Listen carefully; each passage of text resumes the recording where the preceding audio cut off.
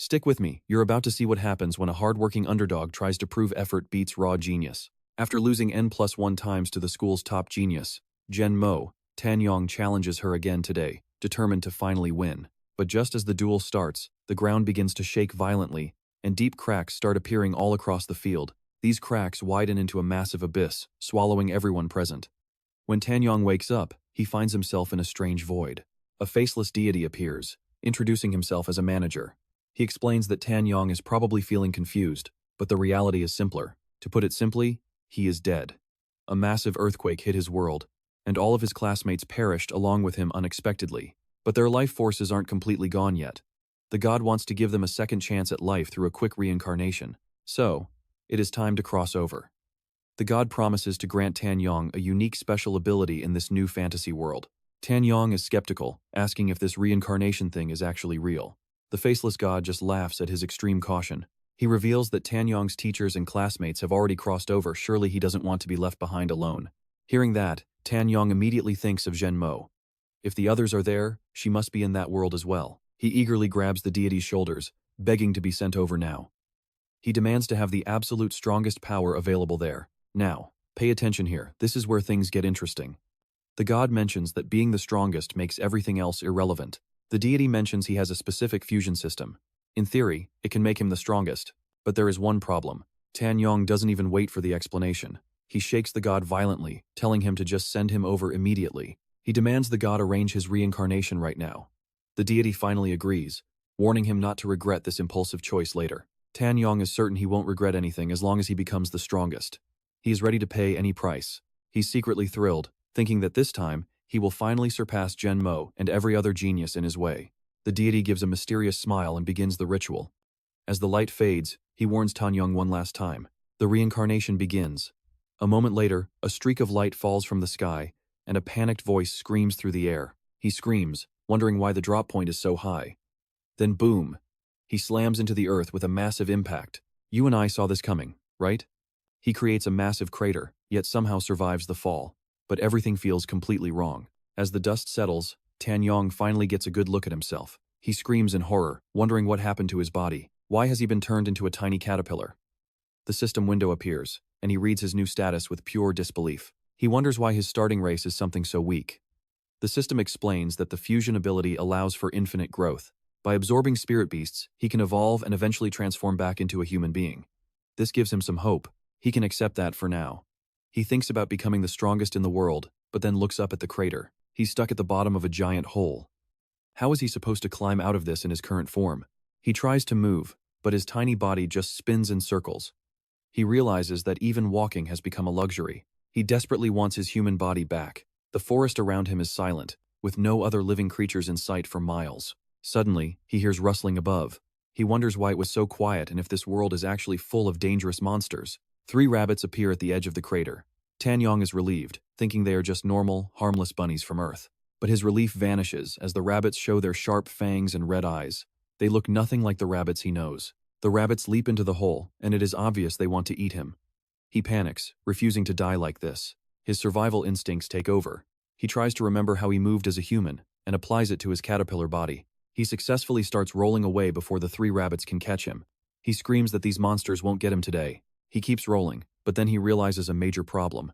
He has no hands or feet. How is he supposed to stop? Before he can figure it out, things get worse.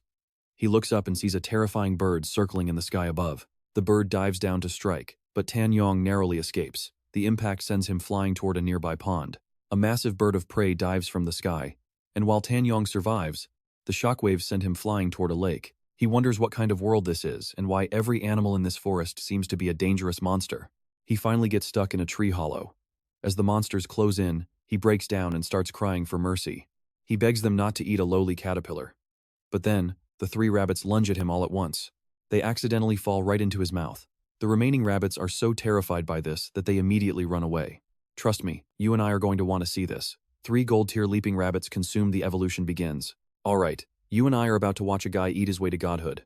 He just merged with a jumping rabbit, gaining its high jump power. Is this the ultimate fusion system? He just devoured several rabbits, but his stomach still feels empty. Being able to jump this high is a total game changer. Is this what the system can really do? The system actually accepts travelers from other worlds. Any spirit beast he eats is stored in a special space. Once fully digested, he gains their powers and attributes. So that is how it works. Now the real question is, who should be my next meal? As he says this, Yong turns his gaze toward the monsters. He stares down the group of beasts that have not realized they are about to become snacks. They are just standing there, completely frozen in place. For the next few days, Yong goes on a total rampage. Every time he spots a spirit beast, he lunges forward to take a massive bite out of it. System notifications start popping up one after another. Host attempted to absorb the two-headed roach, but it failed. Host attempted to absorb another target, and failed again. Host attempted to absorb the four-armed bear, failure. Host tried the swordback pig, failed. After a while, Yong is completely exhausted and collapses onto the ground. He sighs, wondering why every single attempt is failing. The system finally replies that he can only merge with spirit beasts that are currently weaker than him. He catches a glimpse of a monster and immediately bolts, screaming for it to stop chasing him. Right behind him is that massive four-armed bear, looking absolutely furious. After running for a while, Yong spots a cave entrance up ahead. He makes a split-second decision to dive inside, hoping to lose the angry bear. The bear stops at the entrance, lets out a frustrated roar, and finally turns away. Yong laughs, thinking he is finally safe from that monster. He boasts that the beast cannot catch him now, but his laughter dies out pretty quickly. He realizes this cave is much deeper than he first thought. His tiny body begins to tumble down the dark abyss. He falls further and further, having no way to stop his descent into the unknown depths below. A short while later, Yong finally slams into the ground. Ow, that hurts. As he groans in pain, he suddenly hears a strange sound echoing nearby. Now pay attention, because this is where things get really intense. He looks up and sees a massive spirit beast nearby, its body glowing red like fire. The creature is bound by heavy iron chains. Yong panics, wondering what kind of monster he has stumbled upon this time. It is over for him now. No wonder there were no other beasts around here. This monster must have eaten them all. He turns to run, but a booming voice commands him to stop. The massive beast growls, ordering the little brat to stay put. Yong freezes in his tracks, terrified by the sheer pressure coming from the creature. The beast asks if there is anyone else here, making Yong realize it can actually talk. He is shocked he did not know spirit beasts could speak. The beast scoffs, saying it is easy and telling him not to compare a high-level entity to those brainless, lower-class monsters. Then, it makes him an offer. It tells Yong that their meeting must be fate, so it will grant him a special blessing today. Yong is skeptical, wondering if he is being tricked. He asks if this is just a scam, but the beast takes offense. It claims a dignified entity like itself would never bother lying to a tiny junior. It tells him there is a secret chamber right behind it filled with ancient treasures. If he has the luck, he can find the hidden prize waiting inside. Half believing the beast, Yong cautiously walks toward the area. He gasps when he sees a glowing orb resting on a stone pedestal. It was actually there. The beast tells him to swallow it, claiming it will transform his body and push him to a whole new level of power. Yong decides to go for it. Saying he will not be polite, Yong leaps toward the glowing sphere with his mouth wide open. He is ready for the ultimate power-up right now. You and I know something big is coming. At that exact moment, in a room at the Spirit Beast sect, a similar sphere cracks. The Empress, who was deep in meditation, suddenly coughs up a mouthful of blood. The worried elders rush over, asking if Her Majesty is all right after that shock. The Empress coughs again, her face pale as she realizes the beast altar has been compromised.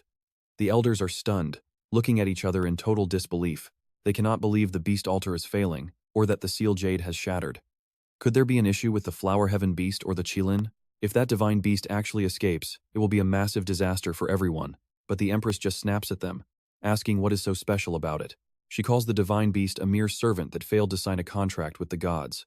If they captured it once, they can definitely do it again. She orders the elders to follow her to the altar immediately to inspect the seal. Without wasting another second, the Empress leads the way out of the temple. The elders shout their agreement and quickly follow behind her. Little do they know, a mysterious purple-haired girl is watching them from the shadows with a smirk. She whispers that the spirit beast is already gone, yet they are still acting tough. She laughs, knowing they are walking into a one-way trip. A short while later, as the Empress and the elders rush through the forest, a hidden weapon suddenly flies out of the darkness, aimed right at her. The second elder screams a warning for the Empress to be careful. He instantly appears by her side, drawing his sword to deflect the incoming projectile. He yells into the trees, demanding to know who has the guts to attack the Spirit Beast sect. Suddenly, a tiger-like beast lunges out from the side bushes. With one swift strike, the beast sends the second elder to meet his ancestors. The other elders watch in horror, screaming out for their fallen comrade. A long-haired girl with pink hair appears next to the fox-like spirit beast. She smiles mockingly, saying the spirit beast sex strength is actually quite pathetic. The first elder calls her shameless and tells the Empress to keep moving while he handles this girl. But the pink-haired girl just laughs at his attempt. She asks if they really think they can escape. She commands her beast, Little White, to attack. Instantly, the fox-like spirit beast lets out a terrifying roar. The beast lunges at the Empress's group with incredible speed. They are forced to jump back to avoid the devastating strike from the creature's massive claws. They leap back to dodge the claws. And trust me, you and I won't want to miss what comes next. Things just got serious. Let's dive into a scene where this mysterious girl is clearly hiding some serious power. The Great Elder steps forward to challenge her, demanding she back up her arrogant words. He immediately summons the heaven-devouring silver wolf. The beast emerges and launches a fierce attack, aiming to tear through everything in its path. The pink-haired girl just smirks. She calls out to her own beast, Xiao Bai, telling the silver wolf to step aside for a real predator. Xiao Bai lunges forward using Void King claws. The collision between the two beasts creates a massive shockwave that blows everything away in an instant. Seizing this chaotic moment, the Great Elder shouts back to the Empress. He tells her to escape immediately while he holds the line here. The Empress doesn't waste a single second. She retreats into the distance, followed closely by the remaining two elders as they flee the battlefield. Before long, the three of them arrive at the cave, sealing the Divine Kirin. The Empress stands silently at the entrance, lost in deep thought. The third elder notes that the sealing array has been destroyed. The fourth elder wonders if the divine beast has already broken free and escaped. Third elder moves closer to sense the energy inside. Moments later, he urgently tells them that the Kirin's aura is still very much present. They need to set a trap before it can leave. If the Empress can bond with it, she won't have to fear that witch anymore. The fourth elder rushes over to help set the trap. They believe this is their final chance to secure the ultimate power for their empire. Deep inside the cave, the Kirin is still tempting Tan Yong. It tells him to swallow the orb to become the strongest being alive. Tan Yong almost falls for it. He lunges forward and bites the glowing orb on the pedestal, causing several cracks to appear on its surface. Now pay attention here, this is the exact moment our main character realizes that something is seriously wrong with this deal. He realizes this orb must be the actual seal.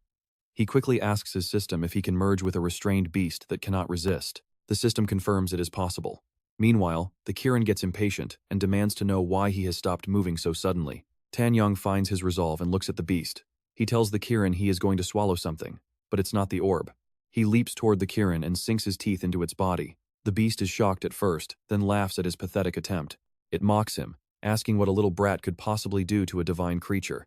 It doesn't believe he can actually cause any harm, but Tan Yong doesn't care about the insults. He internally commands the system to activate the merger process immediately without a second thought. The Kirin suddenly feels a terrifying change. It screams in total shock as it realizes its very essence is being pulled away by him. A final roar of pure frustration echoes through the cave.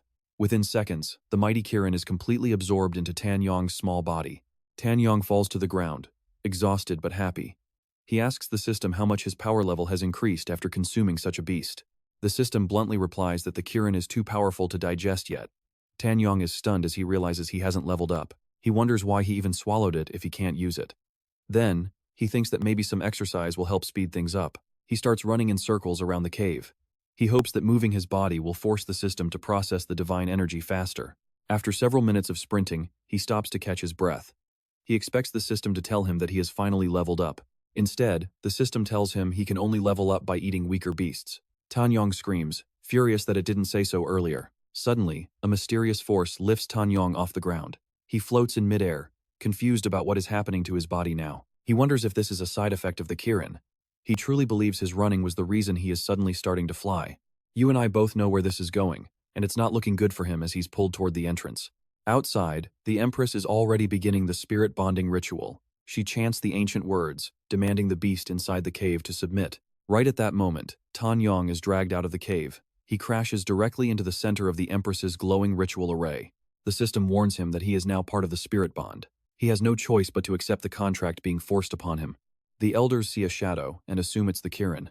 They cheer, thinking the Empress has successfully captured the legendary divine beast for herself. "Become my servant and obey my every command," the Empress shouts.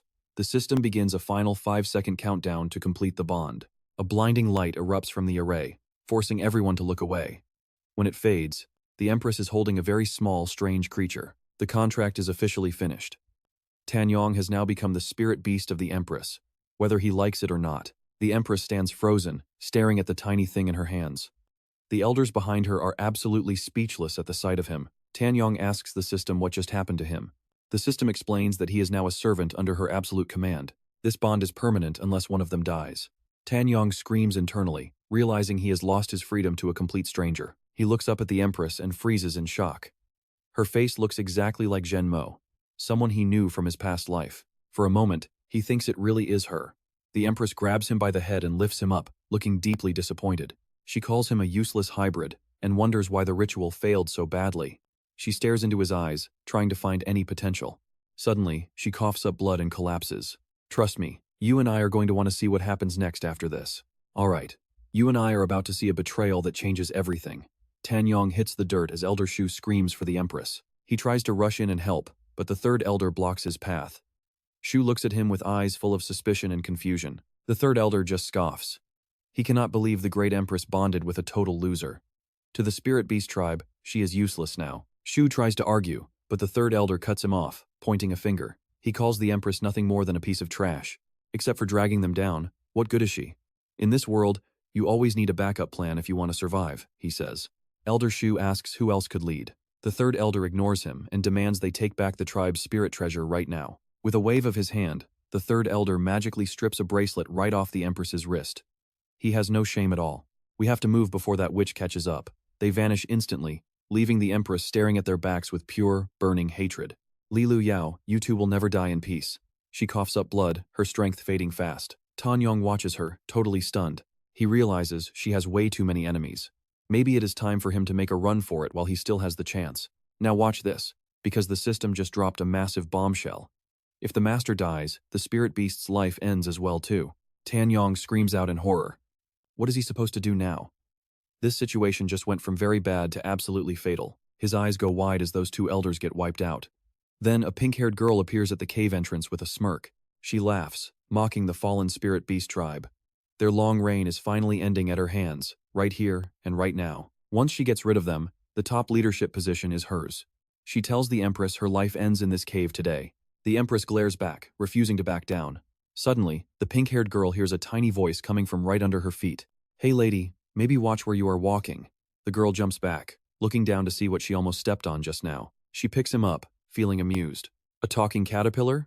Now that is something you do not see every single day in this world. Tan Yong snaps at her to put him down immediately. But then, she spots something on his body that stops her in her tracks. You saw that too, right? The contract mark. She realizes the Empress bonded with this tiny bug and starts laughing hysterically. Was it not supposed to be a Qilin? Instead, she bonded with this piece of literal garbage. No wonder her men abandoned her. Tan Yong yells back, but the Empress finally stands up. Enough, she barks. She does not need a spirit beast to handle this girl. Furious, the pink-haired girl throws Tan Yong aside. She unleashes her whip, lashing out at the weakened Empress over and over again. She mocks the Empress for being arrogant even at death's door. How dare a failure like her look down on someone so powerful? She tells the Empress to take her useless bug and go straight to hell. Tan Yong hits the ground, watching the total carnage. If she dies, he is a goner too. He realizes he has no choice left. He has to protect her, no matter what happens. To the pink-haired girl, one more pathetic bug just means a few more swings of her whip. She does not even hesitate. Very quickly, both Tan Yong and the Empress are beaten into the dirt. Tan Yong only took a few hits, but it hurts. The Empress took the brunt of the attack and is in serious trouble. Tan Yong can no longer feel her breath or aura. He starts to panic, wondering if she actually just died. The girl laughs, saying the great Empress was nothing special after all. She calls out her beast, Little White, telling it to eat the Empress.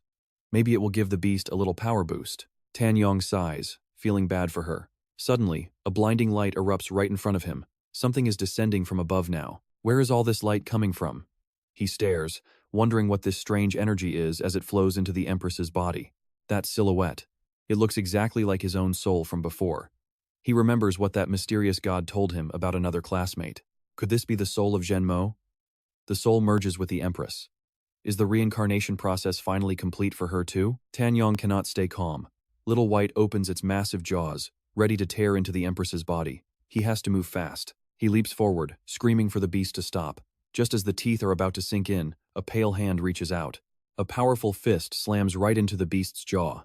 The impact sends the massive creature flying clear out of the cave entrance like a toy. The girl stands outside, stunned as her beast is tossed aside. She turns back, trembling with pure terror at what she sees. Inside the cave, The soul of Chen Mo has fully taken control. The pressure in the air has changed completely in an instant. That familiar power, that overwhelming presence. Tan Yong knows for sure now. It is really her. It is his classmate, Chen Mo. The girl cannot believe her eyes. How could anyone knock back her spirit beast with just their bare hands? It is totally impossible. Tan Yong is certain now. He jumps toward her, shouting her name in pure excitement. Chen Mo, it is really you, right? He tells her it is him, Tan Yong. Chen Mo catches the little bug, looking at him with deep suspicion and confusion. And trust me, you and I just saw a reunion that changes everything. This is only the beginning. Alright, stick with me, because you and I are about to witness the weirdest reunion in history. Chen Mo mutters that this must be a dream. But before they can talk, a pink-haired girl interrupts. She mocks him, calling him trash, then lashes out with her whip. She is definitely not here for a chat. Chen Yong screams for him to watch out, but suddenly, Chen Mo reaches out and grabs him like a weapon. He uses Chen Yong as a shield, swinging him to knock the girl's whip right out of the air. She is stunned that this loser is so strong. Meanwhile, Chen Mo demands to know why she is attacking. Chen Yong is crying inside. Chen Mo is still a beast, but being used as a club really hurts. Chen Mo lifts him up, demanding to know why this crazy girl is trying to whip them to death. Chen Yong says he is not sure, but she is definitely targeting Chen Mo. Things are getting heated fast. You and I can see the trouble coming. She wants revenge, and our duo is in a tight spot. Looking at Chen Yong in his caterpillar form, Chen Mo is sure this has to be a weird dream. But even if it is a dream, he is not about to let anyone push him around today. Xiaobai walks up to the girl and growls. She smiles, saying the tiger arrived just in time. She activates a beast spell. Suddenly, a layer of crackling lightning begins to cover the tiger's entire body. The tiger roars, and several bolts of lightning blast directly toward Chen Mo. It is about to get loud. Chen Mo grabs Chen Yong and starts dodging. Panicked, Chen Yong screams at the system for a solution. He is the Empress's spirit beast. There has to be some kind of combat power hidden in here, right? The system reveals a secret skill. Besides eating everything, he can perform a contract fusion armor transformation. Chen Yong asks, "Fusion armor? What is that?" It turns him into a suit of armor. Chen Yong yells for the system to activate it immediately. The girl orders a thunder attack. Xiaobai roars, gathering a massive amount of glowing blue energy. A powerful beam shoots toward Chen Mo, shattering the ground beneath his feet. This is a finishing move. Chen Mo can't dodge this. But pay attention, because the explosion is about to reveal something insane. She laughs, thinking he is dead. But then, a strange hand reaches out from the thick white smoke. The system announces 16% armor fusion. Chen Mo looks at the strange metal covering his right arm. He clenches his fist tightly, looking at his new limb. He can feel the raw power surging. He wonders what this is, but his body feels much lighter and more powerful than ever before. Chen Yong's voice echoes from the armor. They have successfully entered their first fusion state together. Chen Mo is shocked to hear the caterpillar's voice. Even the villainess is starting to get nervous. She orders Xiaobai to attack again. The tiger steps forward, releasing an intense, crushing pressure. Chen Yong warns him that trouble is coming back. Chen Mo just narrows his eyes, ready to fight. He gets serious. Before the tiger can even react, he strikes it right in the face. Then he jumps up, delivering a flurry of kicks before landing perfectly back on the ground. Chen Yong is impressed by his speed and strength. This is the legendary high school champion in action. Xiaobai lunges forward with its sharp claws. Chen Mo prepares to throw a massive counterpunch. He clenches his fist, ready to strike the beast down for good. He punches the tiger's chest, breaking its attack and causing massive internal damage to its organs. Bones shatter as he delivers the final blow, sending Xiaobai flying into the distance. Chen Yong is amazed. The national karate champion is still totally unbeatable, even in this new world. The girl spits blood from the backlash. Chen Mo walks toward her with a cold, terrifying expression. He tells her that it is finally her turn. She looks up at him with pure hatred. She coughs up more blood, unable to accept losing to a total loser and a caterpillar. She glares at him, claiming he was just lucky this time around. A bright light flashes, blinding Chen Mo. The girl vanishes into a cloud of white smoke. She is gone, but she left a warning. Trust me, you and I haven't seen the last of her. All right. You and I are about to dive into the most bizarre reincarnation story ever told. It starts right here. That wicked woman escaped. Chen Mo looks at the caterpillar in front of her, still unable to believe her eyes. She asks if he is really Chen Yong. He panics and shouts that he is indeed the person she knows. He explains that they have been transported to another world, and he was turned into this strange little creature. A goddess gave him these special powers. He wonders if Chen Mo also met that mysterious woman before arriving here. Chen Mo thinks back to her encounter with a strange lady who offered to send her to Chen Yong's side. It seems the goddess did not lie. Everyone has been transported, and Yong just keeps talking and talking. He explains that while he is now a caterpillar, they are both bound together by a spiritual contract. His anger feels so real that she can almost see his true human form shouting right in front of her. He tells her not to get too arrogant. Once he absorbs enough spirit beasts, he will surely surpass her strength. Chen Mo cannot help but laugh at his foolish words. The tension finally breaks as she lets out a giggle. She warmly hugs the little worm. Being a caterpillar is actually quite cute, making Yong turn bright red. He demands to be put down, but suddenly, Chen Mo coughs up blood and collapses onto the cold ground. Yong is terrified. He rushes to her side, calling her name and wondering what could be going wrong. He realizes the battle and the spiritual contract must have taken a massive toll on her injured body. Now pay attention, because this is where the system mechanics get wild. He must absorb the white fox to save her. He leaps toward the fallen beast. He needs to consume its spiritual energy to unlock a healing ability immediately. As he begins to eat, a blinding light erupts. The system announces that the fusion process has officially started. White smoke envelops him. The notification confirms that the white fox has been successfully digested and integrated. His attribute panel updates with new stats.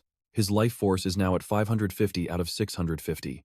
His attack and defense are both at 10, while his current form is still listed as a simple caterpillar. His speed is 11, and his magic power is 10. He even gained a small boost to his critical rate. The digestion space shows that the Qilin is at 2%, while the white fox is at 35%. He unlocked the white fox blood skill, which significantly increases the speed of wound recovery for his allies. Yong is thrilled. This is exactly what he needs, but he is not quite sure how to trigger it. The system clarifies that he needs physical contact, specifically through his saliva or his own blood. Yong freezes and blushes. He looks over at the unconscious Chen Mo, who is still pale and bleeding. You and I both know exactly how awkward this moment is. Yong blushes while claiming he is only doing this to save her life. This is the only way to heal her. The system confirms that his saliva is now activating the recovery skill. The healing effects begin to take hold. Her pale face starts to regain some color as the pain fades away. She wakes up feeling much better. As they leave the cave, she quietly offers him a sincere thank you. Yong hides his blushing face and tells her it was just something he had to do for his partner. She asks where they should go now. Yong turns around with a look of pure determination in his eyes. They are heading straight to the Spirit Beast clan to find more answers about this strange new world. They arrive at a stunning mountain range. Beautiful houses are nestled among the lush green trees and high peaks. Suddenly, a man in rags stumbles into the village, gasping for air as if he has seen a ghost. He collapses in front of the panicked villagers. They scream, asking the elder what could have possibly happened. He cries out that the Empress has fallen. Empress Yuan Luo is dead, sending the entire clan into a frenzy. A beautiful and arrogant woman steps forward, laughing at their fear. She claims she is still very much alive. This proud woman is the newly crowned Empress. She watches the chaos with a cold and calculating gaze. As the sun shines through the trees, Chen Mo carries the little worm through the village to ask for help. They ask a local about the Spirit Beast clan. The man screams in terror at the sight of a talking worm. Another villager points them in the right direction. The Spirit clan is just a short distance further ahead. Chen Mo is amazed that her wounds are gone and her clothes have been perfectly restored to their original state. Trust me, you and I are just starting this journey. Yong explains his new skills made the repairs possible. Alright, you and I are about to dive into the legendary Spirit Beast sect right now. This world is absolutely breathtaking. Stick with me. A heavenly scene unfolds before them. Ancient traditional gates lead to mysterious buildings hidden deep within the morning mist. It looks like a paradise on earth. The leader steps forward, bowing respectfully to the guards. I have prepared these precious gifts for the inauguration of the newly appointed Empress. An attendant stands behind him, guarding a carriage overflowing with treasures. The guards let them pass, but Yong is left feeling very confused. A new Empress? What is this sect planning? He turns to Chen Mo, suggesting they go inside and investigate, but they must be cautious. She remains extremely careful and simply nods her head in agreement. As they try to enter, a guard suddenly blocks their path with a sharp spear. Yong is shocked by this sudden confrontation at the gate. He asks if they really need gifts just to walk inside. The guard answers him sternly. For the new Empress, everyone must bring a tribute. Yong frowns, repeating the title in his head before screaming right at the man's face. The person standing right in front of you is the true Empress of the Spirit Beast clan. The sect guards listen to his words in total disbelief. They immediately level their spears at Chen Mo and Yong. Where did this lunatic come from? How dare you impersonate the great Empress? An elder appears. The gatekeeper keeps his weapon pointed at the duo while reporting. Great Elder, we have found 2 imposters trying to infiltrate the clan using her name. The elder looks at Chen Mo and freezes in total shock. He can't believe his own eyes and lets out a gasp of pure realization. Now pay attention here, this is where everything changes. He drops to his knees. Empress, you've finally returned. Tan Yong just smirks at the guards. The guards are stunned. What? The Great Elder turns back, screaming at them. You blind fools, this woman is our one and only true Empress. His words hit the guards like a lightning strike, filling them with absolute terror.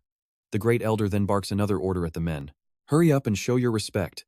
The entire crowd and the Great Elder fall to the ground, bowing deeply to welcome their Empress back home. The Elder's voice echoes through the area. Empress, something is terribly wrong. There is a traitor inside the sect who wants to overthrow and harm you. Hearing this, Chen Mo and Tan Yong are stunned. What? The Elder begins to explain the dark situation that has recently taken over the entire clan. They support the fake Empress. The Spirit Beast clan is now completely under their control. He turns to her, saying she shouldn't worry about him as he has his own ways. We can't talk here. Follow me to safety immediately. The Great Elder leads the two of them toward a dense forest. He walks ahead, showing them the way through the thick and mysterious trees. Chen Mo and Tan Yong follow closely, but their eyes are scanning the woods with deep suspicion, wondering exactly where they are going. As they drift deeper into the unknown, Tan Yong looks around nervously. Chen Mo finally speaks up, asking where this path is actually leading them. Why are we heading into the forest again? The Elder's expression turns cold. After a long silence, he finally opens his mouth to speak. He mocks her, saying despite surviving the witch, she can never bond with a divine beast. She is no longer fit to lead the clan. Tan Yong is confused by the sudden nonsense. What are you talking about? Suddenly, the Great Elder snaps his fingers with a sharp sound. A pair of glowing red eyes filled with bloodlust emerges from the dark trees, sending a massive wave of panic through both of them. It's a trap! Chen Mo grabs Tan Yong and leaps high into the air to avoid the incoming strike before things get even worse for them. A terrifying blast incinerates the trees instantly. Standing before the flames, the Elder watches with cold eyes, determined to end her life right now. You saw that too, right? The black-hoofed red wolf pounces, smashing its massive paws down and shattering the ground beneath Chen Mo's feet. She narrowly dodges the lethal attack by jumping back. But the wolf isn't alone. More creatures are starting to emerge from the shadows. Hammer apes, phoenix-clawed hounds, and armored beasts surround them. Chen Mo and Tan Yong realize they have to move fast to survive. Instantly, Tan Yong merges with Chen Mo, becoming powerful arm guards. With one direct punch, she completely shatters a hammer ape's body. The black-hoofed red wolf opens its massive maw, gathering energy into a giant fireball. It prepares to launch its most devastating attack yet. It fires the projectile with explosive force. The intense heat races toward Chen Mo, getting closer and closer to incinerating her where she stands. She realizes she can counter this power. Chen Mo channels her energy into her right arm, letting it surge with incredible, glowing strength. With all that power in her fist, she punches directly into the heart of the incoming fireball. The wolf stares in pure shock. A massive explosion rocks the forest. The fireball is sent screaming back, hitting the black-hoofed red wolf with its own deadly heat. The beast is vaporized into ash in a split second. Chen Mo stands tall like a legendary war goddess amidst the smoking ruins. Blue smoke swirls around her glowing arm. The Great Elder is paralyzed with terror after witnessing her overwhelming and godly display of power. He admits she truly was an empress. Even with a lowly caterpillar contract, her strength is still absolutely off the charts. Suddenly, the Elder's face twists. He bites his own finger, drawing blood while declaring they need an empress with a far stronger bond. A sinister blood-red array suddenly forms right above Chen Mo's head. She looks up in shock as the ancient trapping magic begins to glow. The beast-binding array activates. Under the crushing weight of that overwhelming force, Chen Mo is forced down to her knees. Trust me, you and I are going to want to see how she escapes this trap. Tan Yong is down. Is this over? Jin Yong! She screams in panic as his face goes pale and he passes out. All right, you and I are about to witness one wild battle. Outside the barrier, the Great Elder mutters that the new Empress might be cruel, but the Beast Clan needs her to survive. He looks at Chen Mo with his brainwashed puppets following behind, telling her that she never should have returned to this place. Suddenly, cultivators surround her in a circle. Swords drawn, the whole group charges in with zero hesitation to take her down. They scream, rushing into the barrier with killing intent clear on their faces as they tightly grip their weapons for the strike. They aim right for her. Chen Mo looks at the unconscious Qin Yong and realizes she needs to find a new weapon fast. She grabs his leg and whispers an apology while mentally preparing to fight back against the mob of people charging toward her. She swings Qin Yong like a massive club, knocking the attackers back. He has officially become her makeshift sword to defeat every single enemy. She takes a solid stance and stomps. The impact is earth-shattering, blowing the entire crowd away with a single, powerful shockwave. From the outside, the Great Elder is stunned by her destructive power. Everyone he brought along was just sent flying like ragdolls. He stares in disbelief, eyes wide. How is this possible? Was it not true that her spirit beast was completely sealed away? Standing among the ruins, he wonders how she is still this strong, while she stands tall among her fallen enemies on the ground. Yong is still dazed in her hands. A moment later, he finally snaps out of it and wakes up with a groan. His whole body is sore and his head has a huge bump. What happened? Why does my head hurt so much right now? Chen Mo avoids his gaze and awkwardly tells him that he simply fell into one of the traps set by those people. Now pay attention here. Yong is starting to suspect something is very wrong with the way his head feels. Suddenly, a fiery orange glow appears behind them. Sparks are flying everywhere as a brand new terror emerges from the shadows. The Great Elder channels his energy, veins popping as he declares that they have finally forced his hand to take action himself. His face darkens as red light swirls around him. He calls for his Imperial Master Kot Hui to finish them off once and for all. Yong and Chen Mo look up as powerful lightning strikes the sky, signaling the arrival of a beast with immense power. Chen Mo calls out to Yong. The defeated enemies laugh, claiming the strongest beast will finally be the end of them both. This was the Empress's gift to the Elder. The beast, Kot Hui, lunges forward with terrifying speed toward the two of them. The system screen flashes. Fusion armor at 20%. Chen Mo braces herself to block the massive lion strike with all her might. Blue and gold energy clash with a deafening boom. The shockwave creates a massive source of power that shakes everything around them. Despite the intense pressure from Imperial Master Kot Hui, Chen Mo doesn't back down. She is matching its power blow for blow. You and I saw that coming, right? The Great Elder is absolutely losing his mind as she faces the beast head-on. Chen Mo's eyes burn with determination. She puts everything into a single strike and sends the massive Imperial Master flying backward. The lion uses its wings to stabilize while the Great Elder struggles to keep control of his prized beast after that exchange. He screams for Kot Hui to attack. The beast roars and fires a massive purple fireball directly from its open mouth. The flames accelerate toward Chen Mo. Without a second thought, she swings her fist and hits the fierce fire coming her way. She deflects the attack but suddenly feels a wave of dizziness. The Elder smirks, knowing that move was designed to stun her. Even a graze can knock someone out in seconds. As Chen Mo wavers, the beast sees its opening and lunges forward to kill. Yong, still in her hands, panics. Chen Mo, what are you doing? You have to move out of the way right now. At the last second, she slams her foot down. The ground shatters, destroying everything in a wide radius and splitting the earth. Trees collapse everywhere as Chen Mo leans against a broken trunk, breathing heavily while Yong finally sighs in relief. He asks her what happened and why she suddenly froze up. She stays silent and wipes the blood from her mouth. Yong groans as he sees that annoying beast preparing another massive fireball for its next attack against them both. These skills are getting on my nerves, he mutters. The beast roars, unleashing power even greater than the one from before. The fireball hurtles toward them, but Chen Mo is too weak to stand. She uses her gauntlets to block the painful impact. The creature lunges again to finish her off. Yong panics and screams for her to move, but she is totally trapped. The lion strikes the ground, causing a massive explosion. Chen Mo barely manages to leap into a nearby tree to stay alive. That was way too close. She looks down at the beast as it begins to gather energy for another roar down below. Yong realizes that its roar can actually knock a person unconscious, making a direct confrontation extremely dangerous for them. We have to find a way to get close to that thing, he says. Chen Mo hesitates for a second as she thinks. The beast roars and launches a fireball straight at her. Trust me, you and I need to see what happens next. All right, stick with me because we are jumping right into the middle of a massive, earth-shaking power struggle that even the Great Elder cannot ignore. He thinks the leaves are just blowing in the wind, but before he can even find peace, Chen Mo lunges at him from behind like a shadow. Dust turns to white smoke beneath her feet as she closes the gap. The Elder feels a sudden, terrifying chill down his spine as he senses the danger. He cannot even finish his sentence before Chen Mo catches him. She grabs him and slams him into the ground from behind with absolute, crushing force. She hits him so hard that the Elder actually loses a tooth from the impact. It looks like the manipulator behind the scenes is finally being dealt with, but they cannot relax yet. The roar of the skeleton preceptor echoes from behind them. Yong yells out, warning Chen Mo that the beast is still coming. She spins around just in time to see the monster. It has already gathered its energy and is preparing to launch another deadly blast at her defenseless back. A red beam of pure destruction streaks toward them both. Chen Mo leaps high into the air, letting the blast strike the earth and shatter the ground instead. The earth crumbles once again from the power. But the skeleton preceptor does not stop, charging right back at her without giving her a single second to breathe. Now pay attention here, this is where Chen Mo shows us exactly why she is the main character, as she dives straight for the beast. She lands right on its back, catching it off guard. Gritting her teeth, she rains down a barrage of heavy punches directly into the monster's thick, armored head. The beast howls in agony, trying to run away to escape her. But the faster it runs, the tighter she grips onto its long, flowing mane to stay on. She struggles to hold on while the beast thrashes wildly.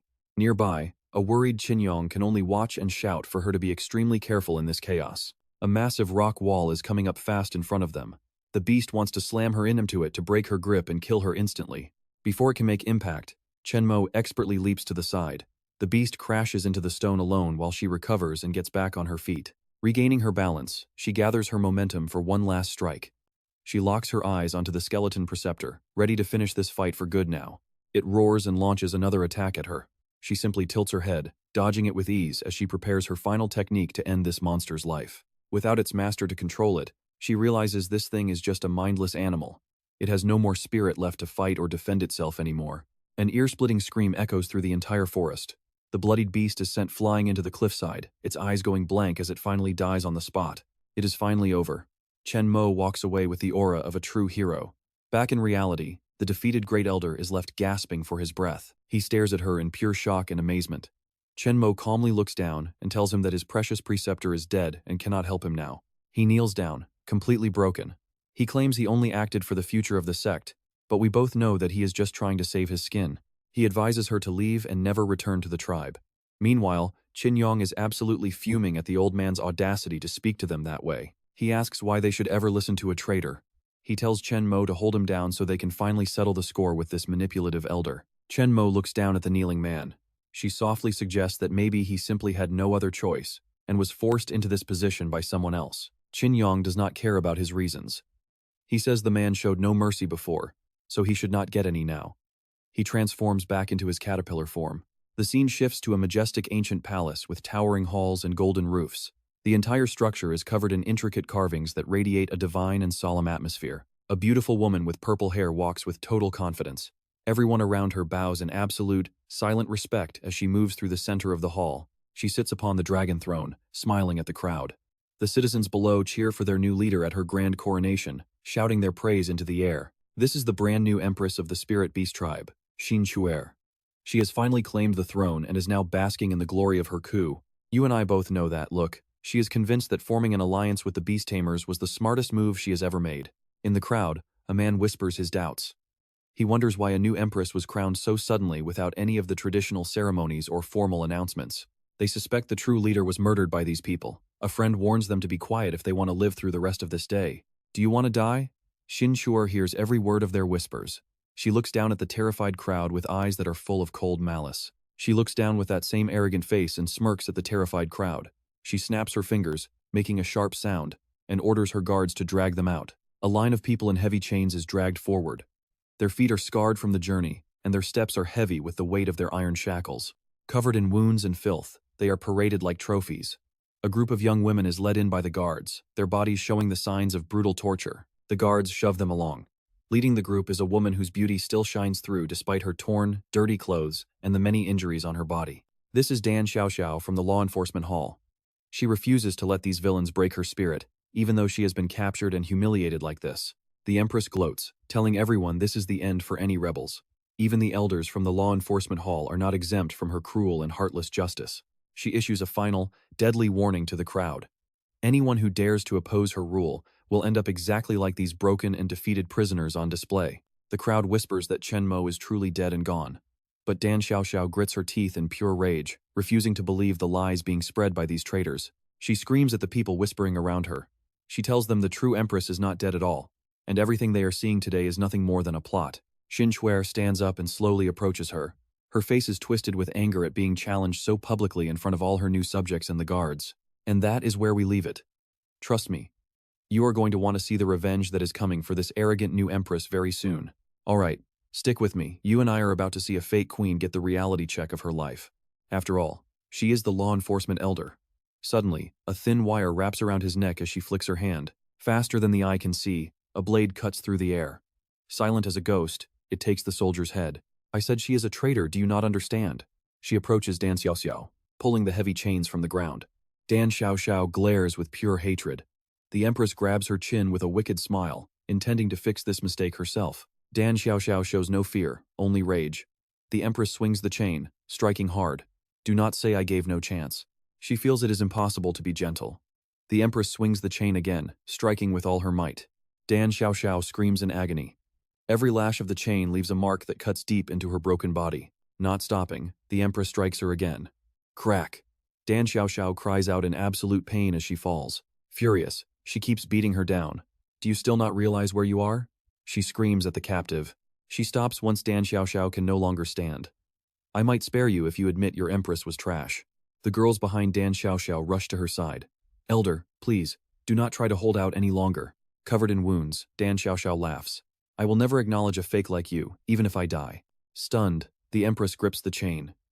If you truly wish to die, then I will grant your wish. Now pay attention, this is the moment everything is about to change. Watch as red light swirls around her.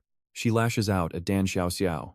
The elder whispers, Empress, I will stay loyal to you in the next life. Suddenly, a massive metal clash rings out. Dan Xiaoxiao opens her eyes, shocked to find she is still breathing.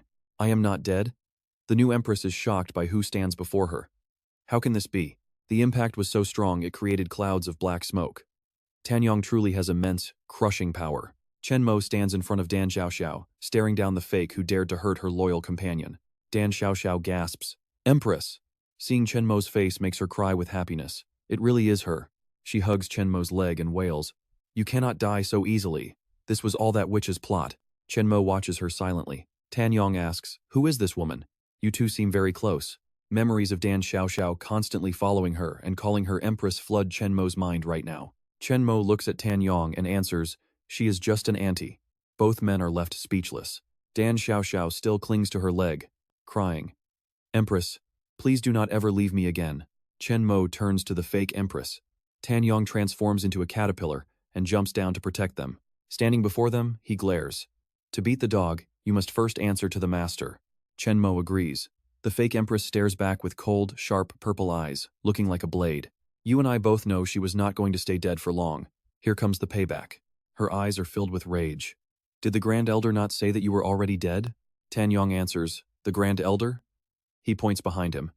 You mean that pathetic guy over there? The Grand Elder lies bound on the floor before the shocked sect and the fake Empress herself. He apologizes to the Empress. She is absolutely furious. You useless piece of trash. Dan Xiaoxiao grabs Chen Mo's skirt, praising her for defeating the Grand Elder so easily. She is amazed. This makes Chen Mo uncomfortable. She gently pushes her away. Do not get too close to me. Was the former Empress not dead? Why did she suddenly appear like this? The commoners are confused. Internal conflict in the Lingshou sect? They laugh, excited to watch this drama unfold. The fake Empress narrows her eyes, purple light flashing as she bites her lip in frustration. Her face darkens with pure contempt. So what if you manage to beat the Grand Elder? Purple and red light surrounds her. I will make sure you die a second time today. A hand stops her. Why should the Empress bother with this trash herself? Let us handle it. 3 men with powerful auras step forward, laughing as they demand the girl as their reward. They approach Chen Mo and the others. The leader is a massive man with white hair. And trust me, you and I are about to witness the real fight begin. Wait, how is this possible? Qin Yong asks in total shock. Do you actually know these people? Bridge, stick with me. You and I are about to witness their most dangerous encounter yet. Her face grows pale with worry. Those are the 3 supreme elders of the Beast sect. Lu Renjia, Lu Renyi, and Lu Renping. They possess the terrifying power of the heavenly tier. Qin Yong is stunned. Heavenly tier? What on earth is that? Dan Xiaoxiao sneers at him. A low-level insect like you wouldn't understand. Qin Yong snaps. Are you looking down on me? She explains the 9 beast realms, from Tianshu down to Sanyuan, with 9 ranks each. In her mind, she visualizes the ranks. Higher levels allow contracts with legendary, powerful beasts. Bridge, now pay attention. This is the moment where we realize just how outmatched they are. These boss allow for even more devastating skills. Qin Yong asks, What was Chen Mo's rank? Dan Xiaoxiao answers. Back when the Empress bonded with the Divine Beast, she was rank 8. Rank 8, heavenly tier. Qin Yong grins proudly. She can turn these old guys into dust. Dan Xiaoxiao trembles. Unfortunately, she was betrayed, and her beast was sacrificed. She is weak now. Bonding with a low-tier beast has crippled her strength. Qin Yong snaps. Say that again and I'll bite you. The Elder's minions finally interrupt. Are you two finished talking? Lu Renjia channels his red aura. Veins pop on his arms as he threatens them. Now, prepare yourselves for a painful death. Lu Renyi dons his horned helmet, wreathed in golden flames. This isn't even a fair fight. 3 heavenly tier masters against 1 piece of trash? This is barely worth our time. Lu Renping takes his battle stance, surrounded by purple smoke. Let's finish this nuisance quickly. 3 beasts appear, the Li Shu horse, armored deer, and 2-headed snake with overwhelming force. They charge. Chen Mo's group watches in shock as the creatures leap high into the air. A massive impact shatters the ground, sending everyone flying. The crowd below panics and flees. Chen Mo and Qin Yong hit the dirt, facing beasts that look ready to eat them alive. Liu Renyi orders the armored deer to strike. The massive creature charges forward with brute force. It is incredibly heavy and fast. The deer slams its giant horns directly into Chen Mo. She struggles to hold the beast back as the ground crumbles beneath her feet. Her body starts shaking. Something is wrong. Suddenly, Chen Mo coughs up a spray of blood. Bridge, you feel that too, right? That gut punch moment when you realize the hero might lose. She notices a strange purple mist. Lu Renping laughs as his snake releases its quivering venom. Even a heavenly tier master cannot survive this poison. Just give up and prepare to die. He tells his allies to strike.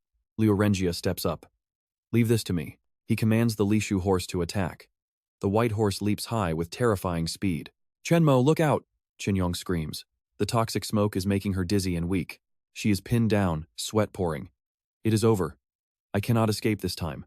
Blood suddenly spatters everywhere right across Chen Mo's face. Her eyes widen in pure horror. Dan Xiaoxiao has thrown herself in front of the blow. She smiles weakly at her killers. Blood drips from her mouth as she looks at her leader. Lady Empress, are you okay? Sharp quills are buried deep in her body. Her vision fades as she whispers her last words. She collapses to the ground while Chen Mo screams her name in absolute agony. Lady Empress, I am just glad you are safe. Dan Xiaoxiao's memories flash before her eyes. Images of their life together flash by. For her, protecting the Empress was her only goal. Seeing her friend lying in a pool of blood, Chen Mo is completely shattered and broken. Liu Renjia walks closer with his beast.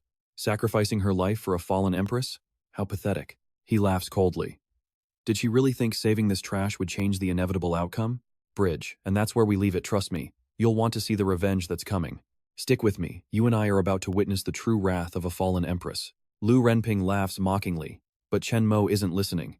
She grips the giant armored deer by its horns, her hands trembling with pure rage. Her aura explodes with murderous intent as Qin Yong watches in fear. Her eyes go dark, fixed on the trash talking down to her. Those arrogant fools keep laughing, but they've crossed a line. Lu Renping scoffs, asking what a powerless woman could possibly do. He claims that even as a former empress, she's no match for the 3 of them combined. Lu Renyi steps forward next. He forms a hand seal, telling the deer to stop wasting time and finish her. A golden ring glows around his arm. His eyes are filled with malice, wanting to see her crushed. The giant armored deer snaps its eyes open, glowing a deep, violent red. It lunges at Chen Mo, looking incredibly dangerous. She slams her foot down, channeling every ounce of her remaining strength. Lu Renyi is stunned, breaking out in a cold sweat. He screams, "How? She's poisoned, yet she's lifting my giant armored deer?" Seeing the situation turn, Lu Renping summons a massive 2-headed purple snake. It's a terrifying sight to behold. A creepy purple light wraps around the beast. He thinks she's just running on fumes and orders the snake to swallow her whole. The snake lunges toward Chen Mo while she's still holding the deer. She barely flinches as the monster approaches. Watch this closely, her strength is about to defy every law of logic. She turns her head slightly, staring the snake down. With a massive heave, she hurls the giant armored deer straight at the oncoming snake. The 2 beasts collide with a sickening thud. The shockwave is so intense it sends Lu Renping flying backward. Both spiritual beasts are slammed into the ground, completely incapacitated. Blood spatters across the room as the monsters lie motionless. Lu Renyi screams out for his deer in total panic. Seeing that explosion of raw power, Chen Mo realizes something. Her pure fury is actually suppressing the poison and boosting her strength. Lu Renjia watches from the shadows, his eyes narrowing. He steps forward, unimpressed by the display of power. He mocks his subordinates for struggling against a commoner with mediocre cultivation. He cracks his knuckles, ready for blood. He smiles wickedly, promising to send both her and the girl straight to the underworld. It's time for the final showdown. Now pay attention, because here's where the villains realize they messed with the wrong woman. Red lightning crackles as he unleashes his full power. He summons the bristle horse, its eyes glowing red as it charges. It lowers its head, preparing a deadly long-range attack. Thousands of razor-sharp needles fly toward Chen Mo like a storm of arrows. Qin Yong watches, feeling completely helpless against the barrage. He warns her there's no way to block this. Chen Mo doesn't hesitate, grabbing Dan Xiaoxiao and pulling her close. Qin Yong screams at the system, desperate for a defensive skill. Chen Mo can only grit her teeth and run for their lives. The system calmly reports that the Emperor Beast's absorption is at 75%. It needs 80% to unlock a new skill. Qin Yong panics, asking how much longer it'll take. Chen Mo dodges the rain of needles while listening to their frantic conversation. The system tells them to wait, but they're out of time. Lu Renjia laughs, calling their struggle a waste of effort. He treats them like rats in a trap, ordering the horse to increase its firepower. The beast roars and charges even faster. Fueled by more energy, the bristle horse lets out a piercing neigh. It's closing the gap between them in seconds. Another wave of needles flies toward Chen Mo. She maneuvers through the chaos, shielding Dan Xiaoxiao with her own body. The needles explode against the floor with deafening bangs. Chen Mo is moving like a blur, desperate to stay one step ahead. One wrong move, and they're all dead meat. This is the definition of a high-stakes escape. Finally, the system chimes in. Absorption reached 80%. New skill acquired. Emperor's Roaring Fist. It sounds like a miracle from heaven. Qin Yong yells for Chen Mo to use the new skill immediately. She sets Dan Xiaoxiao down as the needles keep raining in. Chen Mo frowns, focusing every bit of her energy into one point. Red energy swirls around her body as she pulls back her fist. Flames begin to dance around her knuckles, gathering immense heat. Her eyes glow with power as the air begins to vibrate. The pressure is terrifying, arcs of red lightning dancing through the air. Chen Mo throws a devastating punch straight forward. A massive beam of energy obliterates everything in its path with a blinding light. A massive explosion rocks the palace, leaving nothing but dust and debris. She stands there, staring through the smoke at the destruction. Lu Renjia is frozen in shock, his jaw dropping. He can't believe a single strike could blow a hole through the fortress wall. Lu Renping is on the ground, trembling in pure terror. He recognizes the power. It's the Great Elder's signature spiritual beast skill. Lu Renye is just as horrified, wondering how she could possibly use the Emperor Beast's power. This woman is a monster. He realizes that Iron-Willed Girl is anything but ordinary. The Great Elder lies tied up on the ground, staring at Chen Mo. You and I just saw it. Never underestimate a legend, even when they're at their lowest. She looks down at the shivering Lu family like they're insects. All right, you and I are about to see just how ruthless this new empress really is. 3 Lu family members are terrified, begging for their lives on their knees. They swear they can take down the girl if given one more chance, but she just looks at them with ice in her eyes and says, enough. She swings her iron chains, crushing their heads in an instant. Their useless lives end right there as blood sprays everywhere. Talk about a brutal cleanup. The Empress doesn't even blink. To her, trash is trash, and once it has been discarded, it should be treated exactly like garbage. Their heads roll across the ground, and she just sighs. To her, this wasn't an execution, it was just a massive waste of her precious time. Qin Yong's voice pulls Chen Mo's attention back to the battlefield. He is on high alert, his eyes locked onto the cold-blooded woman standing before them. He warns her to be careful. The killing intent radiating from this empress is on a completely different level compared to the 3 they just fought. He is not kidding. An invisible, heavy pressure begins to crush the air around them as she slowly steps forward, her lips curling into a cruel smile. She mocks them, saying she should have just handled this herself from the start. With a graceful flick of her fingers, she begins a complex hand seal. Suddenly, the ground begins to groan with a deafening roar. A series of massive vibrations shake the earth, making it feel like the world is splitting open. Watch closely now, this is where things go from bad to nightmare status. A blinding light erupts, forcing Chen Mo to shield her eyes as the terrain shatters. Out of the dust rises a massive creature, its footsteps crushing solid rock. It is the giant stone ape, wreathed in blue flames that turn the air into a furnace. Standing before this mountain of muscle and fire, Chen Mo looks as small as an ant facing an elephant. She looks up at the monster's terrifying size. The spirit beast sect members watching from below are paralyzed with fear. They have never seen a spirit beast this terrifying or this powerful in their entire lives. One expert points a trembling finger at the ape. He realizes this isn't a normal summon, it's a legendary beast that only dwells in the mysterious abyss. Everyone is panicking. Why would a beast from the secret realm be here? Legend says even a heavenly tier master wouldn't stand a chance against it. An old man with a white beard clutches his staff, his face pale with shock. They thought they knew power, but this thing is an absolute force of nature.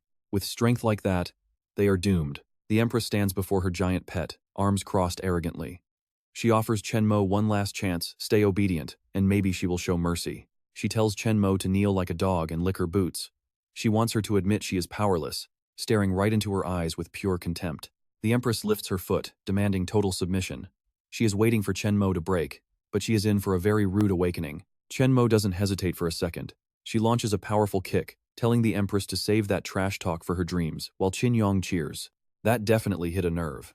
Infuriated by Chen Mo's defiance, the Empress points her finger and orders the giant stone ape to shred her to pieces. The ape responds with a bone-chilling roar, its eyes glowing with murderous light.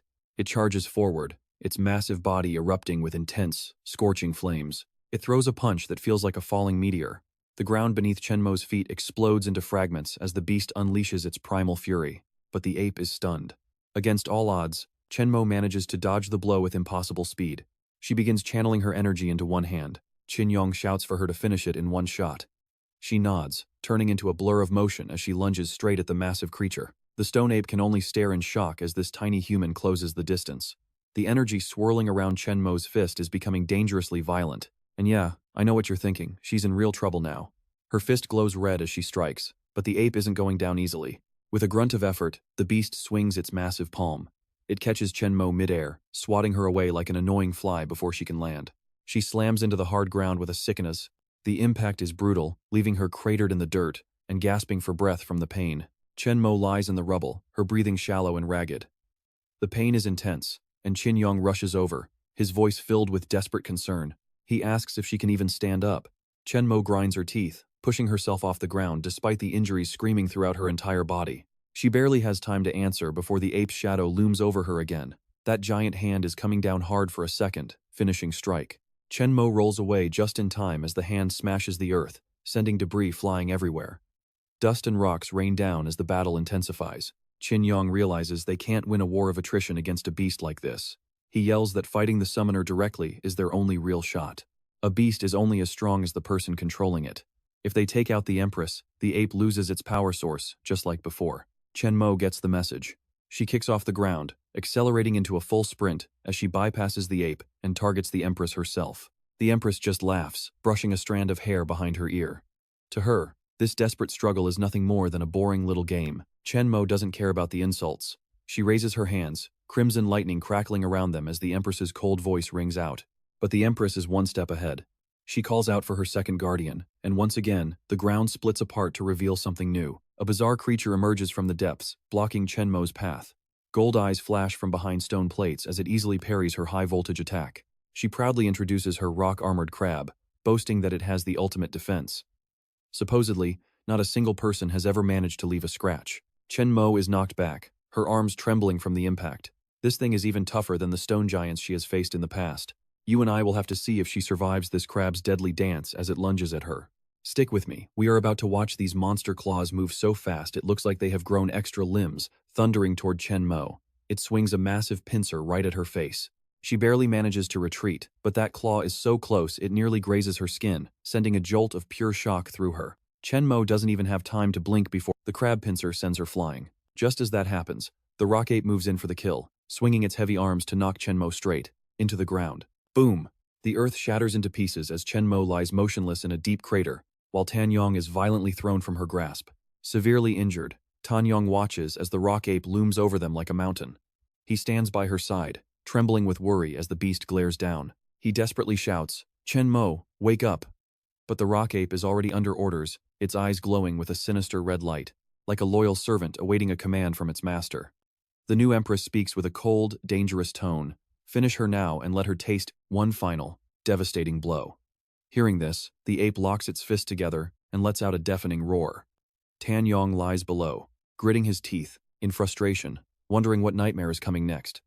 The rock ape eyes burn red as it slams its fists down, sending shards of stone flying everywhere. Suddenly, in a void of pitch-black darkness, tiny specks of light begin to flicker. Yong is stunned, asking, "Where are we? Did that ape actually kill us?"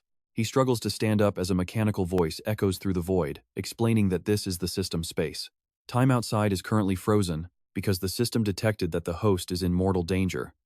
Yong is pulled into this strange dimension while the voice continues its mysterious explanation. Leaving him, completely baffled, he asks, "What is this?" But the cold voice ignores his question and moves straight to the point, offering the host two specific paths. You and I need to watch this part carefully. It is the ultimate power-up choice. Option 1.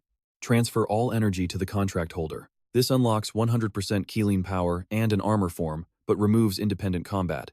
Option 2. Activate independent combat to evolve into a unique entity with 50% Keeling power. He stays silent for a moment.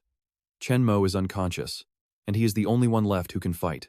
He stands tall, facing the strange light with an answer. He thinks to himself that relying on Chen Mo for every battle was never his intention. He was meant to surpass her.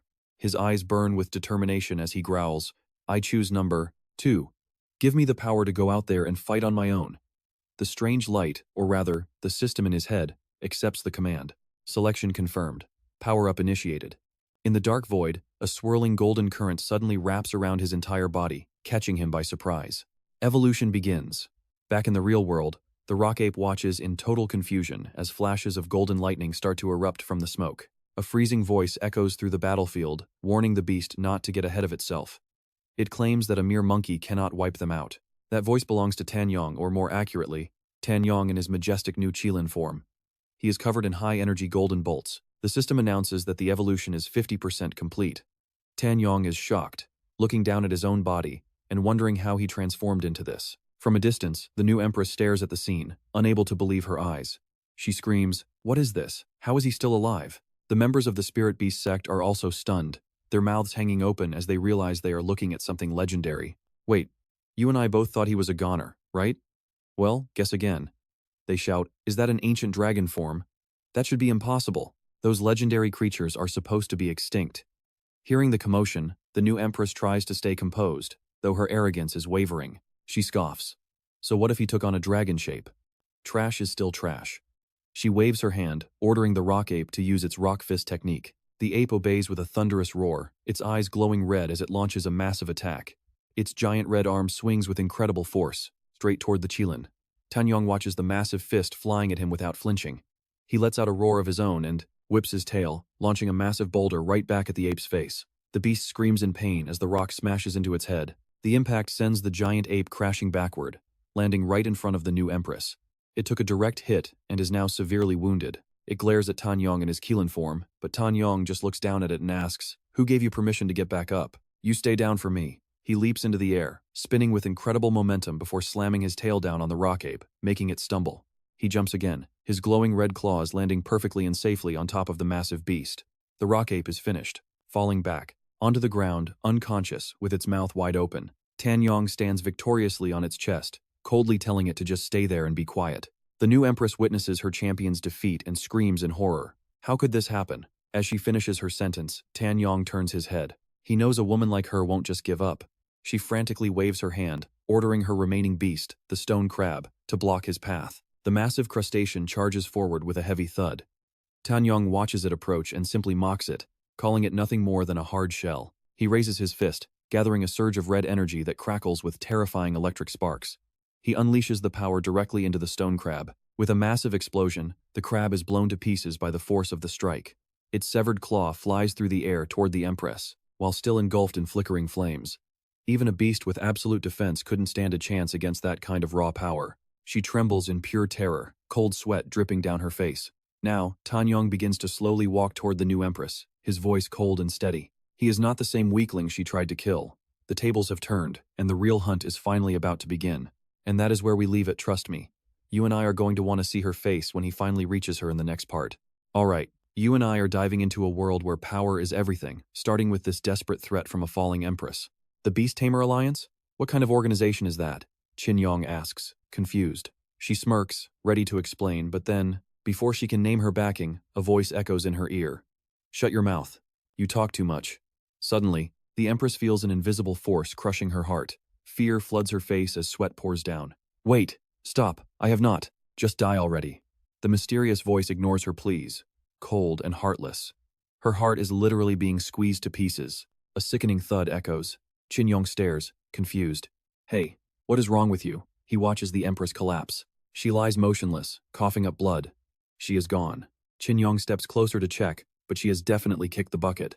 Dead? She is really dead? The onlookers turn pale with fright. The Empress, she just died like that? What happened? Her final words mention the Beast Tamer Alliance. Is that the group that claims to liberate beasts but just causes destruction? One of them asks, looking terrified. Exactly. I heard their members can form contracts with countless different spirit beasts at once. A man who seems to know the score explains. Does that mean the late Empress was actually working with them? The Beast Tamer Alliance, Chen Yong mutters, hearing the whispers. Seeing her pathetic end, the blood-soaked Great Elder finally speaks up. This is not as simple as it looks. Meanwhile, on a distant mountain peak, birds circle high in the blue sky. Now pay attention, because this is where our real villain enters the frame. Chu Lang watches the carnage with a cold grin. His expression is indifferent. To truly liberate the beasts in this region, it seems I will have to handle things personally. Chen Mo? Hey! At a loud call, The injured and unconscious Chen Mo slowly opens her eyes. Everything is blurry. She sees a strange monster looming over her, calling her name. Chen Mo, you are finally awake. Are you okay? This weird spirit beast, or rather, Qin Yong, is holding her in his arms like something out of a romantic novel. She stares at the massive beast in front of her. I am fine. Are you Qin Yong? He quickly nods. That is right. I just got a new power-up and evolved. Nearby, Dan Xiaoyao wakes up too and starts checking herself over. She realizes she is still in one piece and feels totally confused. I thought I was dead? How am I still alive? My body is sticky, but all my wounds are completely gone. Suddenly, she spots Qin Yong in his Qilin form, holding Chen Mo, the Empress. At that sight, the members of the Spirit Beast sect all drop to their knees, bowing deeply. They press their heads to the ground in unison. Welcome back, Lady Empress. Qin Yong is totally caught off guard by this. Whoa, they are actually kneeling for us? Dan Xiaoyao rushes over and gives Chen Mo a huge happy hug. I am so glad I can stay by your side, Lady Empress. Qin Yong. A sudden massive roar from behind makes them jump. Both Chen Mo and Qin Yong whip their heads around toward the sound. What was that noise? Is something happening outside? The group rushes out. Qin Yong, still carrying Chen Mo, steps into a nightmare. Let us see what horror awaits them. The sect entrance is a graveyard. Bodies everywhere, blood staining the ground. Neither Qin Yong nor Chen Mo can believe their eyes. What is this? Suddenly, a presence appears in the sky. She looks up, her face turning dead serious. Careful, enemy beast! Just as she warns him, a strange black shadow streaks toward them like a bullet. Qin Yong reacts instantly. He turns his back, using his own body to shield Chen Mo from the impact. He grits his teeth. An enemy beast? Thanks to his quick reflexes, they narrowly escape the shadow's strike. The mysterious attacker flies back up, smashing through the roof. Qin Yong glares at the hole in the ceiling, his blood boiling. Come out and face me, you coward, he screams. You piece of trash. Come out and face me. Suddenly, a slow, rhythmic clapping echoes through the ruined hall. Nice reactions, a strange voice says. A silver-haired man steps out from behind the shadow beast, looking bored. I did not expect anyone to survive a direct hit from my shadow wolf. He speaks with a chilling, calm voice. It is a massive wolf, the shadow wolf spirit beast. Standing behind the duo, Dan Xiaoyao gasps in shock. It is Chu Lang. He is one of the 6. Is he really that strong? Dan Xiaoyao nods, her face pale with fear. If the Empress was a rare heaven tier, then Chu Lang is a legendary heaven sovereign tier. He is a monster. She looks more serious than ever. Every member of the 6 is at least a heaven sovereign or higher. Like this guy? Qin Yong demands answers. You are the one behind everything at the Spirit Beast sect, right? Chu Lang just smirks. He remains calm as Qin Yong growls. She made a deal with my master, he explains coolly. But she failed us. She got the power but could not help us take the sect. Even worse, she talked too much about our existence. And you and I both know the price for silence is death. That is exactly why the Empress was eliminated. Alright, you and I are diving into a scene that starts calm but ends in nightmare fuel. He is stoic, but his words? Bone-chilling. Relax, you will be reuniting with her soon. With the enemy literally at his doorstep, Tan Yong leaps into action. He rushes over to his ally, asking Chen Mo if she can still stand on her own. Chen Mo hesitates, her body trembling from the pressure of the moment. With a massive boom, Tan Yong launches himself high into the sky. He knows he needs to strike first to have any chance against an opponent this terrifyingly powerful. Every second counts when your enemy is this strong. He builds up massive energy in his mouth, condensing it into a searing fireball. He spits the blast out with everything he has. The massive pillar of flame surges toward Chu Lang, triggering a massive, earth-shaking explosion. The ground shatters into pieces. But when the smoke clears, the enemy is nowhere to be seen. Tan Yong looks around, stunned that he missed. Out of nowhere, the shadow wolf appears and strikes Tan Yong with a devastating blow, sending him crashing down. Chen Mo screams his name in pure terror. Tan Yong slams into the earth with enough force to shatter stone. Seeing Chen Mo's panic, he quickly tells her not to worry. He is still in the fight. From a distance, Chu Lang sneers arrogantly. He thought the man who beat the 8th-ranked Beastmaster would be a challenge. But this? This is pathetic. Chu Lang looks down with utter contempt, disappointed by such a weak performance. He raises a hand, signaling the Shadow Wolf to finish the job. With a cold snap of his fingers, he gives the order. The Shadow Wolf lets out a terrifying roar, ready to strike. The beast lunges straight at Tan Yong's head. It is moving so fast that he does not even have time to mount a proper defense. The Shadow Wolf slams into him, knocking him off balance.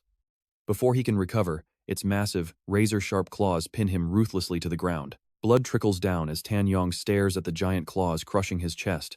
He realizes that this beast's speed and raw power are on a completely different level. He glares back at the shadow wolf, inches away from his face. Now watch this, because Tan Yong's eyes just turned lethal. He does not care what legendary beast this is, he is not going down without a fight. He tilts his head back, gathering every ounce of his remaining strength. Die. He erupts with a massive wave of fire aimed directly at the beast. The shadow wolf is caught completely off guard. It is too close to dodge and is forced to take the full force of the blast right in the face. The intense heat pierces right through the shadow wolf's body, incinerating it until nothing but wisps of black smoke remain in the air. It looks like the battle is over. Tan Yong stands there, hands on his hips, watching the last of the beast vanish into the sky. Dan Xiaoxiao is stunned by his power, and Chen Mo can hardly believe her eyes. That move was absolutely incredible. Tan Yong looks up, satisfied that the threat is gone. But as the saying goes, if you celebrate too early, things are bound to go south. Suddenly, the shadow wolf manifests right beside him. What? Tan Yong freezes as he sees those massive claws swinging toward his face again. Boom! The impact is devastating. Tan Yong is sent flying like a ragdoll by the sudden strike. He crashes into the stone ground with such violence that he is completely buried under a mountain of broken rocks and thick dust. Chu Lang just smirks at the sight. Is that all it takes to break you? I have not even started showing you my real power yet. Chen Mo screams in horror from the sidelines, while Dan Xiaoxiao watches, paralyzed by how easily Tan Yong was just taken down. Tan Yong crawls out from the rubble, gritting his teeth in frustration. He cannot believe he let himself get caught off guard like that. You and I knew he was not done. Even Chu Lang starts clapping, praising Tan Yong for being able to stand. If it were any easier, it would not be fun, right? His eyes glow with a twisted sense of excitement as he prepares his next move. He commands the shadow wolf to use its shadow strike. The beast lunges forward with lightning speed, its roar echoing across the battlefield. The strike shatters the earth right in front of Tan Yong. He realizes that if he keeps fighting head-on, he is going to lose. He needs a weakness. Chu Lang laughs at his struggle. Do you really think you can hide from me? There is nowhere for you to run. The shadow wolf lunges again, and with a sickening snap, it bites down hard on Tan Yong's tail. It grips his tail and begins slamming him back and forth against the ground. Tan Yong is totally helpless as he is tossed around like a toy. But amidst the chaos, Tan Yong manages to grab a handful of the beast's fur. He smiles. I have finally got you now. He realizes the secret. If they both have physical forms during an attack, then catching the beast at the right moment is the key to a counter-strike. Using his sonic roar technique, he grips the fur tight and blasts a concentrated wave of fire directly at the creature's chest. The blast erupts toward the sky, tearing through the shadow wolf's body, but the beast just fades away like a ghostly afterimage. As the shadow dissolves, Tan Yong wonders if he finally landed a hit, but then his eyes widen in total disbelief at what he sees. The shadow wolf reappears instantly, looking like it has not taken a single scratch. Chu Lang looks down at him with a mocking grin. Did you really think it would be that easy to find its weakness? He snaps his fingers and orders the beast to use its shadow clone array. A dozen identical black portals tear open in the sky, leaving Tan Yong completely frozen in shock as he stares at the incoming threat. That is where we leave it, clones attacking from every side. Trust me, you and I won't want to miss what happens next. Alright, you and I are about to watch the ultimate battle. Chen Yong is trapped and surrounded by shadow wolf clones. He can't tell the real one from the fakes. A sudden strike lands, making him cry out in pure agony. The clones form a massive whirlwind, trapping him inside. Chen Mo screams his name, desperate to reach his side. Dan Xiaoxiao stops her, warning that the Empress will be killed if she tries to intervene right now. Acting now is suicide. Chen Mo grits her teeth, feeling completely helpless as she watches the chaos unfold. Inside the vortex, Chen Yong is backed into a corner. He can't even move against the crushing pressure. Suddenly, a system warning flashes. His spiritual energy is critically low. This is really bad news. He'll revert to his original form in 60 seconds. This surprise notification makes everything even worse. What? He looks at the dangerous storm around him. He has to finish this fight immediately. Chen Mo breaks free from Dan Xiaoxiao and rushes toward the vortex, desperately calling out to Chen Yong. Dan Xiaoxiao calls out in worry as Chen Mo is violently blasted back by the power of the storm. She collapses to the ground. Up on the roof, Chu Lang laughs at the Empress's foolish loyalty. Arrogant and smug, he threatens her. If she cares so much, she has to make a choice. Hand over the spirit beast sect treasure, or he'll torture Chen Yong to death. She needs to decide fast. Chen Mo glares with pure hatred. Here's the part you and I need to watch carefully as he shouts out. He'll find a way to win. Chu Lang snaps, ordering the shadow wolf to crush his skull. The wolf lunges forward with terrifying momentum. Chen Yong looks like a tiny, helpless insect compared to the sheer size of the beast. Chen Yong looks like a tiny insect compared to the sheer size of the beast. Chen Yong catches the opening. His left leg sparks with electricity as he unleashes his shattering kick. Boom! He slams his foot right into the wolf's face. The ground beneath them completely shatters. The massive shockwave from that kick sends Chen Mo flying backward once again. Chen Mo scrambles up from the rubble, searching for him. Qin Yong steps out from the thick smoke. Chu Lang remains calm on the roof, watching the battle with a smirk. You can't even touch me. You and I saw that coming, right? Well, think again as Qin Yong laughs at the arrogant Chu Lang. Are you sure about that? His words stun Chu Lang. Suddenly, the giant stone ape is right there, but it is too late. Qin Yong activates his system Devour skill, and a blinding light erupts toward the ape. A blinding light erupts from his mouth, completely engulfing the giant stone ape beneath his feet. The shadow wolf lunges, but its massive strike only hits the dirt, shattering the ground beneath it. Chen Mo watches from afar, shouting in fear. Even Dan Xiao is stunned by the unfolding scene. Success! Qin Yong absorbs the energy and evolves from a qilin into the iron beetle. Now clad in primordial 9 dragon's armor, Chu Lang starts sweating. He orders the shadow wolf to lunge and bite Qin Yong's throat out. The wolf bites down hard, but its teeth shatter against the armor. Qin Yong doesn't have a scratch. Qin Yong smirks, mocking the beast. What's wrong? Is my skin a bit too tough for you? Chu Lang is seeing red. You and I thought it was over, but he has one more trick. I can evolve too. His eyes turn cruel as he forces the shadow wolf into its moon shadow lichen form.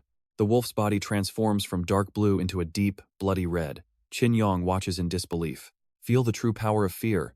The moon shadow lichen transformation is finally complete. The beast howls, its aura becoming incredibly thick and suffocating. This is a whole different level of power. Qin Yong didn't see this coming. He stands frozen, his eyes wide as he tracks the enemy's movement. Before him stands the moon shadow lichen. It is 10 times more terrifying than its previous form. Give in to your terror. Chu Lang commands the beast to use its moon shadow charge. The lichen vanishes instantly, reappearing right in front of Qin Yong to land a devastating blow. Qin Yong is smashed into the mountainside with a thunderous crash, leaving him gasping for air. Before he can even recover, the beast is on him again, throwing him high into the sky. That's where we're left hanging. Trust me, you and I won't want to miss what happens next. Alright, you and I are jumping right into the middle of this absolute chaos. Tan Dung's jaw drops. This is bad, and he needs a plan fast. A sphere of destruction is coming for him. Not one to back down. Tan Dung opens his mouth wide, charging up his own counter, a massive ball of electric energy.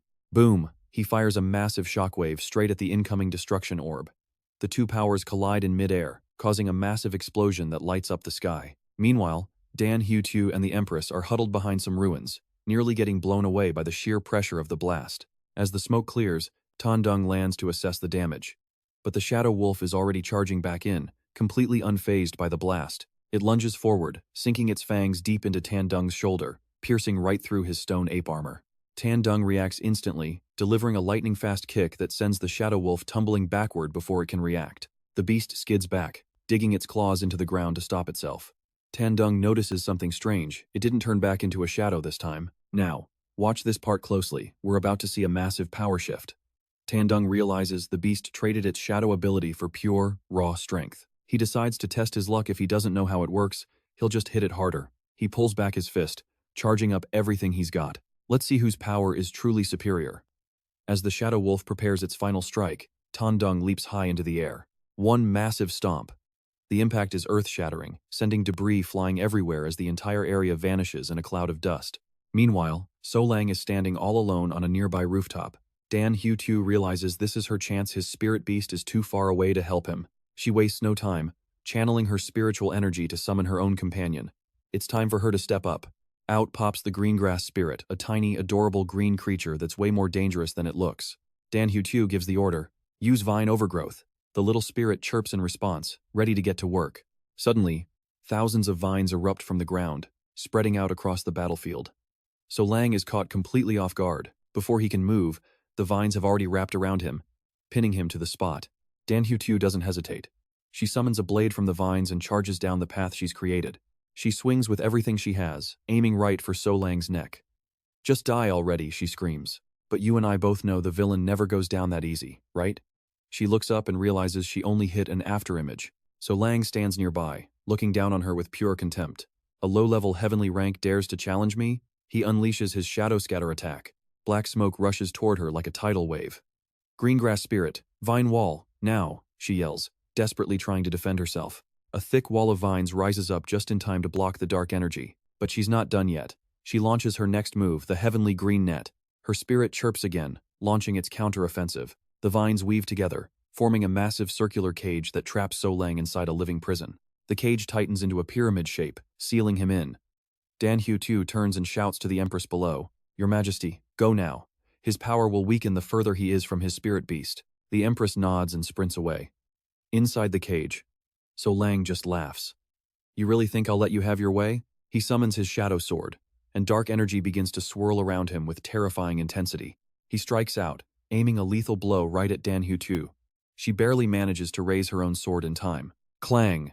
The sound of steel on steel echoes through the air. The impact is so heavy it makes her teeth rattle. She glares at him with pure determination. "As long as I'm here, you're not going anywhere near the Empress." So Lang isn't even worried. He's actually amused that a little kid would sacrifice herself just to slow him down. His eyes turn cold. "Fine then. Let me show you the true gap between a heavenly rank and a chosen one." Boom! A series of massive explosions rock the area. The power difference is insane, creating blinding flashes of yellow light. Back at the main fight, Tan Dung and the Shadow Wolf are clashing with enough force to level the entire city block. The Shadow Wolf raises its claws, firing off a blast of dark red energy that makes the very ground shake under their feet. It stops for a moment, staring intently into the thick white smoke. Something isn't right. Suddenly, Tan Dung emerges, his mouth open wide and glowing with white-hot energy. He unleashes his ultimate lion's roar, a massive shockwave that looks like it could burn the entire world to ashes. The blast hits the Shadow Wolf point blank, sending it flying through several buildings. It struggles to even stand back up. Tan Dung isn't giving it a second to breathe. He lunges forward for the final blow. "It's over. Just die." He slams into the beast with enough force to shatter the bedrock. The entire area collapses into a massive crater, and that's where we leave things with Tan Dung standing over the wreckage. "You and I just witnessed a serious close call. All right, you and I are about to see if Tan Dung can survive this massive power drop." The system notification explains that his spirit beast grows weaker the further it is from its master. Tan Dung is absolutely fuming. He screams at the system for not mentioning this sooner, but it just snarkily replies that he never bothered to ask. "You are useless," he snaps. Suddenly, a mysterious voice echoes inside his head, catching him completely off guard. It is Tranmak using telepathy. She warns that Dan Hu Tu is under attack and she is rushing to the scene. "Wait for me," she says. "We will handle his spirit beast together." The Moon Shadow Wolf stands ready, its eyes glowing a feral red. Tan Dung quickly communicates back through the telepathic link. "Wait, Tranmak, do not come over here just yet." Tranmak is already close enough to see the battlefield. From her position, she can track both the wolf and Tan Dung. Suddenly, the wolf disappears into red smoke right before his eyes. "Pay attention here, it just pulled a move you and I didn't see coming." The Moon Shadow Wolf teleports behind Tranmak to launch a sneak attack. A dark shadow blurs past her vision. Boom! The impact is massive, shattering the ground and sending debris flying everywhere as thick white smoke rises. The cunning wolf stands tall amidst the haze. Tranmak narrows her eyes, completely shocked by what she sees. She screams out in horror. Tan Dung took the hit meant for her. "Your opponent is me," he growls. With a powerful swipe, the Moon Shadow Wolf is sent flying back. It quickly recovers and retreats to a nearby cliff. Standing in the smoke, Tan Dung curses his weakened state. His body feels heavy, and his energy is fading fast. He collapses into the ruins. Tranmak runs to his side, desperately calling out his name in a panic. The system alerts him of his critical status.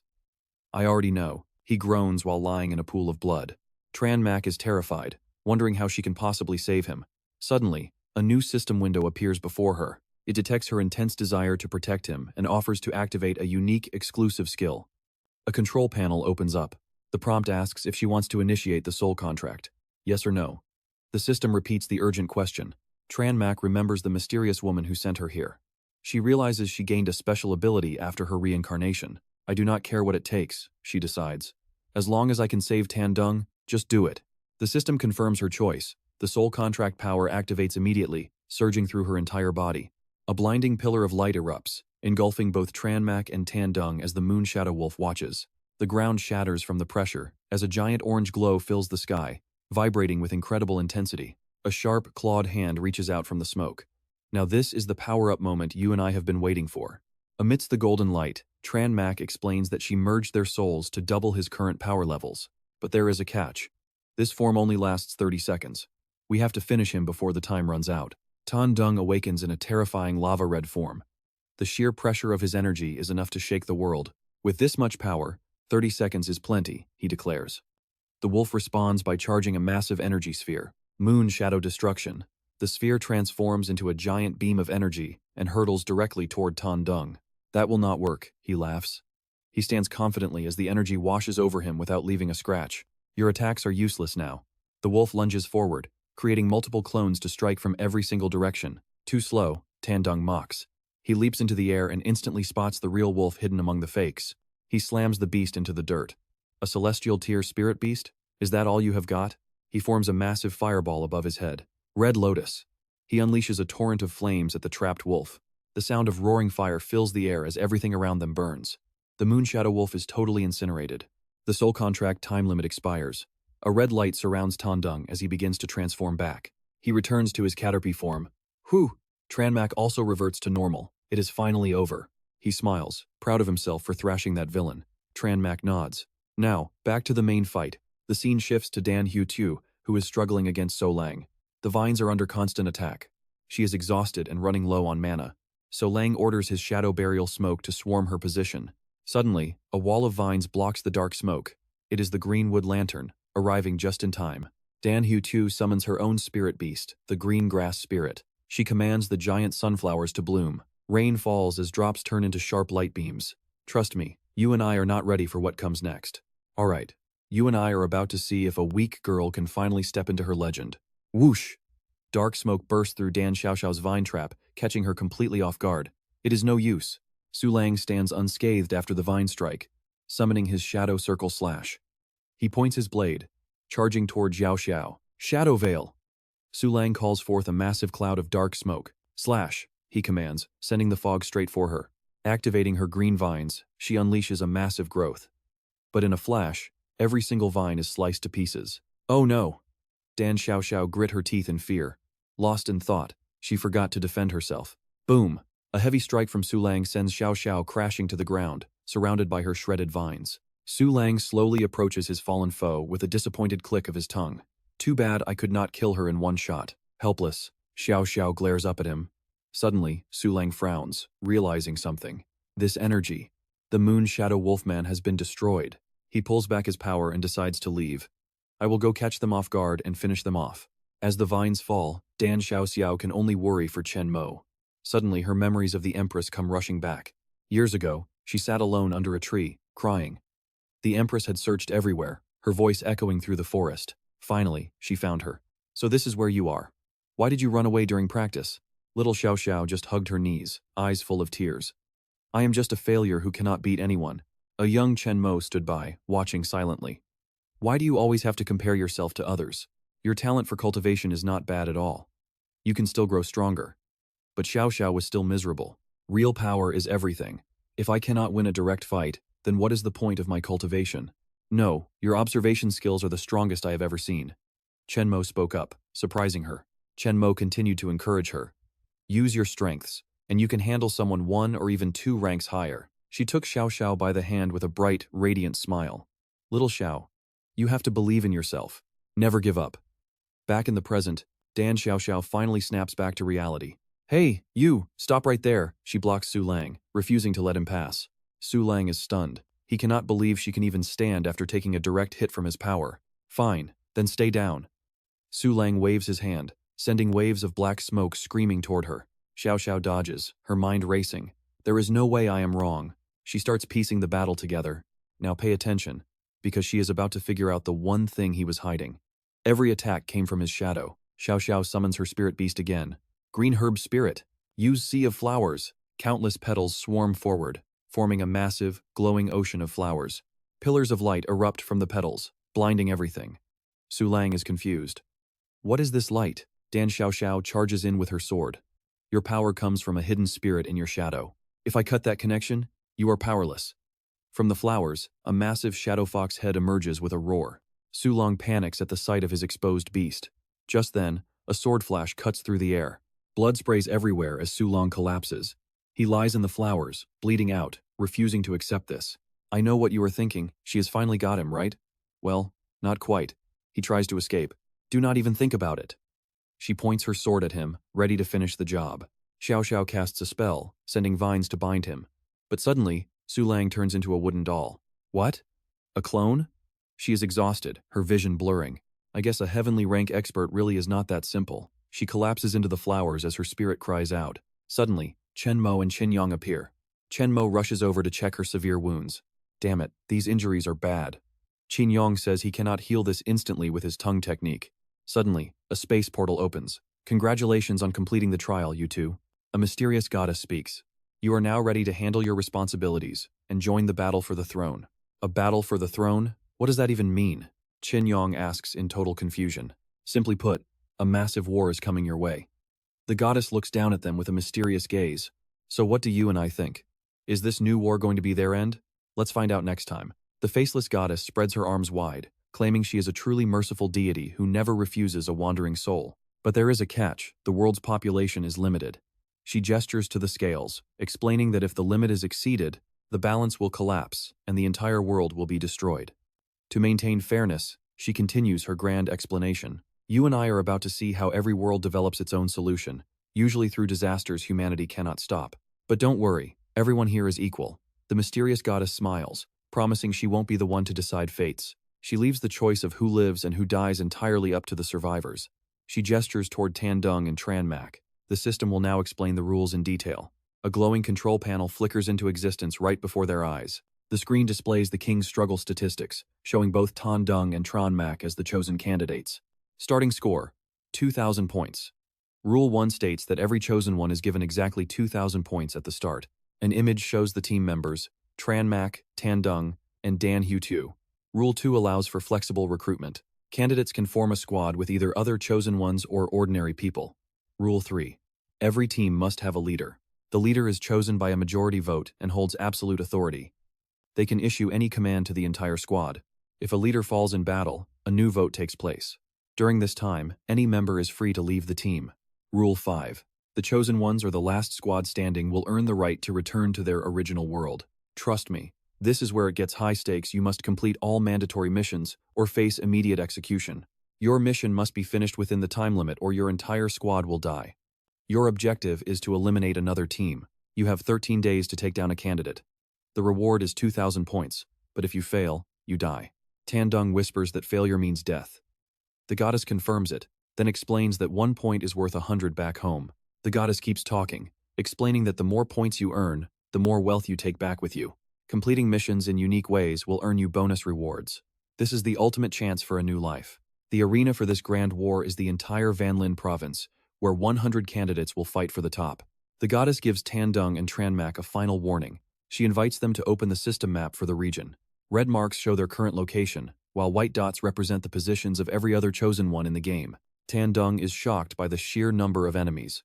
He asks if everyone can just team up and share points. You and I both know this isn't a fairy tale, and the goddess immediately crushes his naive hopes of a peaceful exit. You were chosen because you have a reason to go back, she says. Now, it's time for you to experience it yourselves. With a snap of her fingers, Tandung is suddenly standing in front of an old, familiar apartment building. It's his home. He realizes he's been sent back.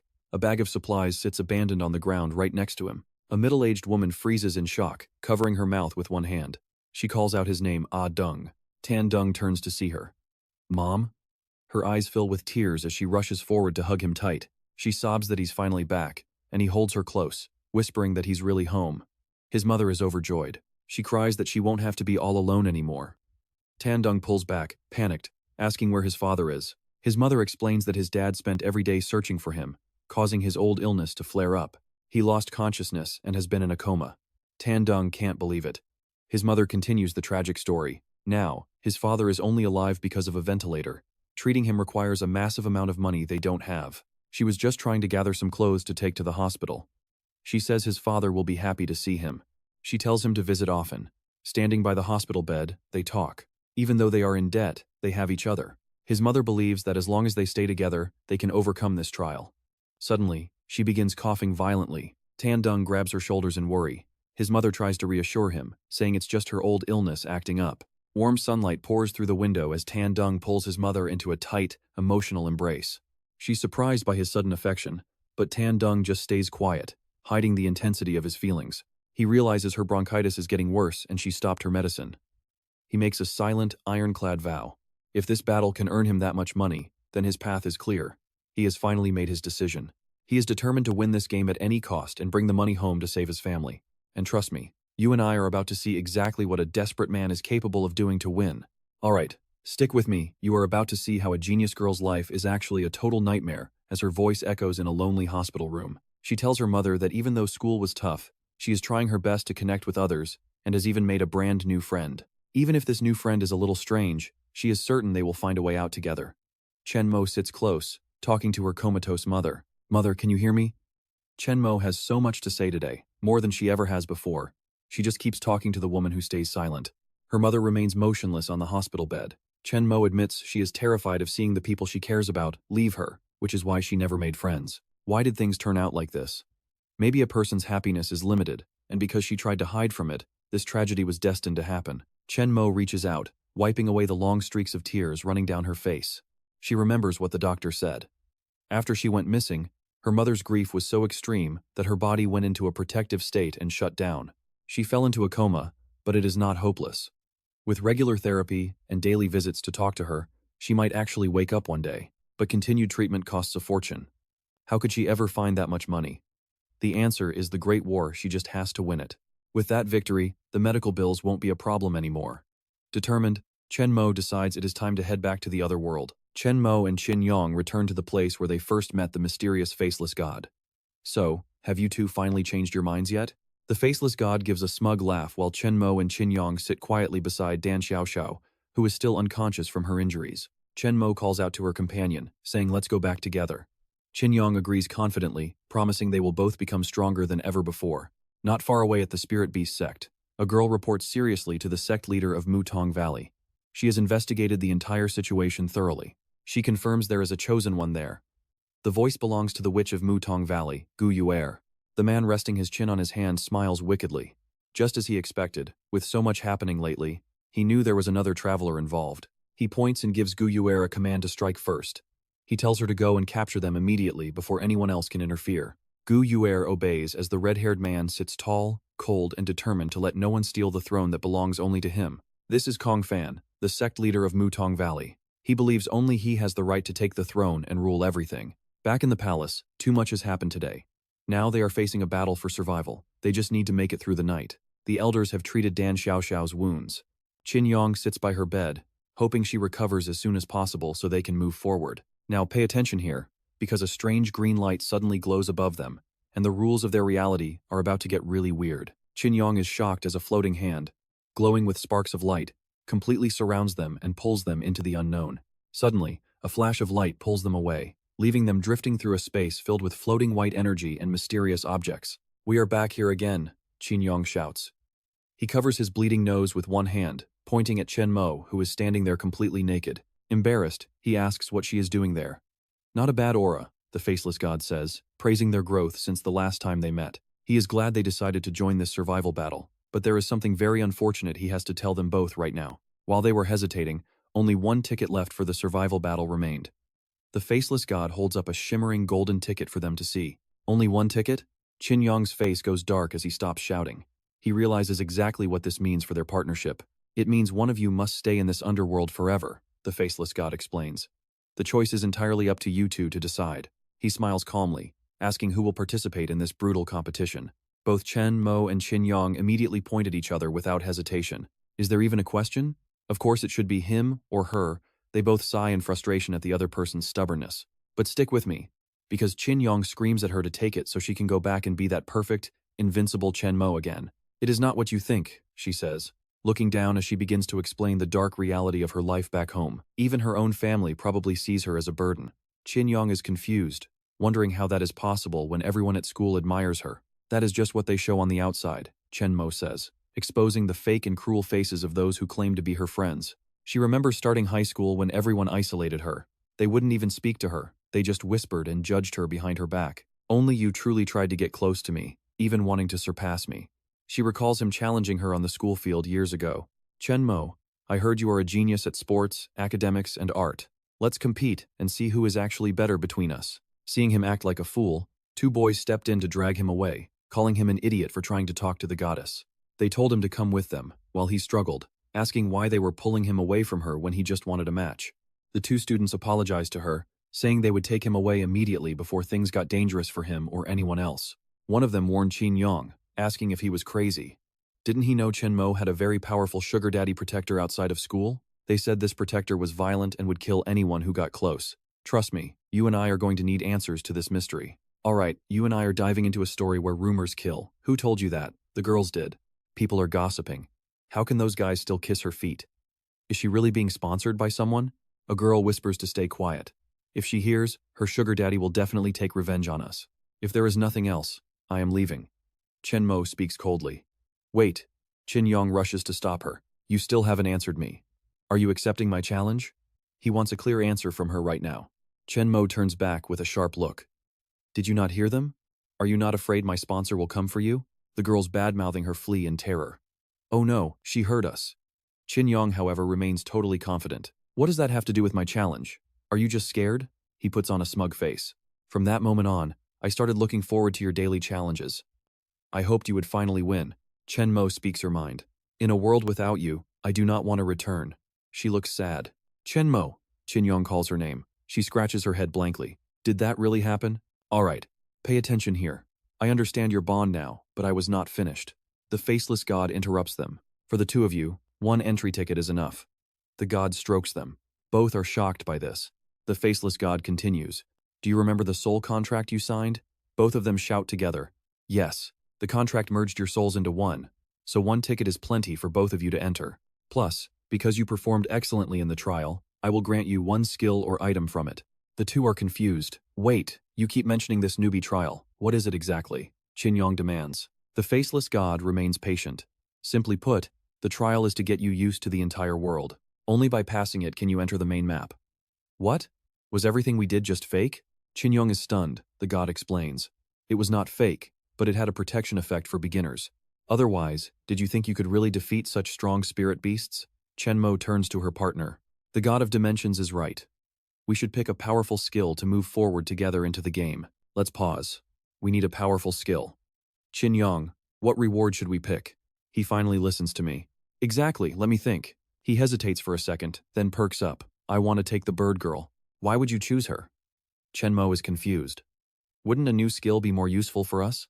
We can devour beasts for skills any time, but a loyal partner is hard to find. He is very confident. Are you sure you want her? The faceless god confirms. Yong stands firm on his decision. Confirmed. The faceless god smiles. Then it shall be as you wish. Suddenly, a bright light appears. Energy surrounds them as space crumbles. I look forward to your performance. The god sends them back. In the distance, the sun is already high. Ugh, it feels like we are finally back home again. Yong leans against Chen Mo. You're awake. From now on, we have to work hard together, okay? Chen Mo hugs him tightly. Hey, too much power. Let go. Did you forget something? Yong screams. Huh? Chen Mo looks confused. Yong points at Dan Xiao. Look, the bird is still injured. If we do not save her, we will waste our reward. Do you have a way to heal her? There are no newbie missions right now. Plus, after devouring the core, my abilities have completely changed. For an injury like this, she needs deep therapy. He mischievously sticks out his big tongue. Dan Xiao lies motionless, opening her eyes. I'm starting. Yong brings his tongue close. Xiao panics. Screams and cries echo through the hall before slowly fading away. Is it finally over? Chen Mo asks. He replies, almost. Once the saliva dries, she will be fine. Yong sits up. Dan Xiao flushes red and curses. You absolute beast. Look at her. Is she feeling better now? Yong asks calmly while she tries to cover her saliva-covered body. She looks totally disgusted. Xiao hides in Chen Mo's arms. Empress, please control this shameless insect right now. Yong is furious. Hey, I did that to save you. I do not believe your spit can heal people, she doubts. She looks up at the sky.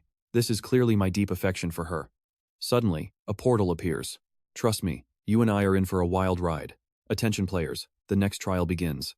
Alright, you and I are about to watch everything our heroes built crumble back to zero. The system loading screen flickers. King selection process initiated. Installation complete. A massive notification appears right in front of them. The faceless god reappears to explain the detailed rules of the game.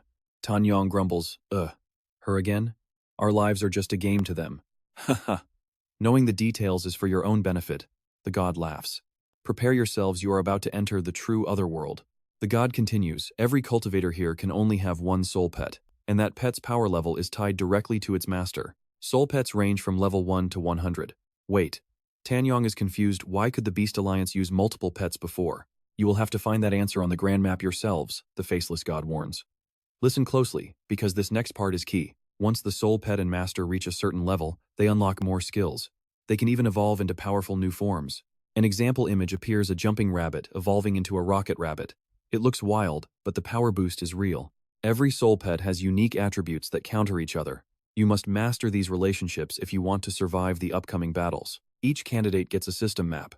Yong and Chen Mo listen intently as the god explains the terrain and strategic points. Now watch this part carefully. When candidates get close, the system alerts you without revealing names. Tension level? Maxed out. You can form teams of up to 5 people. Make sure to coordinate your soul pet attributes for the ultimate advantage. Yong looks at Dan Xiaoxiao. A team game, huh? Looks like choosing this A-rank simp as a reward was the right move. Dan Xiaoxiao is curious. Who are you guys talking to? Yong invites her to join the trial immediately. We are about to enter a dangerous trial. Do you want to risk your life with us? Dan Xiaoxiao just makes a face. Why should I listen to a little insect like you? Yong immediately uses Chen Mo as bait to win her over. Chen Mo wants you to come along. Suddenly, Dan Xiaoxiao lights up like a puppy seeing its master. I'm in. Totally in. One more thing, the faceless god adds. To prevent candidates from being lazy, the map border will constantly shrink over time. Outside the border, things get ugly. The god calmly reveals a shocking fact: anyone left outside will face an endless monster tide. You saw that coming, right? The classic battle royale shrink. Chen Mo checks the map, but the news is worse than we thought. Warning, you are currently located outside the boundary. You are at risk of an immediate monster tide attack. Yong panics. This is bad. Why didn't you say so sooner? We have to get inside the border right now. Chen Mo agrees. Move. Dan Xiaoxiao has a massive question mark over her head. What on earth are you two talking about?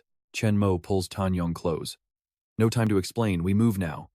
Wait, at least let me put some clothes on first. Chen Mo grabs Dan Xiaoxiao by her clothes and drags her along. She's only wearing her black lingerie. Talk about an awkward exit. Empress, the Grand Elder shouts. Where are you going in such a hurry? He blocks their path with his disciples. Wait, surely the Empress isn't leaving us.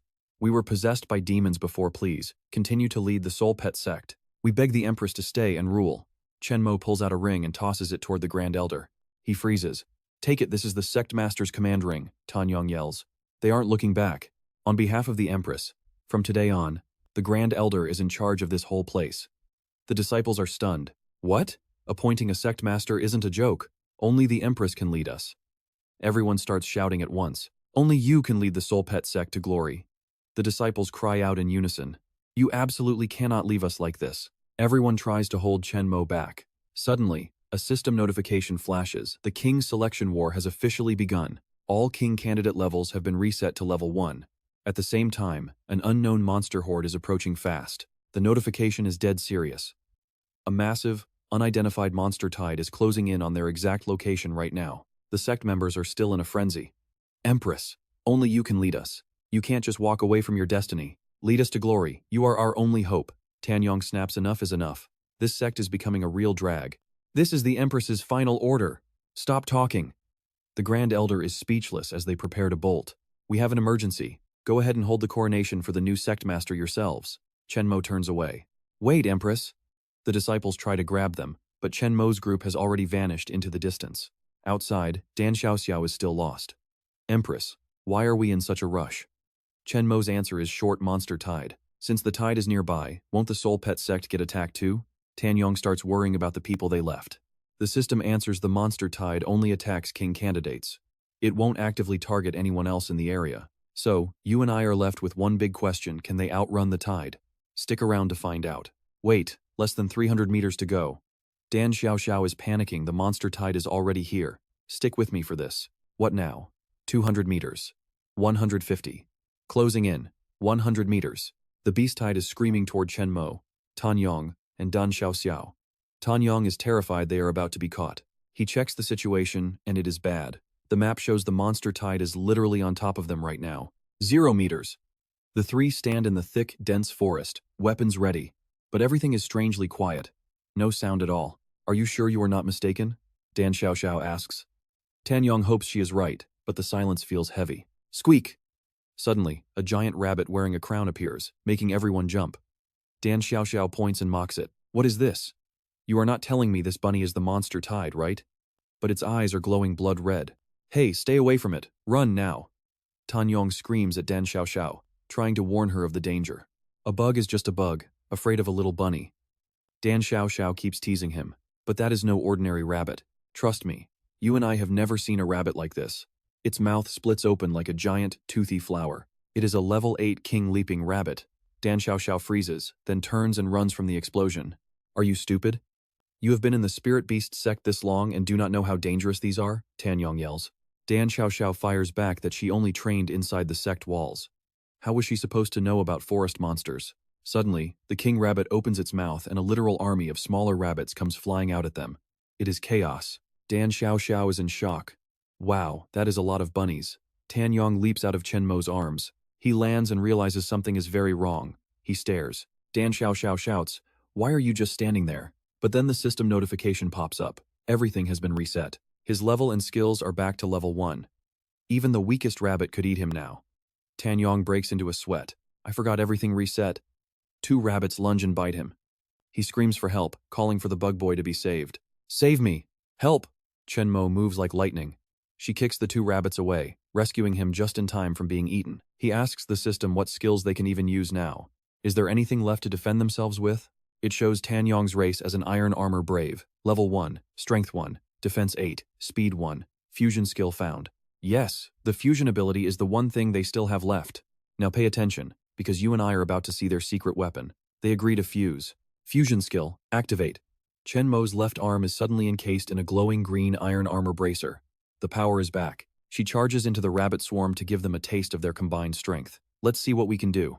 Chen Mo lands perfect hits, sending rabbits flying and squealing in every direction.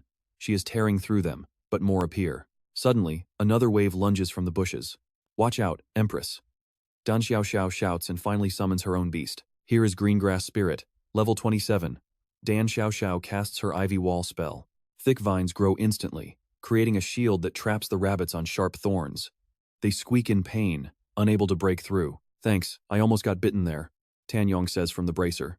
Dan Xiao Xiao just scoffs at him. Humph. I only did it to save the Empress, not you. But the rabbits keep coming. Squeak! One small rabbit starts gnawing on the vines with its razor-sharp teeth. Soon, the rest of the pack joins in. They are chewing through the wall. If this keeps up, we will run out of energy and die, Tan Yong warns. We have to end this right now. Chen Mo nods, her expression turning serious. The situation is desperate. They need a fast victory before they are overwhelmed. The king rabbit watches from the shadows, waiting for its moment to strike, while the smaller rabbits keep the group pinned down. Dan Xiao Xiao snaps. Easy for you to say. How do we beat this many? Chen Mo looks back as Tan Yong answers. Simple. We take out their king first. The king leaping rabbit realizes it is the next target. The rabbits break through and swarm. Chen Mo leaps high into the air, eyes locked onto the king rabbit. Boom, an explosion rocks the area as she lands. Tan Yong glares at Dan Xiao Xiao, quickly giving her his next orders. Chen Mo and I will attack the leader. You use your beast to clear a path, the defeated rabbits groan nearby.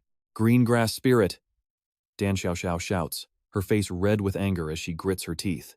Do not give me orders, you stupid bug, she rages, but still launches her attack to open the way. She opens the path but threatens Tan Yong. If the Empress gets hurt, I am coming for you. And that is where you and I leave them. All right. You and I are about to see these monsters get absolutely wrecked. Dan Xiao Xiao slams the ground, and a mysterious green aura erupts like a lance. These sharp spears pierce the sky, taking out the leap rabbits. Chen Mo leaps into the trees, preparing her move. She spins through the air with grace. Before the leap rabbit king can even react, he takes a massive kick straight to the face from the Empress's powerful foot. That impact is absolutely brutal. Chen Mo clenches her fist as blue energy crackles with lethal lightning bolts. Her gaze is sharp. She is clearly not playing around with this monster. The king and the Empress stare each other down with cold-blooded intensity. Neither side is willing to back down, but our Empress is ready to finish it. She delivers a god-tier punch that sends blood spraying everywhere. The monster crashes down hard, kicking up a massive cloud of white dust as it falls. The other rabbits are terrified seeing their king face-planted in the dirt. They keep squeaking in fear while Tan Dung just stands there with a sinister smile. Hee hee, imagine going back to level 1. The rabbit king is out cold and covered in blood. Tan Dung stands over his prey, finally ready for payback. He is feeling great, thinking about slowly reclaiming his power. He opens his mouth wide as his Devour system activates, ready to swallow the monster whole. A powerful white aura erupts from his body. The 2 remaining rabbits watch in pure horror as they witness their leader being consumed right before their eyes. Tan Dung glares at the survivors and threatens them with a cold voice. You guys really want to keep fighting? because you saw what happened to him. Terrified by his words, they scatter and run for their lives. Now, pay attention. This is where the blue system window pops up with major notifications. The system confirms the Rabbit King is defeated, and their levels skyrocket. Chen Mo instantly jumps from level 1 all the way up to level 3. Tan Dung hits level 3 as well. He looks over at her, totally satisfied, celebrating their hard-earned victory and the fact that they both leveled up. Chen Mo gives him a small smile. But their celebration is cut short when Dan Xiaoxiao lets out a sudden scream, her face turning completely pale. Empress, stop celebrating. We are completely surrounded by a monster tide. It is about to get very ugly for us if we do not move now. A sea of monsters stares them down, their eyes glowing blood red.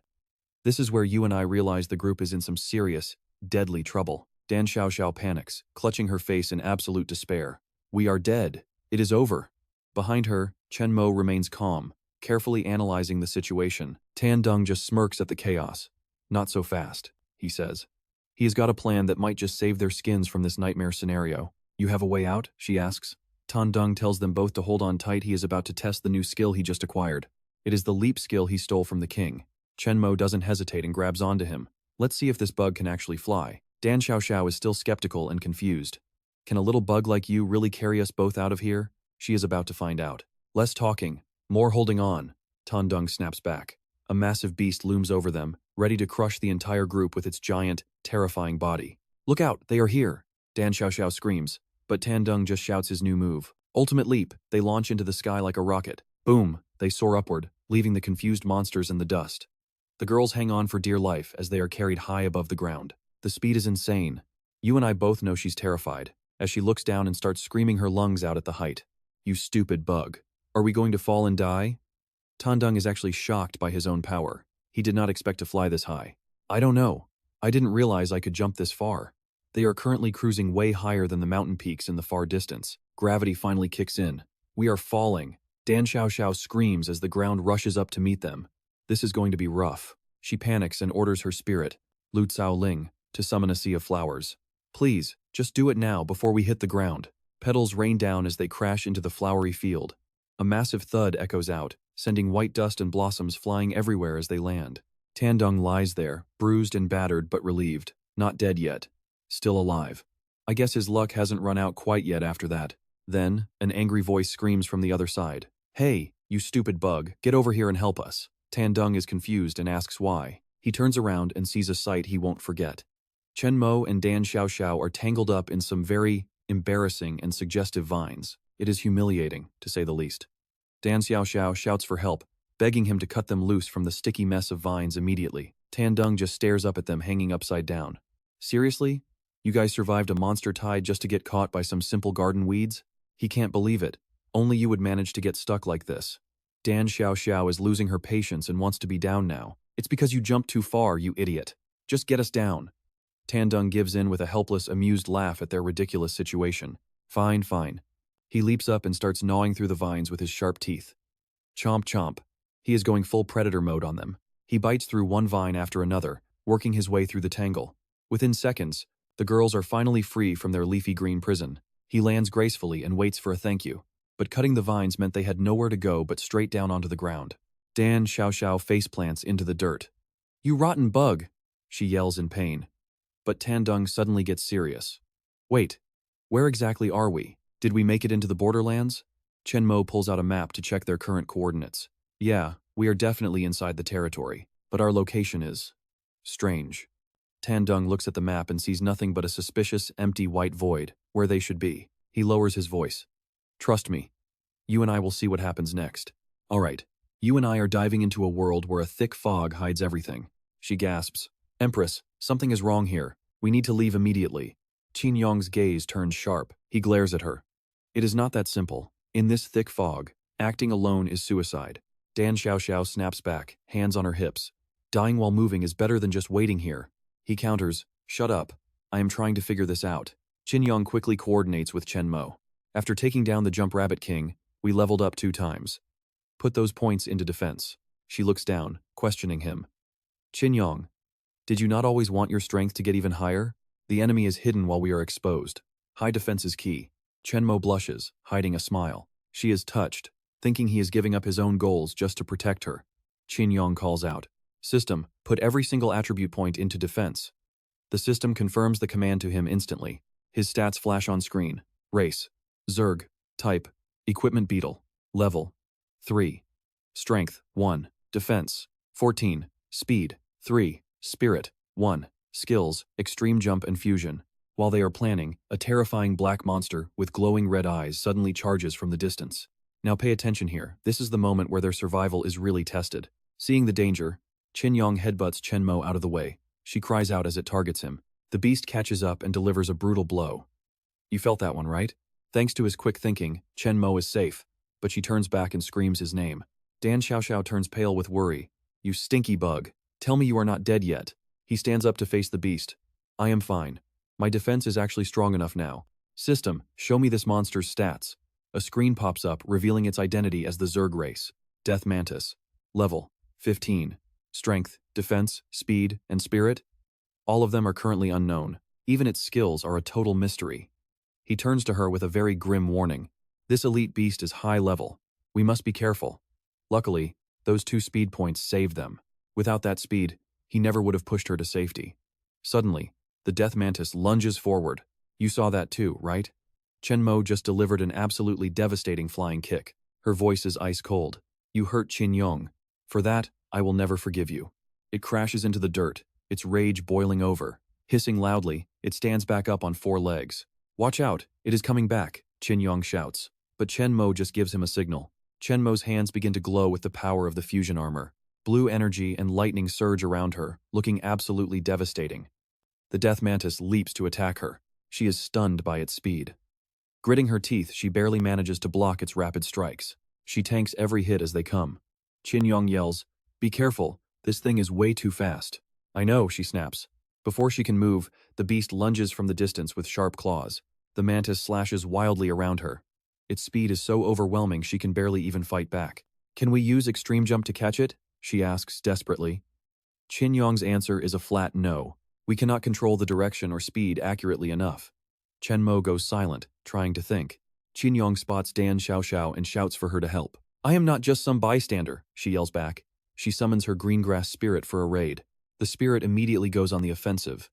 Greengrass Spirit, use Vine Raid now. Sharp vines erupt from the ground, swarming toward the Death Mantis high in the air. A vine almost snags its leg, but the mantis flies even higher, looking down on them. This is bad, Dan Xiaoxiao cries. The Vine Raid cannot reach that high into the sky. The Death Mantis hisses aggressively from above. Chen Mo glares up at it, her frustration building. It is mocking us just because it can fly. Qin Yong speaks. Well, time for a test. Trust me, you're going to want to see how this crazy fusion ends. All right, you and I are about to witness the Empress as she wraps herself in a stunning blue aura. She rockets into the air at lightning speed, her voice echoing with pure power as she shouts a challenge. I cannot fly, but I can sure as hell jump. The Death Mantis above is completely caught off guard. Chen Mo slams a devastating punch straight into its gut, right in the arena the beast was most proud of. The mantis crashes down, blood spraying everywhere as it officially bites the dust. As Chen Mo lands on her feet, Dan Xiaoxiao is already jumping for joy, praising the Empress for being so incredibly talented and powerful. The system pops up. Death Mantis defeated. Chen Mo has jumped from level 3 up to level 5. Tan Yong hits level 5 too, while Lu Xiaoling reaches level 28. Xiaoxiao watches, stunned by the sudden growth. Tan Yong laughs it off, realizing they can all see the system now. But suddenly, his expression darkens with worry. He looks concerned. Chen Mo notices and asks what is wrong. Tan Yong mentions the speed of their enemy. That mantis was moving way slower than it should have been. He looks at the blood-soaked corpse and thinks, my jump was just a test, but it hit way too easily. Something is off. Meanwhile, Dan Xiaoxiao looks pale. She starts coughing violently, and to their horror, she is spitting out a massive amount of blood. Chen Mo and Tan Yong freeze, eyes wide with fear. Xiaoxiao, why are you coughing up blood like that? System, what is happening? Xiaoxiao collapses, whispering that she feels terrible. Tan Yong suddenly realizes the truth. This fog is poisonous. Nearby, birds are dropping out of the sky like stones as they inhale the mist. Watch closely. Because this fog is not just for show, the toxicity level here is absolutely insane. Chen Mo covers her mouth, warning the others. It makes sense now why the mantis was so sluggish. Even high-level monsters cannot escape the effects of this lethal gas. Xiaoxiao is turning ghostly white. We need to find a cure fast, or we are all dead. Tan Yong sighs, looking at Xiaoxiao's slow reaction. Honestly, your human reaction time is still way too slow. He gives her a sharp, knowing look. Did you even check your new skill after you leveled up? Xiao Xiao is confused, shouting out in surprise. The system screen flashes. Race, Lu Caoling. Attribute, Wood. Level 28, new skill added, Purification. She stares at the screen, noticing the new ability sitting right next to her Vine attack skills. Purification. It is a fresh skill that can clear out negative status effects and toxins instantly. Yong tells her to use it to clear the mist. Xiao Xiao is thrilled, calling him surprisingly sharp-witted. She stands up and commands her spirit herb to activate the skill. Spirit. Use purification right now. A vibrant green energy sweeps through the forest, washing away the deadly toxic mist and growing protective vines. A moment later, Chen Mo raises her hand, feeling the relief. That heavy, suffocating feeling is finally gone. She smiles at Yong, realizing the team can share information. He nods, having just figured it out too. Looking at him, Chen Mo blushes slightly. To notice all these details during a life or death situation, she thinks to herself, that is exactly why I like him. But the forest does not stay quiet. Xiao Xiao is still worried about Chen Mo, asking the Empress how she is feeling after the poison cleared. You and I both know this peace will not last. Something massive is moving in the bushes. Yong spots the movement and screams. A massive, terrifying spirit beast emerges right in front of them. He panics, running for his life and shouting that yet another monster has come to finish them off.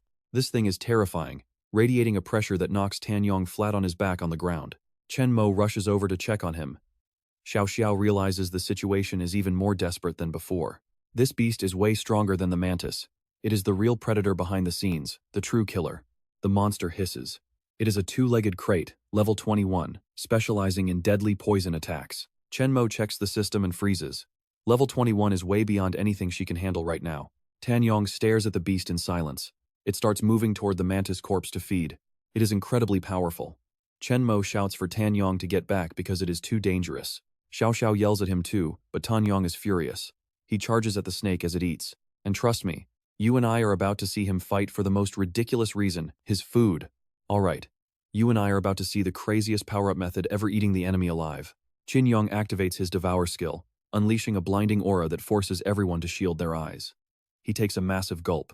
With one swallow, the entire death mantis is gone. The two-legged crate, mid-meal, just stares blankly like a deer in headlights.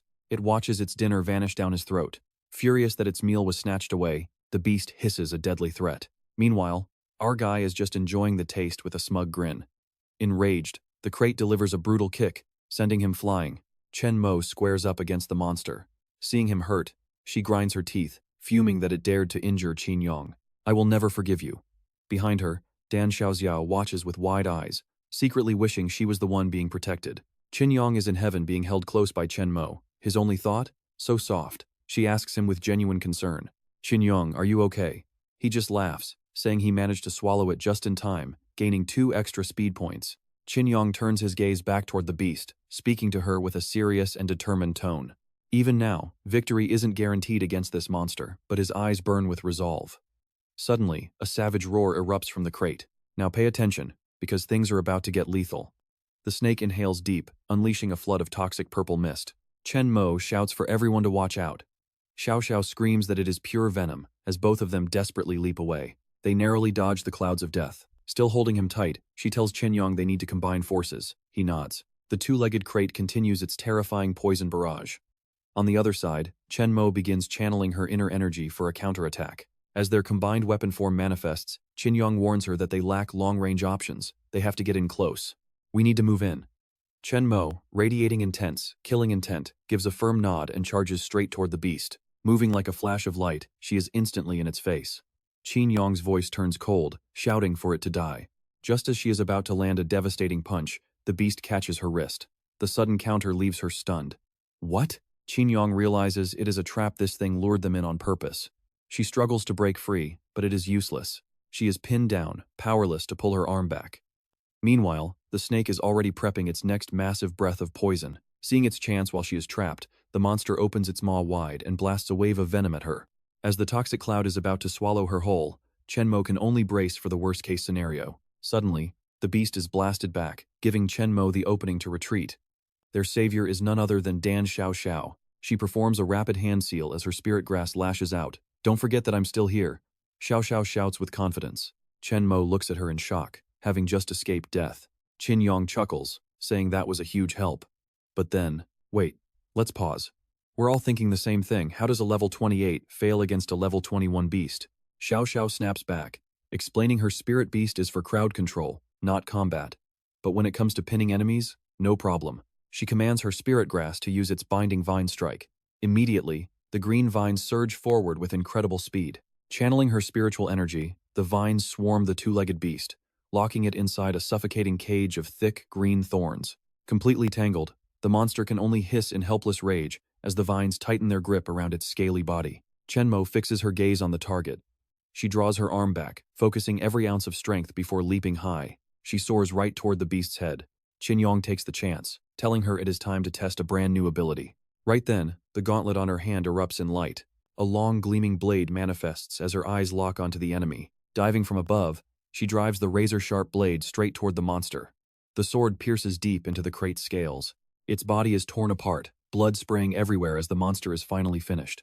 Chen Mo lands safely, stunned by her power. Seeing the victory from afar, Dan Xiaoxiao cheers and runs over in pure joy. "We did it! We actually took it down." With the battle over, she turns to Chen Mo, suggesting that the Empress should find a better place for them to rest. She points to the shredded corpse and asks if Chen Yong needs to devour this one as well. But as he examines the remains, he notices something chilling. "This isn't right. It is not over yet." He shouts a warning. Chen Mo is confused, while Xiao Xiao freezes in terror. "What?" Chen Yong quickly explains his terrifying realization to the group. The two-legged crate is still alive. On the ground, there is nothing but an empty, hollow shell of green scales. She looks at the mangled, bloody remains and asks how on earth that thing could possibly still be breathing. If that is not the monster, then what are we looking at? Chen Yong immediately provides the grim answer, and that's where we leave it. As he explains, snakes molt to grow larger, and the real danger is just beginning.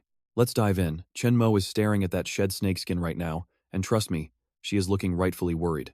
She realizes the 5 two-legged snake used this molting trick to escape, while Dan Xiaoxiao asks a nervous question about its location. She wonders if it will launch a surprise attack, but Tan Yong says its combat power is currently at 0 after the shed. Since it just molted, now is the perfect time to strike.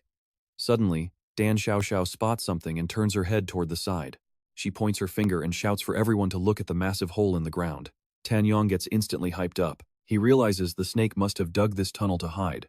He immediately cancels his fusion state and returns to his normal form. Tan Yong licks his lips with a wicked grin, looking at that hole like it is a delicious 5-star meal waiting for him. "I am going to catch it right now."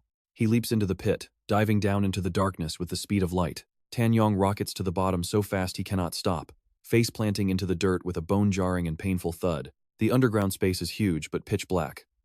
Tan Yong grumbles in frustration, asking why it has to be so damn dark. After searching for a bit, he spots a faint red glow in the distance. He opens his mouth wide and charges forward. Now watch this part closely. Tan Yong charges that red light with a scream, but he is about to bite off more than he can chew. He realizes he messed up way too late. He rolls on the ground, clutching his jaw in agony while crying out for his teeth. His bite woke up a monster. A system panel appears. Level 5 Earth Element Armored Rat. Tan Yong just scoffs at the weak status. A tiny little rat thinks it can block my path? Suddenly, the monster lets out a piercing and high-pitched shriek. An entire swarm of armored rats emerges with blood-red eyes, looking like a terrifying scene straight out of a horror movie. The tunnel fills with their squeaks. Tan Yong is stunned as the 5 two-legged snake appears right behind him out of nowhere. Trapped between a snake and a horde of rats, Tan Yong is shaking. This is way too many monsters for one person. No time to wait. The swarm chases him, and Tan Yong runs for his life, begging them to stop this big misunderstanding. The alpha rat lunges with a deadly snap. Luckily, Tan Yong leaps away at the very last second to save his own life. He stands on a rock ledge, staring down at the monsters. The entire pack is gathered right below him in the pit. He smirks and activates his skill. Ultimate jump. Tan Yong rockets toward the snake at the speed of light for a strike. He slams a heavy punch right into its head. Boom! A massive explosion of light knocks the snake backward into the dirt. The rats and the snake are sent flying. Tan Yong grins proudly, declaring that they will not be eating him for dinner today. He lands safely, but his victory is short-lived. Another massive wave of rats appears from the other side of the tunnel. What? How are there even more of them over here? He realizes he is completely surrounded and outnumbered by the swarm. You and I know he is cornered. But just as he screams in pure despair, some much-needed help arrives from way above. Vine strike. Thick vines lash out from the ceiling, whipping the rats and scaring the entire swarm away in an instant. Chen Mo slides down a vine into the pit, looking at him with deep concern. Tan Yong, are you okay after that? Seeing her jump down to rescue him, Tan Yong is moved. Chen Mo. He dives right into her arms for a hug. You are a lifesaver. I almost died. Up above, Dan Xiaoxiao shouts that she was actually the one who did the saving. Tan Yong ignores her and clings to Chen Mo. Hearing his praise, she blushes bright red while holding him tight. Tan Yong enjoys the hug with a satisfied grin. Hey. Then he turns to the rats with a very arrogant look. You guys tried to kill me, right? Well, now you are all just fuel for my next power-up. Get ready to be eaten. He is not alone anymore. With a confident glare, Tan Yong moves in and starts devouring the rats greedily one by one. System notifications pop up. Speed +1. Defense +1. Tan Yong looks at the screen and frowns at the results. Eating these small fries only gives me a tiny stat boost. Chen Mo watches him and giggles at his cute expression. She thinks he looks adorable even when he is stuffing his face. Suddenly, Dan Xiaoxiao asks about their original target. Wait, weren't we chasing that snake? Where did it go? Tan Yong snaps out of it and looks around the cave. He sees it trying to sneak away in the distance. There it is. Don't let that slippery bastard escape our grasp. Dan Xiaoxiao and Chen Mo prepare to move. Empress, I will clear the path. You guys go catch that thing right now. The three are pumped and ready to charge, but Chen Mo suddenly notices a shadow moving high above the tunnel. A massive swarm of pink-eared bats descends from the ceiling, screeching as they dive-bomb the group with intense speed. Dan Xiaoxiao commands her vine wall to strike, swatting the bats out of the air in a frenzy of lashing vines. That's where we leave it, trust me. You and I need to see if they finally catch that snake. Stick with me, we are about to see if our boy can actually catch this elusive snake and finally get a win. Its tail was still sticking out. Dang it, that thing is fast. The two-legged snake thinks it just escaped certain death. But wait, the vines from the spirit grass were already set up by Dan Hu-tu. The snake is totally trapped. Tan Dung, Tran Mak, and Dan Hu-tu are closing in. Seeing the snake's terror, he starts laughing his head off. Let's see where you run now. He steps closer, demanding greedily for the creature to surrender and be eaten. The snake is terrified, ready for a final stand. Suddenly, Ko Nguyen Ni appears out of nowhere with a sinister grin. Target acquired. She slams her hammer down with insane force, sending dust and rocks everywhere. Even Tan Dung gets blown away by the shockwave. Oh man. He is sent flying toward Tran Mak, screaming in pain. She catches him quickly, worried sick, and calls out his name. Dan Hu-tu shields her eyes from the thick dust. She is confused. What on earth is happening right now? Ko Nguyen Ni's weapon glows with a purple light. She stands on the other side, mocking them. Lucky me, she says. She caught a two-legged snake right at the exit. Standing on her prize, she laughs with total satisfaction. Pay attention now, the system just flagged a massive threat. A kingship candidate is standing right in front of our heroes. Tran Mak, still holding Tan Dung, is shocked. She is a kingship candidate? This woman must be the leader of those girls. Standing on the snake's head, she tosses her hammer to her disciples. Tie this snake up and hold my weapon, she orders. She turns around with a sharp, piercing gaze. Tan Dung is confused, but then a chain comes out of nowhere and grabs him. Before he can even react, he is caught. Tran Mak is stunned too. In a flash, that chain yanks Tan Dung into the air. He is terrified, mouth wide open as he is pulled toward her. Good grief. She reels him in like a caught fish. She pulls him into her arms, laughing. He panics and screams for her to let him go, but she just smiles. This is her first time seeing someone like him. She looks him over and decides she is taking him as a pet. He is livid, veins popping as he refuses to be anyone's pet. Gritting his teeth, he wonders if she knows his secret. Does she know we are kingship candidates too? He yells at her to just finish him if she has already figured it out. Right then, Tran Mak charges in. She lunges toward Ko Nguyen Ni with everything she has, screaming that he belongs to her. A blast of blue energy erupts. The disciples behind her are caught in the crossfire and scramble to dodge while carrying her weapon. Ko Nguyen Ni keeps a tight grip on Tan Dung, genuinely surprised by the power. This girl is actually strong, she thinks. Check this out, he is completely at her mercy now. He struggles and warns her to let him go or else. She stares at Tran Mak, realizing that one direct hit could be fatal. Meanwhile, Tran Mak is beyond furious, ready for blood. She is about to tear her apart. Tran Mak clenches her fists and prepares for a massive attack. Ko Nguyen Ni holds him upside down by his legs and taunts her. You're saying this little thing belongs to you? She laughs, asking if his name is written on him. Tan Dung is fuming, shouting for her to put him down and fight. Tran Mak chases after them, screaming for her to give him back. She closes the distance in an instant. She throws 2 heavy punches, but Ko Nguyen Ni dodges them effortlessly while still mocking her. Is that all you have? Suddenly, massive vines sprout behind Ko Nguyen Ni. This wall of greenery completely cuts off her path of escape. She is surprised but unimpressed. Dan Hu smirks. You shouldn't have messed with me if you wanted to run. Tran Mak demands he be released. Kon Guietni grits her teeth, looking cornered by the two of them. She suddenly looks pathetic, asking if they'll let her go if she returns him. Tan Dung scoffs, thinking she finally learned. Tran Mak nods, but Dan Hu is worried. My lady, we cannot just let her off that easy, can we? Ko Nguyen whispers a sneaky thanks. You would think she was actually giving him back, but think again. Instead, she tosses him high into the air. He is terrified, screaming at her for pulling such a crazy stunt. The sudden move leaves the girl stunned. Before they can react, she leaps into the air. This is not good. She uses the vines as a springboard and jumps even higher. Dan Hu is furious that she is getting away. Tran Mak is too panicked to even finish her sentence, looking up at the sky in total desperation. She looks up and sees them flying. Konagietni is actually hanging onto a giant insect, a massive butterfly. And that is where we leave it, trust me. This kidnapping is just the beginning. That butterfly is a level 25 poison type. Tandung is still struggling, shouting that he already has a contract with Tran Mak, so taking him is totally useless. She finds that even more interesting. A wicked look enters her eyes. If that's the case, she will just have to deal with it. Stick with me, you're about to see this phantom butterfly's ambush go horribly wrong. Dan Zhaoxiao and Chen Mo quickly cover their mouths. Coughing, they realize it's poison while Gu Yuer looks down from above. Seeing that the poison worked, she's thrilled. Just hand over that little yellow beast and everything will be fine, she gloats. Qin Yong is absolutely fuming. Do not give me nicknames. Suddenly, someone leaps into the air before Gu Yuer can even realize what is happening. It's Chen Mo grabbing her leg. Gu Yuer can't believe it. This is impossible. Weren't they all supposed to be poisoned? Dan Xiaoxiao laughs at her failed trap. Sorry, but my green grass bell is the perfect counter for your weak toxic mist. Gu Yuer is stunned. What? The green grass bell lets out a joyful sound as if it's celebrating their victory. Gu Yuer shouts to her men to stop standing around. Help me, she screams.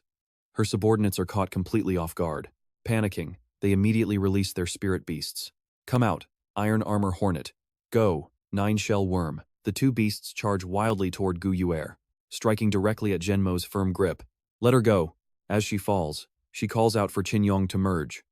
The small beast in her hands begins to transform instantly. Got it. He merges into Chen Mo's arm, releasing a massive surge of power as she lands safely on the ground.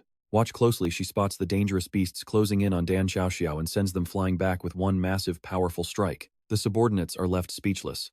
Their Iron Armor Hornet and Nine Shell Worm were defeated just like that. She glares at the men as Qin Yong warns them. If you dare come any closer, we will show no mercy. Gu Yuer watches the fight below, her eyes gleaming with greed as she realizes the beast can actually transform. Still in midair, Gu Yuer shouts out a command. Bring out every single spirit beast and capture them all. Gu Yuer screams for them to release every single spirit beast and capture the group. Her subordinates obey instantly, summoning a massive swarm of dangerous beasts.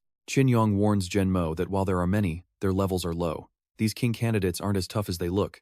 Chen Mo stays on guard. Don't be careless, she says. Qin Yong focuses his gaze, waiting for the right moment. With a loud shout of kill, the spirit beasts charge forward, kicking up a massive cloud of dust. Right then, a booming voice shouts for them to stop. The subordinates freeze and turn toward the person approaching them. Jiangfan walks over slowly with his arms crossed. What on earth are you people doing? The subordinates all kneel instantly. We greet the Valley Master. He demands to know what is going on and why they are fighting here. Chen Mo looks at this stranger with suspicion. Qin Yong wonders if this man is the true king candidate they heard about. Gu Yuer rushes down and kneels before him. Master, they stole our prey and even took the pet I caught. Qin Yong is furious. That crate snake belongs to us. We were the ones who actually defeated it in battle. Gu Yuer tells the master to just kill them already. Qin Yong snaps back, challenging them to a real fight.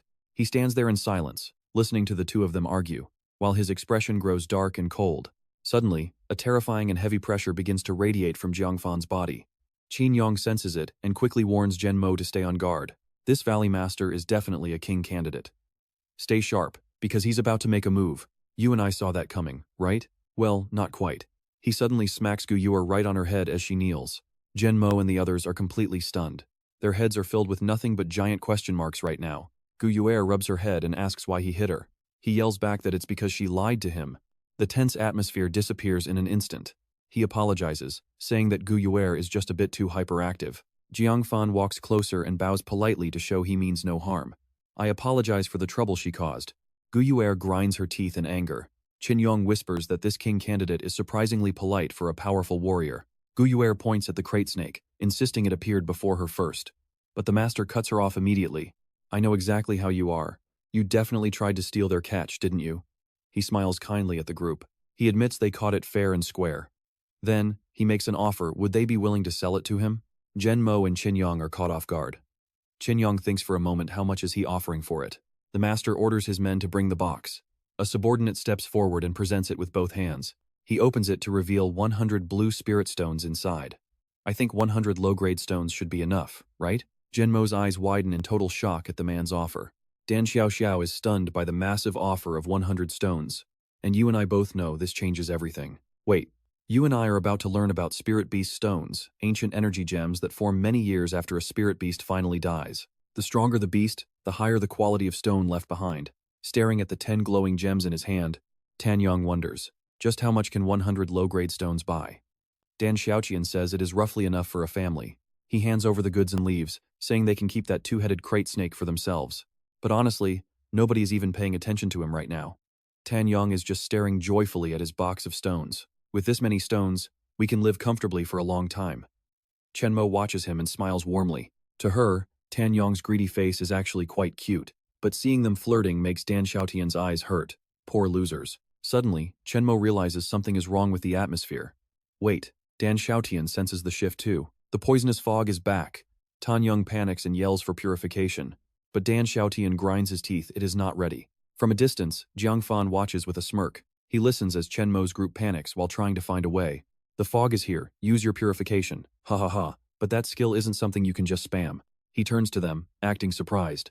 It seems like this is your first time crossing the poisonous fog forest. Dan Xiaoqian is confused. Jiang Fan explains that the plants here periodically release toxic gas, and right now, it is at its peak concentration. Now watch this, he offers to lead them out. This sudden invitation catches the whole group off guard. Gu Yuer isn't happy about it. Master, aren't you being a little too kind to these strangers?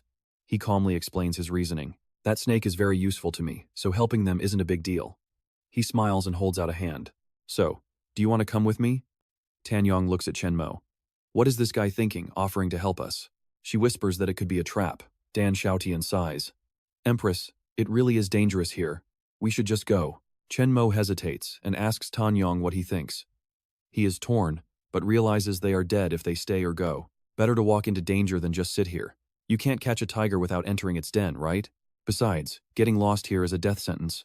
Let's see what they are planning. Chen Mo looks ahead cautiously. Fine, we appreciate the help. We were looking for a way out of this hellhole anyway. He responds cheerfully. Great, follow me. After just a few steps, Jiang Fan spins around. Oh right, I forgot to introduce myself properly. He points to Gu Yuer leading the way. I am Jiang Fan, master of Miaotong Valley. This is our saintess. Gu Yuer rolls her eyes and ignores them completely. Tan Yong politely greets them. Nice to meet you. Jiang Fan laughs and continues leading the way through the thick, dangerous forest. The journey is smooth. After escaping the fog, they finally arrive at Miaotong Valley, hidden deep in the woods. The place is buzzing with activity. Merchants are shouting everywhere, selling high-quality goods for spirit beast stones. Chen Mo is curious. Why is a sect hidden so deep in the forest this lively? Jiang Fan laughs and explains. Haha, it is actually the 15th ritual festival of Miaotong Valley held right now. His eyes flick toward them maliciously. His eyes flick toward the group with unknown motives. We have things to do, but please, feel free to stay here if you like. Chen Mo doesn't object. Fine, sounds good. Jiang Fan turns and leads his followers away. Dan Xiaotian whispers, Empress, I have a bad feeling about that valley master. He is not normal. The three of them stand in silence. You and I saw that too, right? Tan Yong is also on guard. Why haven't they attacked us yet? You'd think he'd be planning a strategy, but Tan Yong decides to just toss his worries aside for now. For now, let's just enjoy ourselves. I want to buy everything. Dan Xiaotian is absolutely speechless at his attitude. How can you not be stressed at all? Empress Chen Mo just smiles at him. She still thinks he is adorable. Seeing the busy streets, Tan Yong explains that since they are here, it would be a waste not to enjoy it properly. Meanwhile, at the main hall of Miaotong Valley, inside a dark tunnel, a loud thudding sound echoes repeatedly. Two guards salute as the pair approaches. Valley Master, Saintess? They pull the two-headed crate behind them. Jiang Fan orders the guards to leave. You two are dismissed. They immediately obey and head out. Gu Yuer follows Jiang Fan, pulling the cart. She scoffs. Those people were so naive to follow us here. The massive doors creak open. Screech. Jiang Fan warns her not to be careless. They might be playing a game. He orders her to toss the snake in. The cart is pushed. Gu Yuer nods and dumps it into the pit. Watch those eyes. Jiangfan stares deep into the pit, listening to the growls echoing from the dark bottom. His gaze turns cold and deadly, wondering how his pet will grow if fed a king candidate. All right, you and I are about to dive in and see just how twisted this villain really is. A single, terrifying red eye gleams in the dark as the sound of snapping bones rings out. As the creature gazes upward, Jiangfan turns to his subordinate and asks a chilling question. He asks Gu Yue how her phantom butterfly is doing. She hesitates before finally answering. It is level 25 and ready to evolve, she says. Jiangfan orders her to release it now. She begs for mercy, reminding him he promised to spare the creature if they lured their target. Jiangfan suddenly grabs her throat, lifting her small frame effortlessly into the air. He warns her never to question him again. Terrified and choking, she begs for his forgiveness. She gloomily performs the hand seals and calls forth her massive phantom butterfly, its purple wings shimmering in the dark air. Now watch closely, because something absolutely terrifying is about to leap out of that dark pit and claim its prize. A strange beast lunges from the dark depths, snapping its massive jaws and devouring the purple butterfly in just a few bites. With blood splattered across her face, Gu Yue stares in absolute, soul-crushing horror and pain. She ignores the hand on her throat, her heart completely broken for the small pet she raised. His work done, Jiangfan tosses her aside. She collapses to the ground, gasping for air. Jiangfan orders her to monitor every single move they make. If this mission fails, neither of you will ever taste freedom again. Jiangfan smirks at her terror. That is much better. He stares into the pit, dreaming of the day the entire world kneels at his feet. He laughs and leaves. Meanwhile, our heroes at the market are still safe and unaware of the danger. Tan Yong feels a sudden chill. Chen Mo sees him turn pale and asks if he is okay. He claims he is fine, but Chen Mo starts scanning the crowd for any sign of danger. Trust me, he is right to be worried, but a certain someone in the group disagrees with his bad vibes. She says he is overthinking things as the duo turns to see Dan Xiaoxiao happily stuffing her face. With both hands full of snacks and her mouth completely stuffed with food, she keeps chewing while looking at them blankly. She claims it is too busy to be cold, and the food is way too delicious to ignore. She offers 3 skewers to the Empress, insisting that these snacks are absolutely tasty. Tan Yong wants a bite too. They both dig in, and Chen Mo really likes the crunch. Tan Yong is impressed. This is actually pretty good. What exactly is this? She innocently replies that it is Caterpie. The two immediately spit everything out. Since our main character is currently a Caterpie, this is basically like eating his own family members. Chen Mo is horrified. How could you eat something as cute as a Caterpie? Dan Xiaoxiao argues that she doesn't find those worms cute at all. Tan Yong just stands there quietly, feeling disappointed because he realized that cooked insects won't give him any extra attribute points. The awkward silence breaks when they hear a nearby vendor shouting about a dart game with big prizes. Chen Mo is curious about the darts, but Tan Yong is already eyeing the grand prize. Dan Xiaoxiao excitedly asks the Empress if she wants to try playing around. The owner invites them over with a smooth sales pitch and honeyed words. He asks the ladies if they will play. Chen Mo gives a simple nod. Welcome. You get 100 shots each, and the prizes depend on your score. The grand prize is a giant Caterpie plushie, and it immediately catches their attention. Chen Mo is shocked by how much it looks exactly like Tan Yong's current form. Dan Xiaoxiao tells her to start. Tan Yong wants to play too, leaving the shopkeeper totally speechless. A talking Caterpie? While they play, a mysterious figure is watching their every move from the shadows. Gu Yue is hiding nearby, watching them win. The shopkeeper screams out, "Maximum points." Dan Xiaoxiao is ecstatic, praising the Empress for winning so easily. But trust me, you and I know the real trouble is just beginning. You and I are jumping back into the chaos as Qin Yong fumes. Wait until I'm human, I'll definitely beat you. Chen Mo smiles.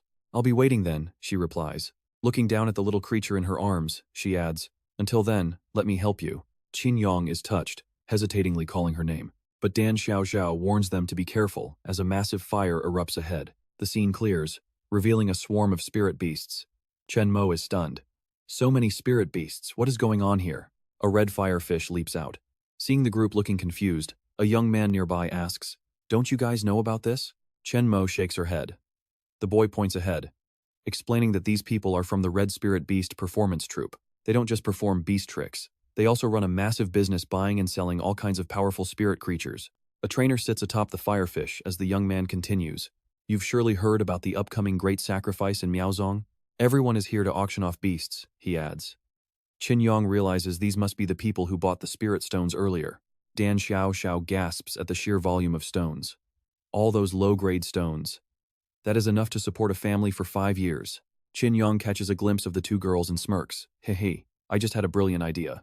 Dan Xiao just sighs. What kind of rotten prank are you planning now, you stinky bug?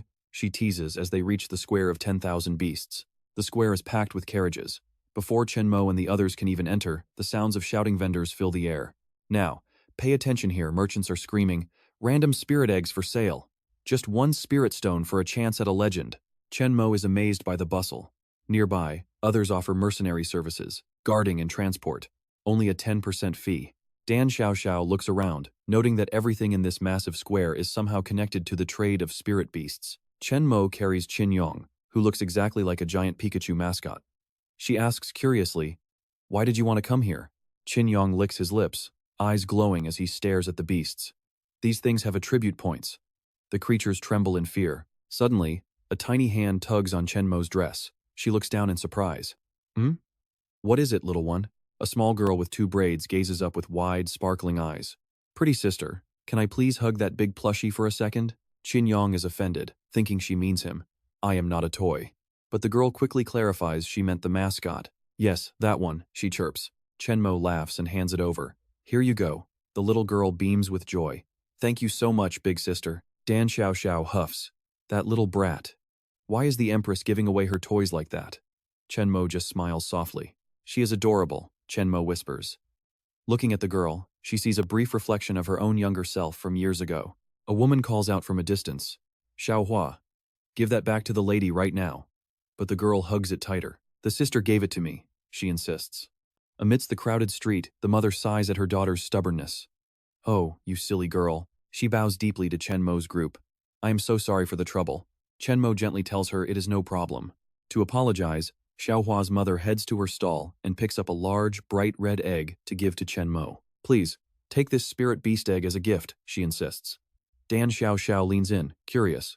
What kind of beast is inside? I have no idea, the mother admits. She gestures to her stall, explaining they specialize in these mystery spirit beast eggs. It is a complete gamble, nobody knows what will hatch. Dan Xiao's eyes light up with excitement as she looks at Chen Mo. I know what you're thinking, replace our hero? Dan Xiao jokes. This egg could be a super strong Kirin or something. Empress. Chen Mo cradles the egg as Dan Xiao keeps poking it. Empress, if this thing turns out to be a legendary beast, we can finally throw away this useless trash. Qin Yong, she laughs. Chen Mo acts surprised, playing along with the joke. Oh? Then I would definitely become much stronger, she teases. Qin Yong explodes in rage. What did you just say to me? He quickly asks his system. Can I get attribute points if I eat this egg? He waits for a glorious yes. Negative, the system replies. The stronger the beast, the more points. An unhatched egg has no nutritional value for the system. Qin Yong huffs and jumps out of Chen Mo's arms, leaving her confused. Fine then. Let's just go find some actual beasts. He stomps off but doesn't get far before slamming into something solid. The impact sends his head spinning in total circles. Ow! Qin Yong tumbles back. He glares at the person who blocked his path. Who do you think you are? Chen Mo watches. His eyes widen as he recognizes the girl standing there. Gu Yue? She looks down, equally shocked to see him here. What are you doing here? He demands. She sighs. I'm here to buy a new beast. My old one was far too weak. She smirks, trying to coax him. Why don't you just sign a contract with me instead? Qin Yong recoils. In your dreams, trust me, you'll want to see what happens next, because Chen Mo knows this girl is nothing but trouble. Watch out and stay back. Gu Yue spots them from a distance and locks her eyes on the group. Wait. She sees a strange egg in Chen Mo's hand and sneers with total contempt. A random spirit beast egg? Seriously? She laughs, asking if they actually think something powerful will hatch. Chen Mo just ignores her petty insults. We bought it because we wanted to. Since you guys are broke, sell me that caterpillar for 10 spirit stones. Gu Yue tries to strike a deal, but Qin Yong is the first one to shut her down immediately. Suddenly, she grabs his tiny tail. Chen Mo shouts for her to let go, refusing to yield even an inch. The two girls stare each other down. Even 10 high-grade spirit stones can't make Chen Mo flinch at all. She instantly doubles her offer, but Qin Yong's expression turns sour the moment he hears those greedy words. Chen Mo grits her teeth, clutching his tail tight. Not for 10,000. She pulls him back, making Qin Yong yelp. Gu Yue won't give up and tells Chen Mo to name her own price for the little guy. My tail is gonna snap. From the sidelines, Xiao watches them fight over the little man, caterpillar. But then, during the chaos, the egg slips and crashes onto the floor. You and I need to see this. It shatters, releasing a blinding flash of light that forces everyone to shield their eyes in total shock. Gu Yuer gasps as she recognizes the creature. It's a phantom lizard, a small, winged dragon that looks harmless. The beast instantly imprints on the first person it sees, forming a soul contract with the nearest master. Before she even understands what's happening, Gu Yuer is bonded. Suddenly, the shop owner appears and notices the lizard. A phantom lizard. You two are incredibly lucky. She claps while Yong wonders what's so special about it. These beasts aren't just powerful fighters. They possess rare illusion and hypnosis abilities. They're extremely valuable and hard to find. She explains this with a soft smile, while Yong stares at the creature with a weird look. He lunges forward, shouting that he'll eat it to save it. But Gu Yuer pulls the beast away instantly. He complains, arguing that the beast belonged to them first. Gu Yuer clutches it like her own child, refusing. It chose me, so it's my spirit beast now. Her shameless attitude leaves Yong completely stunned and speechless. She gives a smug smile, adding that she won't just take it for nothing. Then she turns to leave. The lizard stays on her shoulder as she tells them to follow her to a special, high-end place. A good place? You and I both know this sounds like a trap, but the girls are curious. Yong and Chen Mo share a look, agreeing to see where this goes. They arrive at a massive, luxury inn. Yong is blown away by the sheer scale of the place. It's incredibly fancy and looks extremely expensive. Xiao Xiao's eyes sparkle while Gu Yuer acts all generous, claiming this is the best inn in the entire valley. A single night here costs a fortune. As thanks for the phantom lizard, I'll pay for everything you need. Yong isn't buying it. Since when did you become so kind-hearted? Who exactly gave you that beast? Chen Mo watches her closely while Gu Yuer puts on an arrogant front, claiming she's just being fair. Suddenly, a passerby cheers about the sect master giving out free vouchers for the Imperial Flower Hot Springs. His friend laughs, agreeing that they should try to buy up even more vouchers while the price is low. Their laughter echoes as they walk past, making Yong realize exactly what's going on with those free tickets. She's just using leftover internal coupons. Gu Yuer's eyes dart around as she tries to hide her obvious panic. She quickly tries to deny it, stuttering that there's no such thing as leftover sect vouchers at all. Yong gives up. Free stuff is free stuff, right? Meanwhile, Xiao Xiao is practically vibrating with pure excitement. She asks if they can all soak in the hot spring together. Chen Mo just stands there, totally surprised. Nobody notices Gu Yuer's sinister smirk. She's clearly planning something dark behind that fake smile of hers. She whispers that the plan is a success. Inside their luxury suite, the polished wood glows in the sunlight. Xiao Xiao runs around the room, absolutely loving the view and the beautiful light pouring in from outside. Everything here is perfect. Even Chen Mo has to admit that this is one hell of a luxury perk. Yong starts bouncing on the soft bed like a kid. Xiao Xiao yells at him not to get it dirty. Stop being a mess. Suddenly, there's a knock at the door. Chen Mo tells the visitor to come in. The owner bows politely as he enters. Trust me, you and I are not ready for what happens next. Alright, you and I are diving into a story where a luxury vacation is actually a cover for something much darker. Trays of stunning dishes are brought in one by the staff. These freshly cooked meals look absolutely incredible. The crispy golden skin is steaming and smells delicious, while a stack of fresh, comfortable clothes is neatly laid out.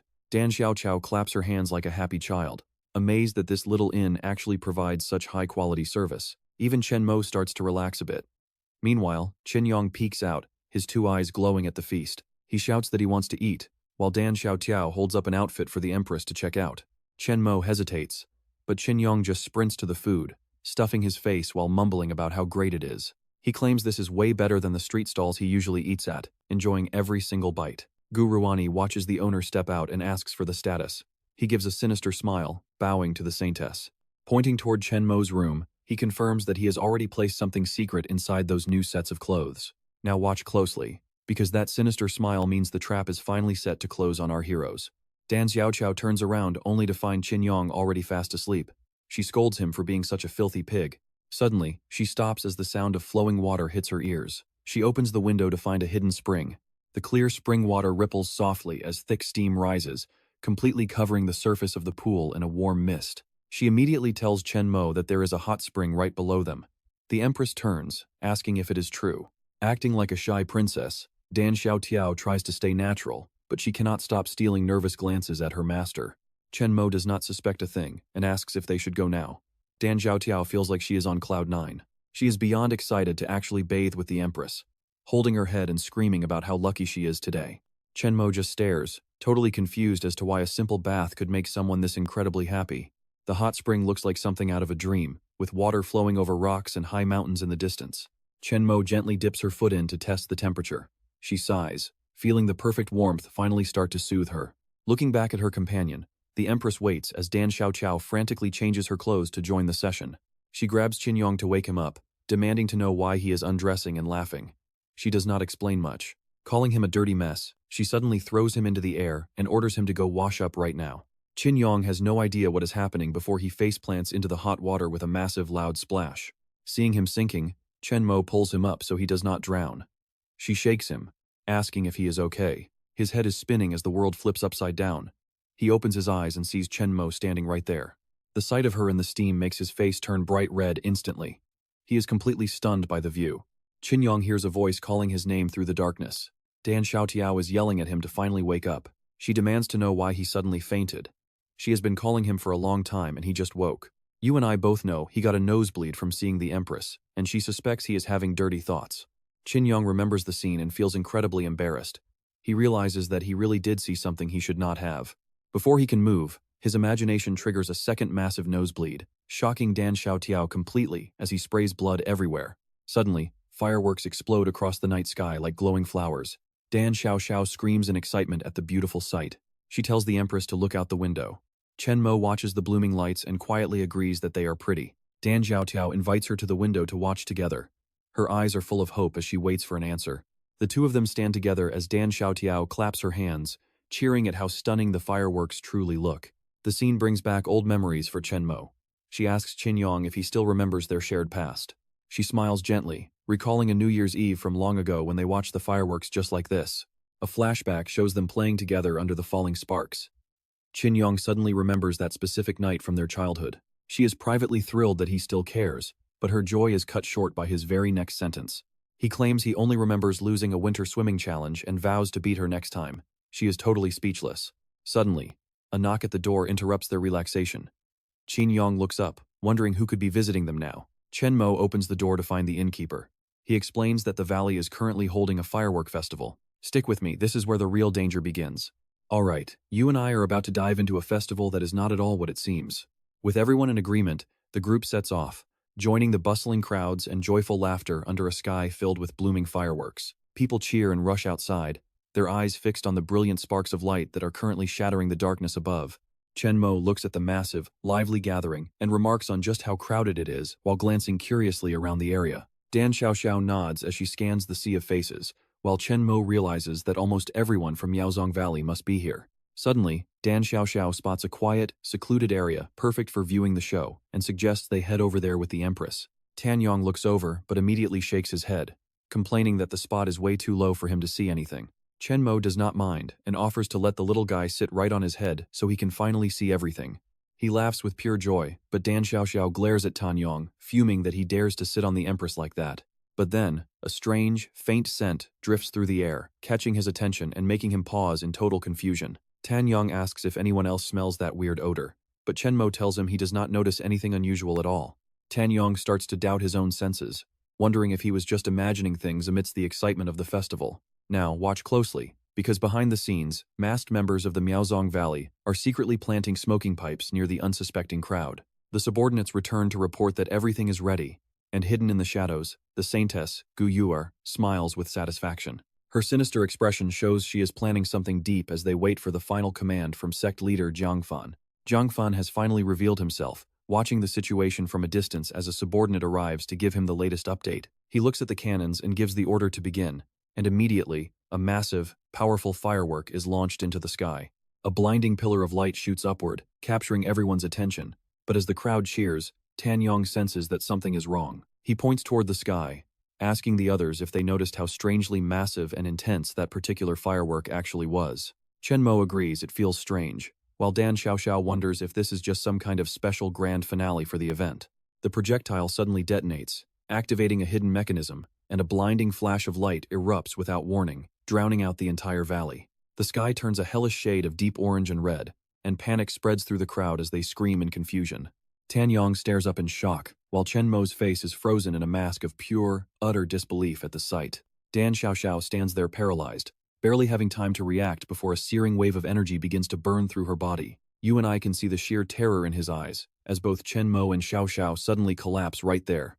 Chen Mo's eyes have gone completely white, surrounded by eerie red patterns, leaving Tan Yong horrified at what is happening to them. Suddenly, the green grass spirit appears out of nowhere as the entire area is covered in a red glow from a formation. Everyone within the red mist has lost consciousness, while terrified spirit beasts stampede in every direction, making Tan Yong's heart race. The victims seem to be under a deep hypnotic spell, and nearby, the Miaozong Valley henchmen are chanting incantations to control them. The subordinates chant without stopping, while Gu Yue watches from the rear, waiting for the perfect moment to strike her blow. Seeing her chance, Gu Yue activates a forbidden spell, using the blood of the living to channel a terrifying, divine force. She lets out a demonic laugh as the bloodworm array finally manifests, glowing with a brilliant and menacing crimson light. The magic circle expands across the dark sky, casting its ominous red shadow over the entire valley as its power continues to grow. Like an invisible hurricane, the array begins to drain the spiritual energy from the spirit beasts, slowly consuming their very lives.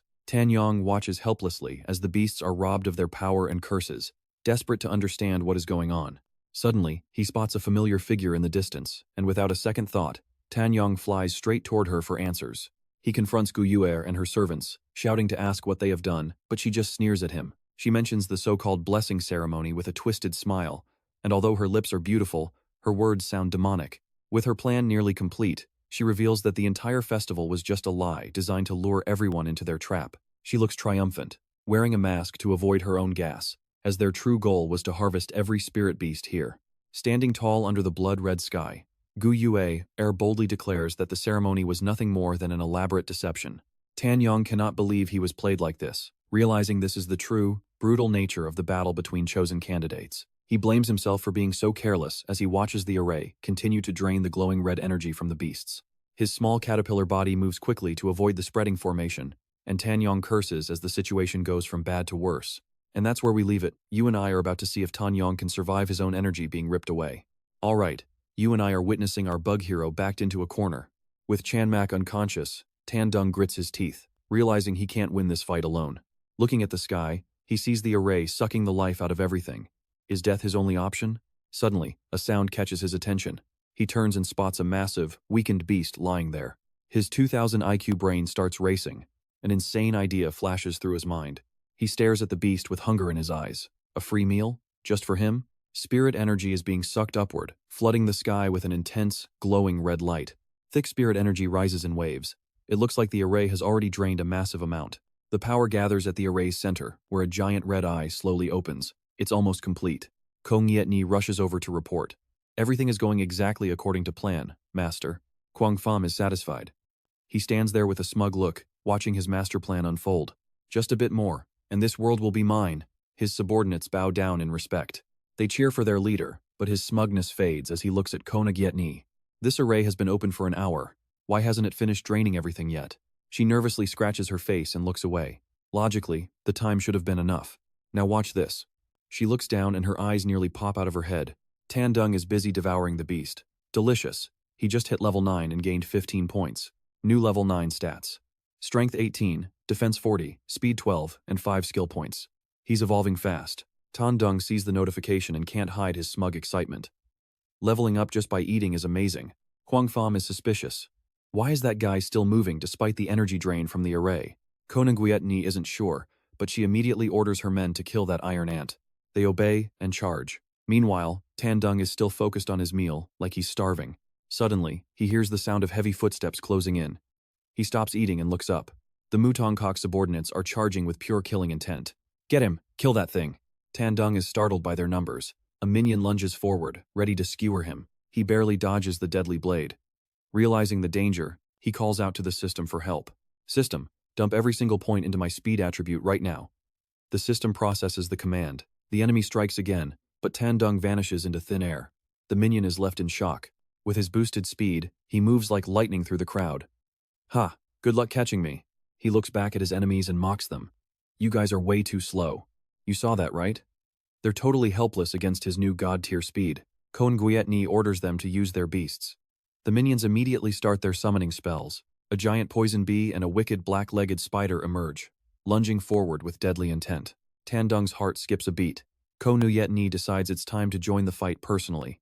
She summons her illusion lizard and orders it to attack. It hisses, ready to strike. The lizard and spider lunge, but Tan Dung just laughs. These beasts can't touch me. Wait, He realizes he didn't eat enough spirit energy earlier to launch a real counterattack. He dodges another strike with his tail, regretting that he couldn't finish his free meal. Suddenly, an invisible strike hits him from behind. He didn't even see it coming. The illusion lizard kicks him square in the head, sending him crashing into the dirt. Tandung panics. I can't die here. Chanmak is still out. I have to survive. He activates his ultimate move, Extreme Jump. A massive burst of power explodes from his body. The caterpillar launches into the air, escaping the ambush and charging straight at the minions. And that's where we leave it. You and I just witnessed one hell of an explosion. Wait, what? Alright. You and I are about to see a massive sledgehammer fly. Before Qin Yong can even move, Gu Yuer swings her heavy weapon with insane power. The sledgehammer connects, sending Qin Yong soaring high into the air. He lets out a blood-curdling scream as his body hurtles straight toward a distant stone wall. A sickening thud echoes as he slams into the brick, shattering the stone. His body is covered in bruises, and his vision starts to fade into total darkness. Seeing him severely injured, Gu Yuer grips her hammer and reports calmly. Lord Valley Master, he has nowhere left to run this time. From above, Jiangfan crosses his arms with a cold, indifferent expression. Get rid of these obstacles immediately, he commands with an icy tone. Qin Yong is struggling to breathe, his head spinning from the impact. Everything is becoming heavy and blurry, he groans, fighting to stay conscious. Just then, he spots a large ancient incense burner nearby, emitting a strange, thick smoke. It feels eerie and dangerous. Wait, what is this? Looking at the swirling mist surrounding it, he realizes what must be done. Gu Yuer approaches with her massive hammer resting on her shoulder. Little guy, just be my pet and stay obedient. If not, I will end you. Facing his enemy, Qin Yong's eyes burn with determination. I told you before, I refuse, he growls, refusing to back down to her demands. He leaps forward and slams his head into the incense burner, knocking the lid off. Out with it, he shouts as the smoke begins to escape. Gu Yuer watches in confusion and shock. What on earth are you doing? She yells, worried about what his desperate plan might actually be. Qin Yong turns to her with a smirk as the burner tips over and the incense fades. Without this smoke, you can no longer control me. Gu Yuer is fuming, her body trembling with rage. You little pest, she screams, charging at him with her hammer raised high to strike. The hammer slams down, pulverizing the ground, but Qin Yong narrowly escapes. Please, he prays silently. Chen Mo, you need to wake up right now. She sees him running for his life and gives chase immediately. You really think you can escape just by doing that?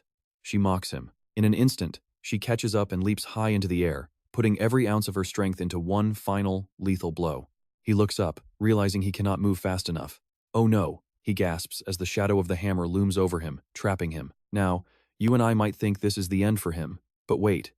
In the thick dust, a single hand stops that massive hammer. Gu Yuer is frozen in shock, unable to understand what just happened. What? Qin Yong, barely alive, turns his head in total disbelief. Through the swirling smoke, a woman appears, holding the sledgehammer back with ease.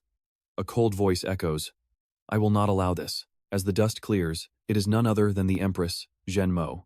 She stands tall, effortlessly blocking the strike that was meant to kill him. Seeing her finally awake, Qin Yong's face lights up with pure joy. Chen Mo, he cries out, feeling a wave of relief wash over him. Gu Yuer is seething with anger and looks up toward Jiangfan. Lord Valley Master, please help. I cannot handle this situation on my own anymore. Standing above, Jiangfan takes in the entire scene with a dark, unreadable expression. He clenches his teeth, staring down at the failure below. It seems I must handle this personally, he growls. A terrifying pressure begins to radiate from his body, shaking the very air around them. He leaps from the balcony, grabbing the railing for momentum as he dives down. Finally, Jiangfan lands with a heavy, bone-shattering impact. The force of his landing causes the ground to explode into pieces. Chen Mo and Qin Yong have now merged, becoming the sword in her hand. She turns to face him, sensing the massive shift in power. Jiangfan stares at his hands, surrounded by a swirling, blood-red spiritual energy. He mutters that it was almost complete, and now he is forced to act. There is only one way left, he says with grim resolve. He slams his hand into the ground, activating his ultimate technique.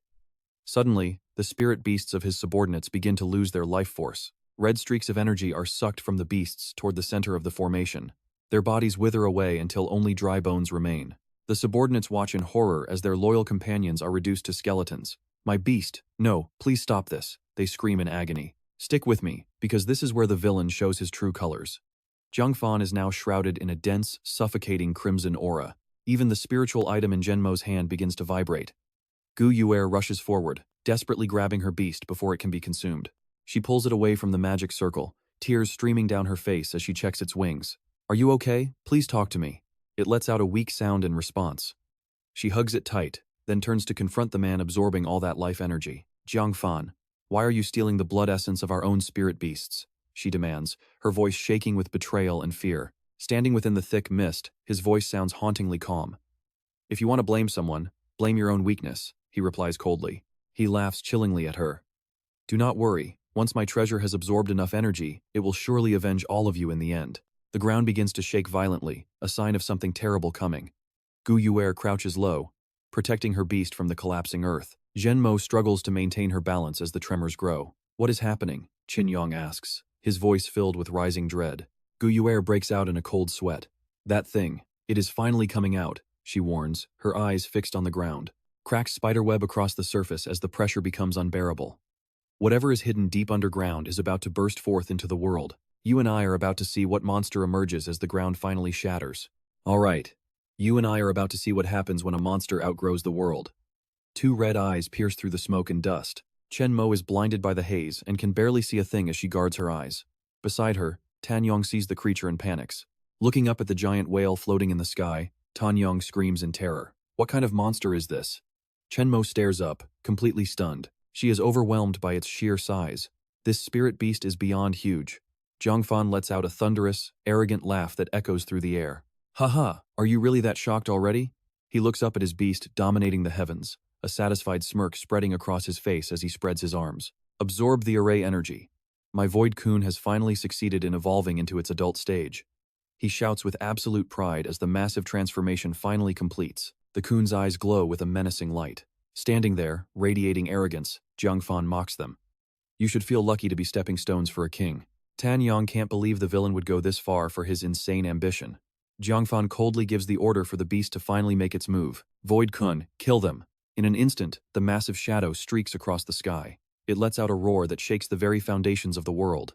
The sound echoes everywhere, feeling like it could crush anything in its path. The ground trembles as rocks begin to float and fly into the air. The lackeys are caught in the blast, stumbling around in total chaos.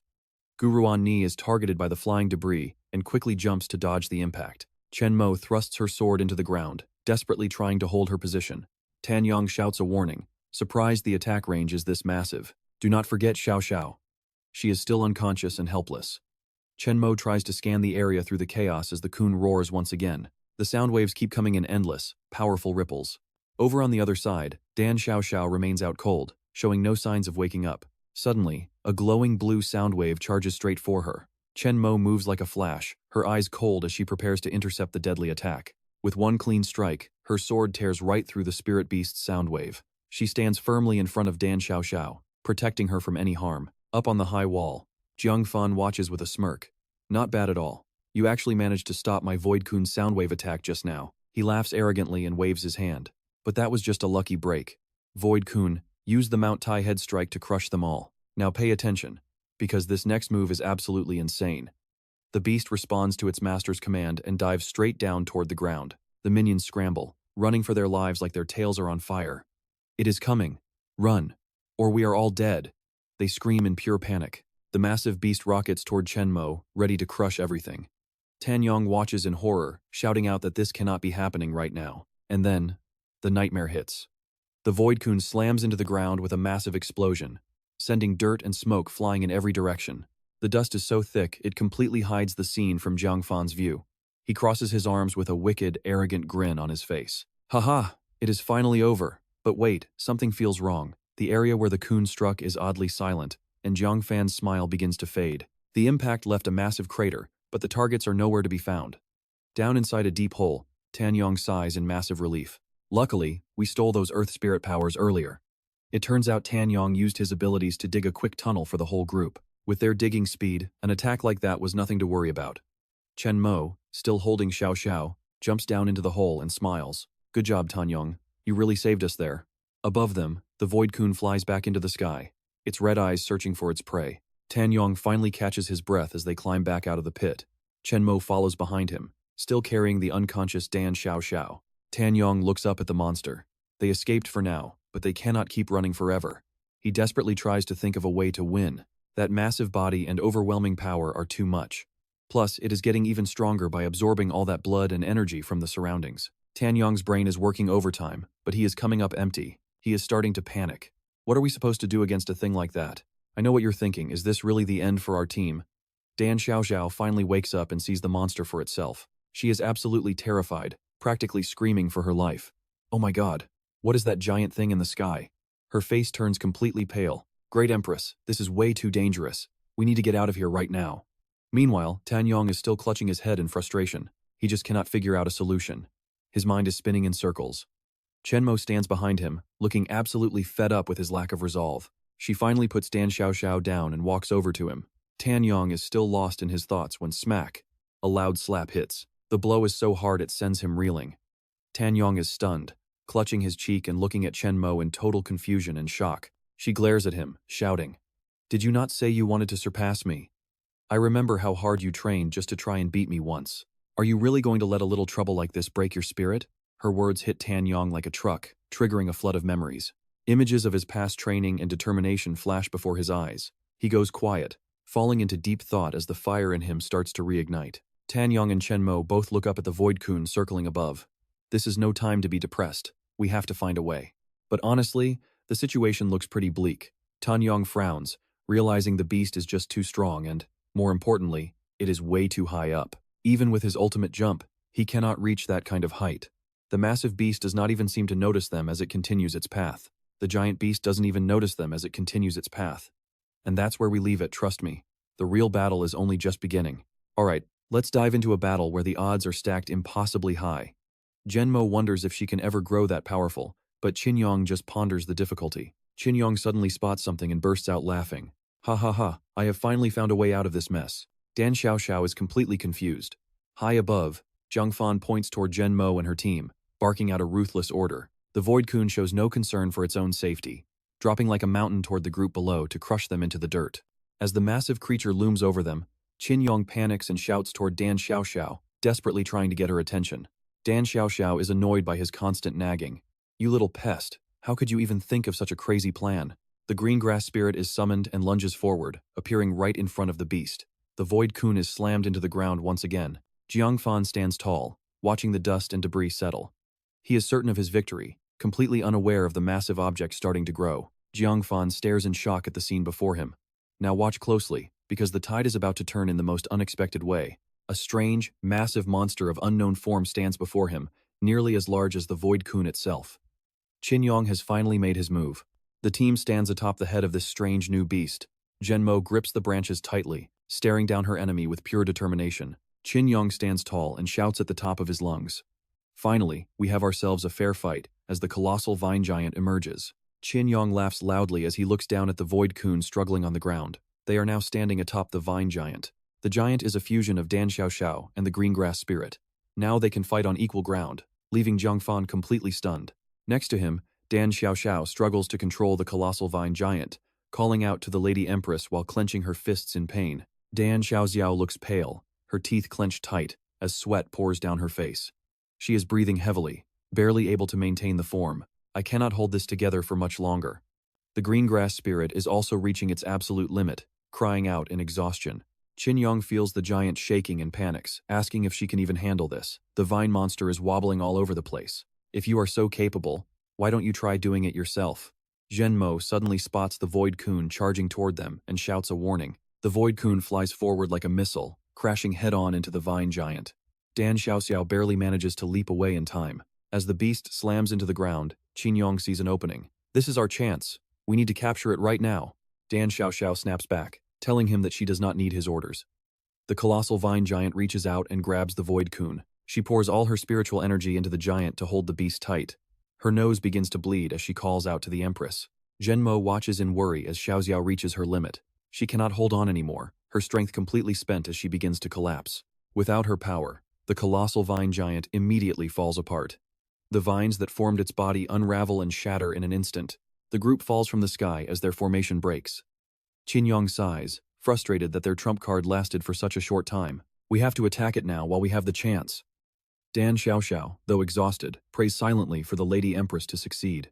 Chen Mo raises her sword high, the blade glowing with intense spiritual energy. Qin Yong is worried the beast will wake up and urges her. Hurry up!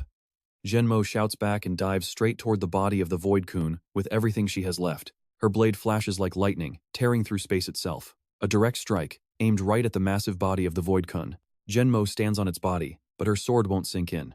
You saw that too, right? Her strongest move, and it did absolutely nothing. The skin is just too hard. She grinds her teeth, pouring every last drop of energy into another strike, but it still fails to leave a mark. Jiangfan bursts out laughing at her pathetic attempt. You actually thought someone with your level of power could hurt my Void Kun? He gives the final command. Void Kun, swallow them whole. Make them pay the ultimate price for their absolute arrogance. The beast's eyes glow a menacing red as it begins to wake. With a sudden burst of strength, it tosses Chen Mo into the air. The Void Kun opens its massive maw, showing off rows of sharp teeth. Chen Mo freezes in shock before it swallows her in one gulp. Dan Xiaoxiao watches the horror unfold from the ground, screaming out for her Lady Empress as the massive whale looms over them. Jiangfan looks down at her with a sneer, telling her to stop screaming. Her Empress is about to be turned into pure energy. He folds his arms, laughing as he explains that she is being absorbed. Meanwhile, Gu Yuanyi is watching everything from the shadows. Gu Yuanyi hides behind a pillar on the edge of the battlefield, with her phantom lizard lurking beside her as she whispers a curse. Jiangfan spots her head poking out from a distance and barks an order. Gu Yuanyi jumps out of her skin as she answers. He glares at her with a murderous expression. Didn't you say that killing the Chosen One would bring a great reward? Where is it? Gu Yuanyi hides behind the pillar, trembling with fear. She nervously explains that it might take some time for the beast to digest them. Her beautiful eyes dart toward her phantom lizard, silently urging it to move faster. Hurry up and finish the job. The phantom lizard frantically absorbs the blood energy. Trust me, you and I are about to see just how dark this really gets. Jiangfan watches her, completely speechless at Gu Yuer's fake act. Fine then, he will just kill everyone here. The crowd below is paralyzed with fear. Everyone realizes they are about to be slaughtered like cattle by his hand. They start begging for their lives, screaming that they have always been loyal and devoted to the Valley Master. Alright, you and I are about to see this guy go full demon mode as he orders them all to die. The Void Beast leaps forward with glowing eyes. Panic erupts as people scatter to escape the monster's deadly reach. Some regret joining the sect as death nears. Suddenly, strange vines erupt from nowhere to block the beast's path. Jiangfan is stunned by the sight. Where did these vines come from?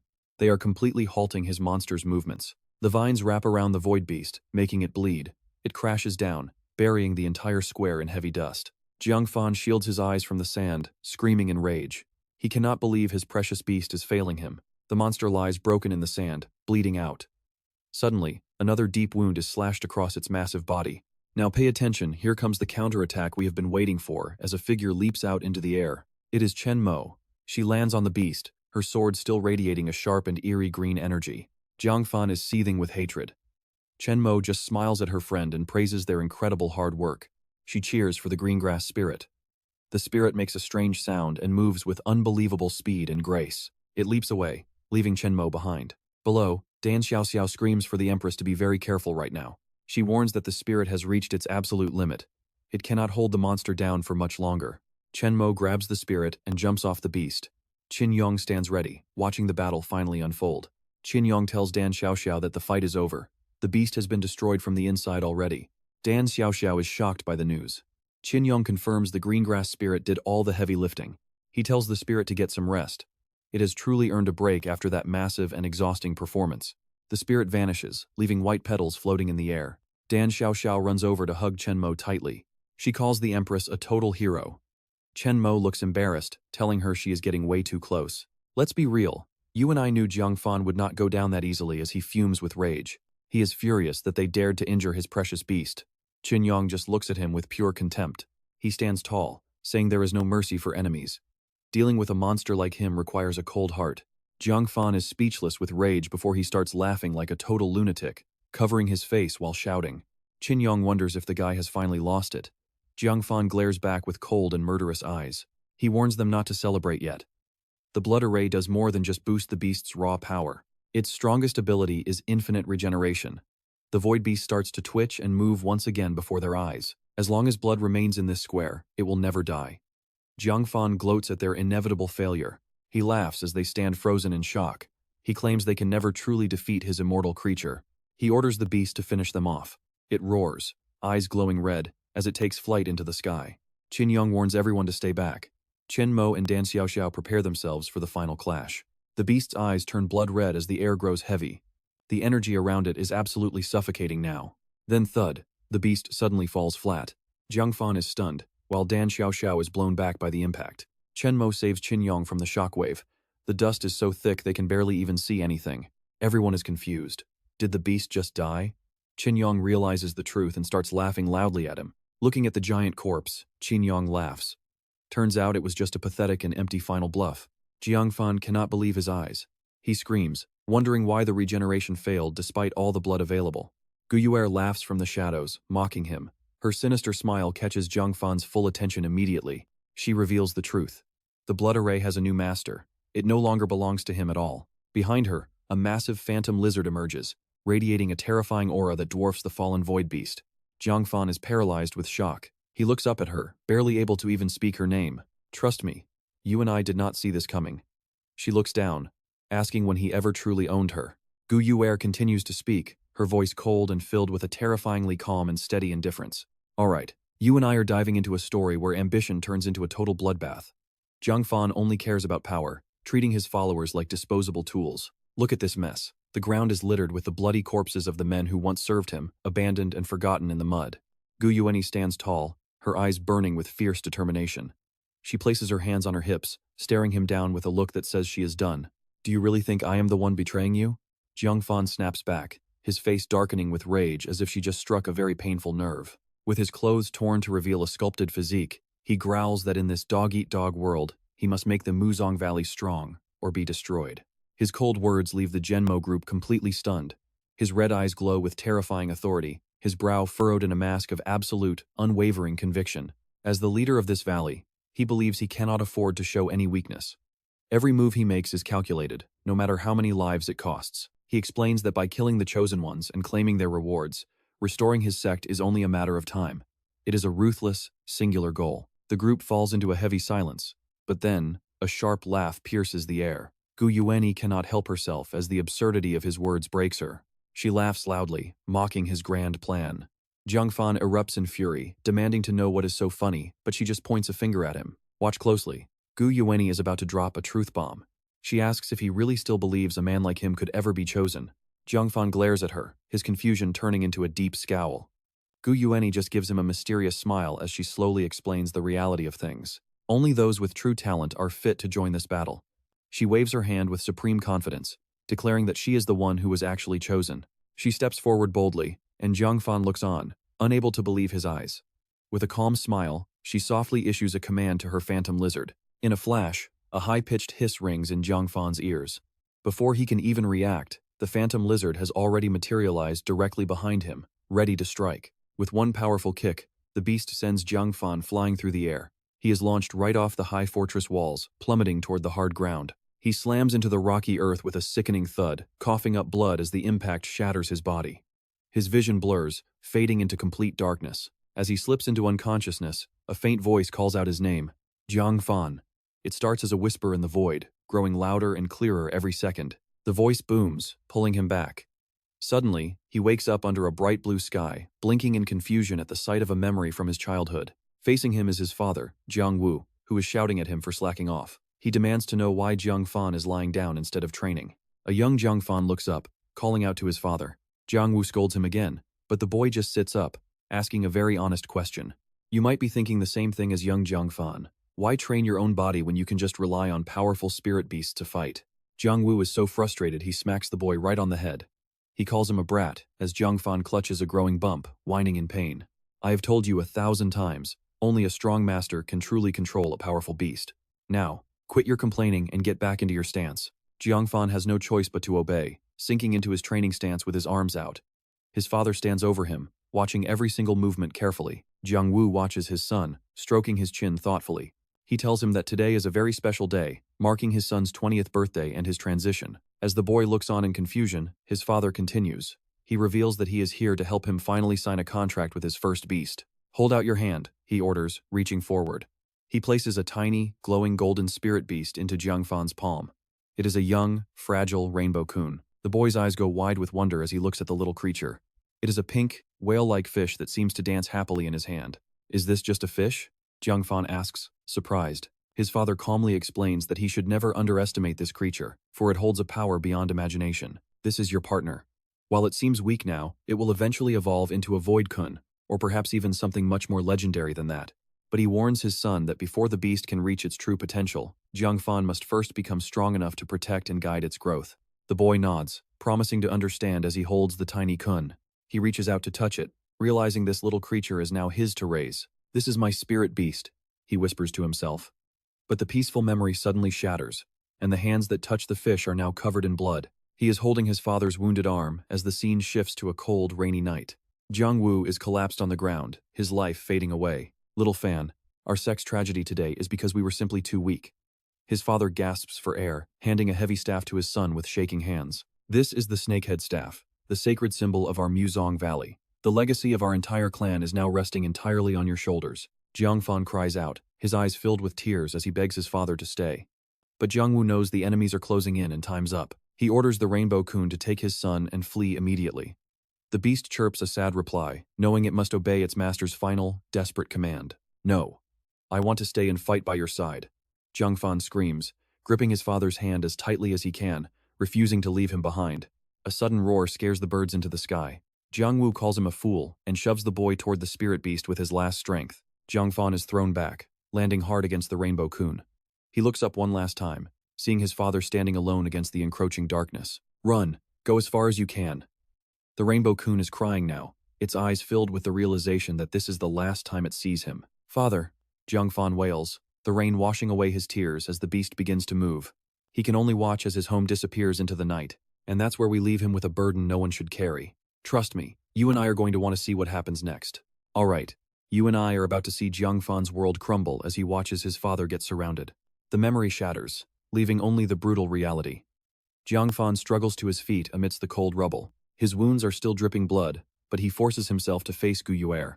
He asks if every word she said was a lie. Gone is his arrogant pride from the fortress walls. Gu Yuer just smirks through the smoke, asking what if it was. He charges with his sword, ready for a life or death struggle, but she doesn't even bother to fight him herself. She summons the blood-shaped lizard. The beast lets out a guttural hiss and lunges forward, its tail ready to strike. His broken body is slammed into the dirt. Jiangfan rolls across the ground, helpless against the force of the impact. He coughs up blood as his vision darkens. All he can see now is a sea of blood and his father's face. Crying tears of pure despair, he whispers an apology to his father. The light in his eyes is finally starting to fade. That once proud warrior is now just a broken man leaning against a wall. His body is covered in deep, agonizing wounds. He realizes he can't save the sect. Gu Yuer watches his pathetic state and bursts into a cruel, mocking laugh. She signals her beast to start the harvest. The lizard begins absorbing all the remaining blood energy from the massive array. Now pay attention, because Chen Mo realizes she wants all that power for herself. This lizard is about to become a monster. The beast hisses as it drinks its fill. Blood energy from 4 directions starts swirling toward it like a massive red vortex. The suction is so intense it rips rocks from the ground. Even Chen Mo's group can barely stay on their feet. Jiangfan lies there like a hollow shell. The entire space turns a sickening shade of red as the lizard finishes its meal. Its teeth sharpen and its eyes turn pitch black. A third eye opens on its forehead. The monster has reached its mature form. Gu Yuer gives a twisted smile. She looks at the others and tells them they're the next ones on her list. Chen Mo's group braces for the worst. Suddenly, Tan Yong realizes something and shouts out a question that stops her cold. He asks if she was also a student from the first high school. Gu Yuer just laughs, not caring about her past. Her eyes flash with murderous intent. She tells them that since they're all about to die, names don't really matter anymore. With a cold command, she sends her spirit beast forward. The blood-shaped lizard lunges at them with terrifying speed. Chen Mo sees the dragon-like beast coming and yells for Tan Yong to get ready. The lizard strikes like a bolt of lightning.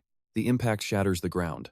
Luckily, Chen Mo and Tan Yong manage to dive out of the way just in time. She steadies herself and prepares to merge her powers. But the lizard is fast, it's already turning back to target her again. The lizard's 3 eyes glow with a sinister red light. It lets out a roar that echoes through the entire area. Tan Yong screams a warning. The beast bursts through the dust cloud, tearing up the earth as it charges toward them. Through the thick smoke, the massive red-winged silhouette of the beast appears. Chen Mo suddenly flashes right next to its side. She raises her glowing blue sword high. Tan Yong shouts that it's finally their turn to go on the offensive. But just as she swings, a massive claw comes swiping down. Chen Mo is forced to stop her attack to defend herself. She blocks the strike with her blade. but the force is overwhelming. The pressure is so great that she starts to bleed. You and I both knew this was coming. The collision triggers a massive explosion, sending Chen Mo flying backward through the air. Dan Xiaoxiao rushes over in a panic, calling out to her. But Chen Mo glares back and tells her to stay away. Before she can even react, the lizard is already moving again. It's targeting the girl who just ran out to help. Dan Xiaoxiao is hit so hard she coughs up blood. She collapses onto the jagged rocks, her blood staining the ground. Seeing her friend lying there motionless, Chen Mo's blood begins to boil. She grips her sword until her knuckles turn white. She won't forgive this. Every step she takes radiates pure fury as she prepares to launch a final, desperate attack. She leaps into the air, moving with incredible grace. She's heading straight for the massive dragon's head with her weapon drawn. Tan Yong tells her not to panic, because the beast just sidestepped. He urges her to keep up the pressure and keep attacking. Chen Mo grunts in agreement and charges again. She unleashes her three-stage strike, swinging her blade with lethal precision. She aims for the lizard's neck, but the beast is too fast. It weaves through her strikes like it's playing a game. It ends up right behind her, making her growl in frustration. This thing is way faster than she ever expected it to be. Gu Yuer watches the cat-and-mouse game from a distance. She coldly tells her lizard to stop playing around with its food. With a look of pure arrogance, she demands an end to this fight. The lizard's eyes glow with a new, vicious intensity. And trust me, that's where things get truly terrifying. The giant tail swings toward Chen Mo, ready to end everything once and for all. Stick with me, you and I are about to see a battle where everything is on the line. Before she could react, the phantom lizard's tongue wrapped Chen Mo, slamming her back. Giving her no time to breathe, the phantom lizard flickered and reappeared right next to Chen Mo, launching a relentless, high-speed assault. She barely blocked the heavy strikes with her blade. Seeing her resist, the creature let out a massive blast that echoed through the air with a deafening boom. That explosion sent Chen Mo flying, her body crashing hard into the dirt. She groaned in pain, her breath hitching as she struggled to stand back up. Shaking, she pushed herself off the ground. Qin Yong asked anxiously if she was okay. She gritted her teeth, insisting she was fine while he analyzed the field. Chen Mo fell silent as her rage reached its limit. Qin Yong warned that if they didn't break this blood array, the situation would only get worse. Looking at the massive beast, surging with blood energy, he warned it would only get stronger. Suddenly, he shouted toward the group hiding in the distance. "Hey, stop hiding over there!" That is when Chen Mo finally noticed the group nearby. Qin Yong shouted to them, explaining exactly how dire the situation was. "Listen up. If you do not unite against this enemy, death is the only outcome. If you want to live, you will follow my orders." The group from Yuzong Valley felt the pressure.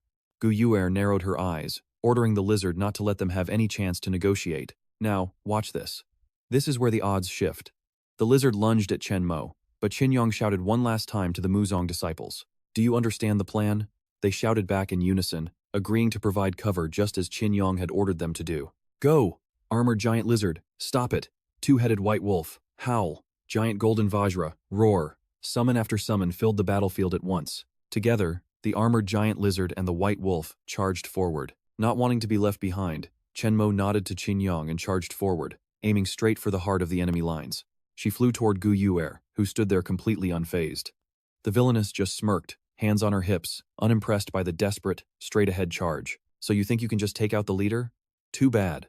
She snapped her fingers, declaring herself the only ruler of Muzong Valley now. Her followers surrounded her instantly, shouting to protect their new saintess. They mocked Chen Mo, calling her a fool for challenging the new valley master. Pointing at Chen Mo with pure arrogance, she threatened that once her lizard finished the distractions, it would be their turn to face a brutal death. Chen Mo did not flinch. She kept charging like an arrow, a sharp smile on her face. "News flash. You were never my actual target anyway." Before she could process that, Chen Mo skidded to a stop some distance away. "Is this spot good enough?" she called out to her partner. "Do it!" Qin Yong shouted back. She threw him forward with everything she had, launching him right toward the Muzong Valley group like a projectile. As he flew toward the guards, they scrambled to block him, their eyes wide with confusion at what looked like a bizarre suicide mission. Qin Yong ignored them, laughing as he reached his real destination. "This was the real purpose of my plan all along. Wait, did you see that? It was a master plan." He flew to the void spawn and opened his mouth wide. "Devour." Gu Yuer froze. She never expected this gamble. System notification. Host has devoured a fragment of the void spawn. Level has increased 10 times over.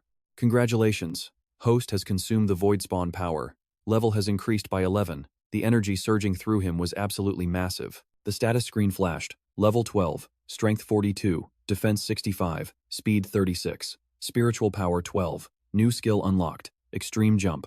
Qin Yong's eyes lit up at the insane stats. Just one bite and he gained this much? The void spawn energy is truly beyond incredible. Enraged, Guyuer screamed for them to kill that pest. Her disciples surged forward, shouting commands to their own spirit beasts to attack. Go, Earth Spider, kill him. Giant Mud Snail, move. Both beasts appeared instantly, launching a dual strike directly at Qin Yong. Seeing them close in, Qin Yong activated his new speed. He vanished in a blur, leaving the beasts hitting nothing but thin air. He leaped gracefully back to Chen Mo. She caught him anxiously, calling his name. But he just gave her a confident, winning grin. I am fine, the system chimed in, noting he had 9 attribute points to spend. Qin Yong did not even hesitate at the news. He smiled and gave the command. Dump every single point into speed. Just like that, his stats updated in a flash of light. New stats. Level 12. Strength 42. Defense 65. Speed 45. He was now faster than he had ever been before. Chen Mo held Qin Yong as a brilliant green light enveloped them both. She smiled, knowing this was the start of their final, decisive battle. Fusion. The light became blinding as new armor materialized over Chen Mo's body, radiating a terrifying and heavy amount of raw power. Her strength surged, and blue lightning crackled around her. With this new form, Chen Mo looked like a completely different, legendary warrior. Wrapped in solid gray and blue armor, her presence shifted. Even Guyuer could not help but look on with growing concern. The giant mud snail glared at them with blood-red eyes. Chen Mo stood her ground, her aura dripping with cold, murderous intent. How dare you hurt Qin Yong? She gripped her sword, her eyes locking onto the snail with a gaze that promised zero mercy. The snail lunged with a roar, but Chen Mo was like a bolt of lightning, vanishing before the strike could even touch her. She soared high into the sky, circling behind the beast before spinning like a drill toward Guyuer. Qin Yong let out a roar. Die! Chen Mo appeared above her, swinging her blade with world-shattering force. Trust me, you and I won't want to miss what happens next. Alright, you and I are about to dive into a battle that completely redefines the meaning of overpowered. She delivers a brutal kick right to Chen Mo's arm, sending her flying back dozens of steps across the field. Chen Mo skids to a halt, bracing herself as Qin Yong watches in total confusion. Where did this power come from? Guyuer just smirks, cracking her knuckles as she slowly stalks forward. Her aura is becoming something truly terrifying now. Huh. Surprised?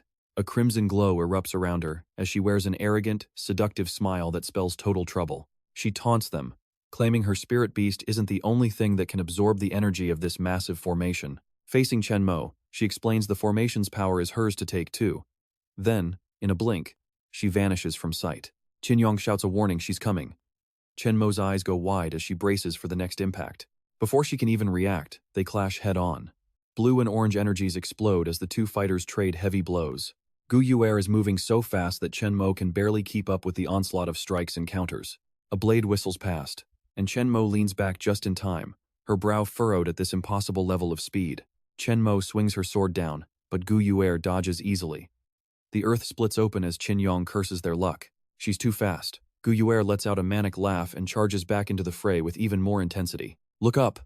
The phantom lizard appears in the sky, descending like a nightmare while Qin Yong screams out in fear. Pay attention to this moment right here. You're about to see what happens when the pressure hits its breaking point. Chen Mo leaps back as the ground explodes into rubble.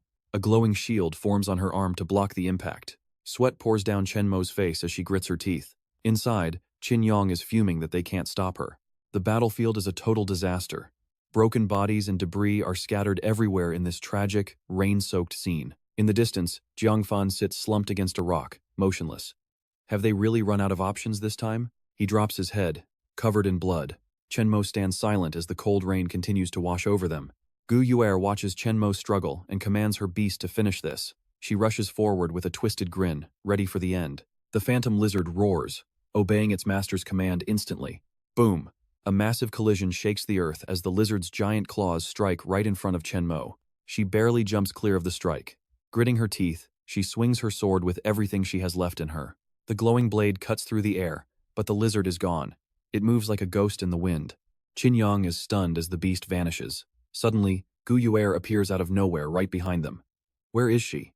A heavy punch lands squarely on Chen Mo, sending her tumbling backward. She never even saw the attack coming. The phantom lizard swoops in again, slamming its claws into her. Another direct hit that sends her crashing down hard. Chen Mo hits the rubble and rolls several times. Her body is battered and broken against the cold, hard stone. I know what you are thinking, is this really the end for our hero? It sure looks like it. Gu Yuer stands tall with her hands on her hips. The giant lizard spreads its wings behind her, looking completely unstoppable. She mocks her rival with a cruel laugh. To think the once famous beauty would end up crawling in the dirt. She kicks up her sword and catches it midair. The king's prize is mine, and no one can stop me. She slowly approaches Chen Mo, who is struggling just to stay conscious on the blood-stained ground. It's almost over. Suddenly, a small figure steps in front to shield her. Do not hurt Chen Mo, they scream with pure determination. Gu Yuer doesn't care. She charges forward, telling them to just accept their fate and die like the rest. Her sword ignites with fire as it swings. Yong doesn't flinch, standing his ground to protect Chen Mo from the strike.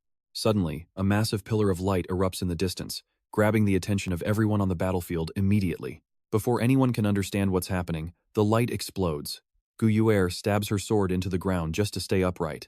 Yong and Chen Mo are sent tumbling back. What on earth is happening? The entire world seems to be shaking.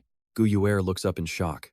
The giant, motionless body of the void whale is starting to change right now. It begins to glow with a 7-colored aura, its tail leaving trails of fire across the darkened sky. It's beautiful. She can't believe her eyes. Wasn't it dead? Why is it coming back to life and interfering with her victory? The onlookers stand there in complete shock. This is no ordinary void whale. It has finally evolved into the legendary Great Void Whale. Trust me, you and I are going to want to see what happens after this massive evolution. Alright, you and I are about to dive into the absolute madness of this final stand. A figure slowly approaches. I absolutely won't allow it. Mutung Valley will never fall to anyone else. Jiangfan staggers forward, covered in wounds. Chen Mo watches the clash between Gu Yuer and Jiangfan, whispering, "Luckily, he came back to save us all." Qindong isn't convinced. Please, it's just one monster fighting another. Gu Yuer sees his state and loses her mind. Are you insane? She roars. You forced an evolution using blood energy consumption. Do you know what the consequences are? Jiangfan doesn't care. He just smiles, looking totally at peace. Of course I know. At most, I just die. He points a finger directly at Gu Yuer, his voice filled with pure rage. But you made me lose everything. The void larva obeys. Its rainbow body lunges with a deafening screech, growing massive as its fins turn into wings. It dives straight for Gu Yuer. She screams at the useless people standing around her, desperate for any help. Now pay attention, because this is where the survival instincts kick in. Watch what these cowards do next. Everyone scrambles to escape. I don't want to die. How can we beat that thing? Run for your lives. Gu Yuer is fuming, her teeth gritted in anger. You cowards. She has no choice but to summon her phantom lizard. The phantom lizard lunges immediately to block the path. It wraps its body around the void larva's massive, terrifying head. Blinding power explodes. The phantom lizard can't resist the force and gets slammed into the ground with bone-shattering impact. The earth shatters. Chen Mo is blown away by the shockwave, letting out a cry of pure pain. Gu Yuer is caught in the blast, struggling to hold her ground. Her body is hurled back by the force. The phantom lizard is down. Badly injured, it lies motionless on the cracked earth, letting out one final, weak groan. Hearing its cry, Gu Yuer screams in panic. Phantom lizard! Meanwhile, Jiangfan laughs like a demon, spitting blood. He gives a cruel order to the creature in the sky. That's it. Void larva, kill them all, kill everyone. The creature creates a terrifying energy orb in its mouth. The power is overwhelming as the sphere grows larger and larger. Phantom lizard, get up. Gu Yuer desperately shakes her beast, her heart breaking as she sees its tragic state. I've already given you the last of my energy. She looks at the growing orb, knowing the whole square is doomed. Jiangfan laughs maliciously, his face twisted with glee. Yes, everyone will be buried along with Mutung Valley. The orb is fully charged. It's now larger than the void larva itself, blotting out the entire sky above them. The crowd below. The void larva hurls the energy bomb down. The pressure is insane. Seeing it coming, Qindong curses. Damn it! He summons a tortoiseshell shield, shouting for Chen Mo to hide inside. This is their only chance to survive. Let's pause for a second. This moment of sacrifice really hits different, doesn't it? She hugs him tight. In a crisis like this, having someone close feels like everything. Qindong is startled, but stays alert. It's coming. It's hitting now. Jiangfan laughs like a maniac as the blinding light consumes the area. The shockwave is absolutely massive. The pressure expands rapidly, swallowing everything in its path, including Jiangfan's own broken body. From a distance, the explosion looks like a pillar of light shooting into the sky. It's a terrifying display of power. As the dust clears, the tortoiseshell shield remains silent. Even Gu Yuer is stunned. Was that just a flash? Jiangfan stares in disbelief. The area is quiet, and somehow, there isn't a single corpse. He stands there, frozen. Suddenly, A massive weight slams into the ground. The void larva is spent, its body turning gray and lifeless. Jiang Fan looks at his fallen beast and screams in a total rage.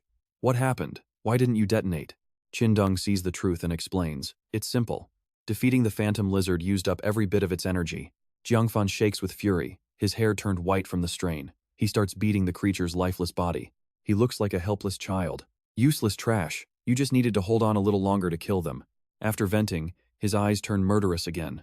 He glares at Gu Yuer, who is still reeling in the distance. His hands glow with blood energy as he summons a snake-headed blade. He doesn't care about the others anymore. Only you. Jiang Fan grinds his teeth, pulling a sword from the snake's mouth. You must die. He lunges at Gu Yuer while she sits by her motionless beast. Only you.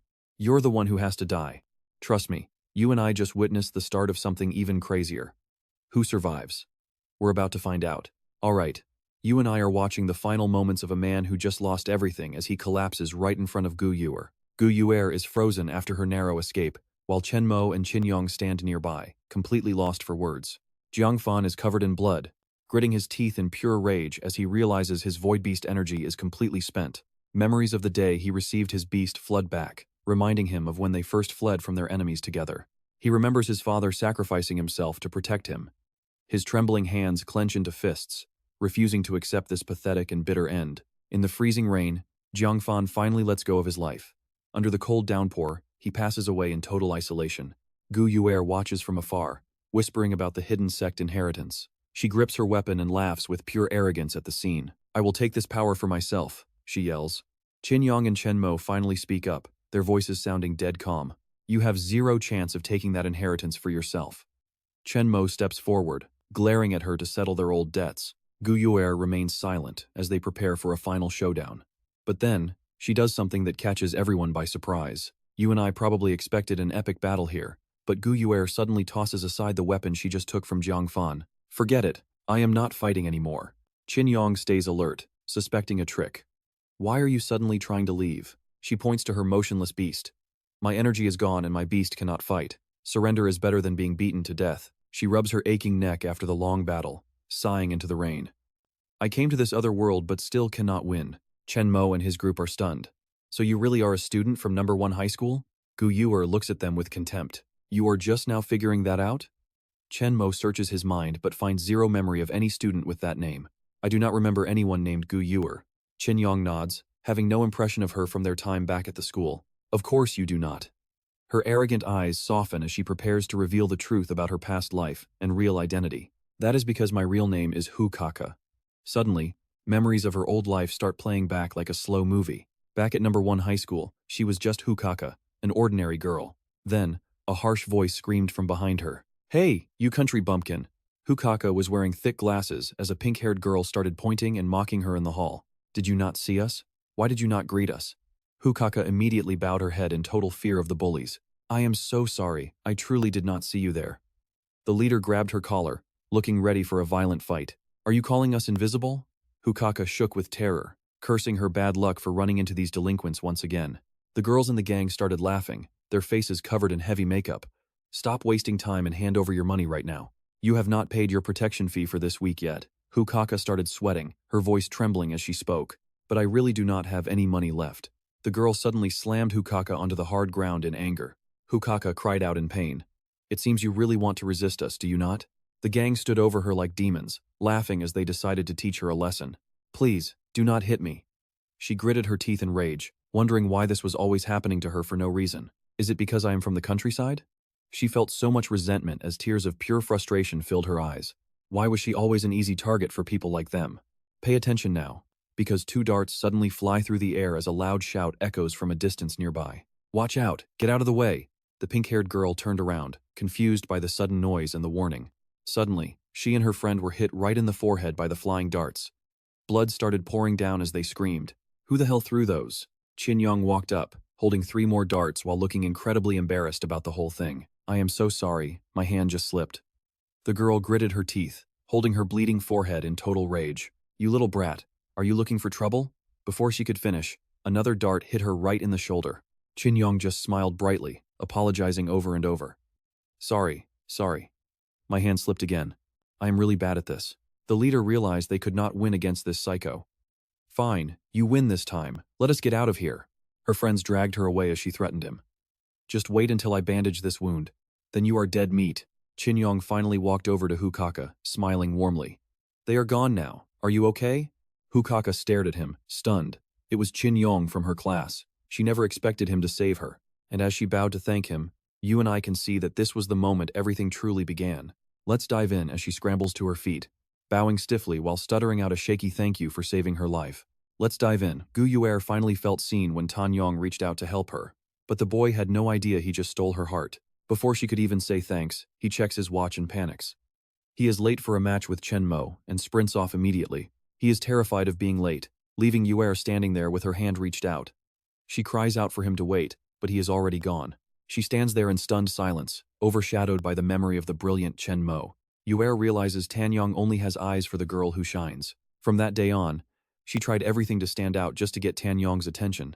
But it never worked because Chen Mo was always there. She couldn't understand why he wouldn't just look at her. Back in the present, she stares at the duo with a heavy heart and sighs deeply. She admits she thought becoming a king's candidate would let her find him first. She stands there, hands on her hips, looking completely defeated. Now, watch this, even after all that drama. Our main characters are just confused. Yong turns to Chen Mo with the most random question. He asks if they ever had a classmate named Hu Keke.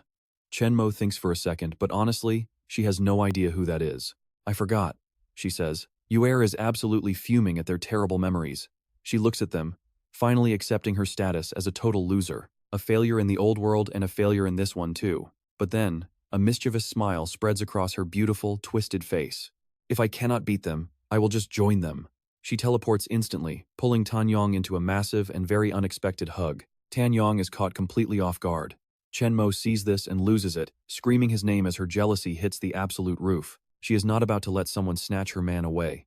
Chen Mo cracks her knuckles, ready to settle the score with this girl right now. But Yuer plays it smart, arguing that since the team limit is 5 people, there is still plenty of room for her to join them. She squeezes him even tighter, asking with a giggle if he would really turn her away. Meanwhile, Yong is getting a face full of her charms. It is a sight that would leave any man speechless.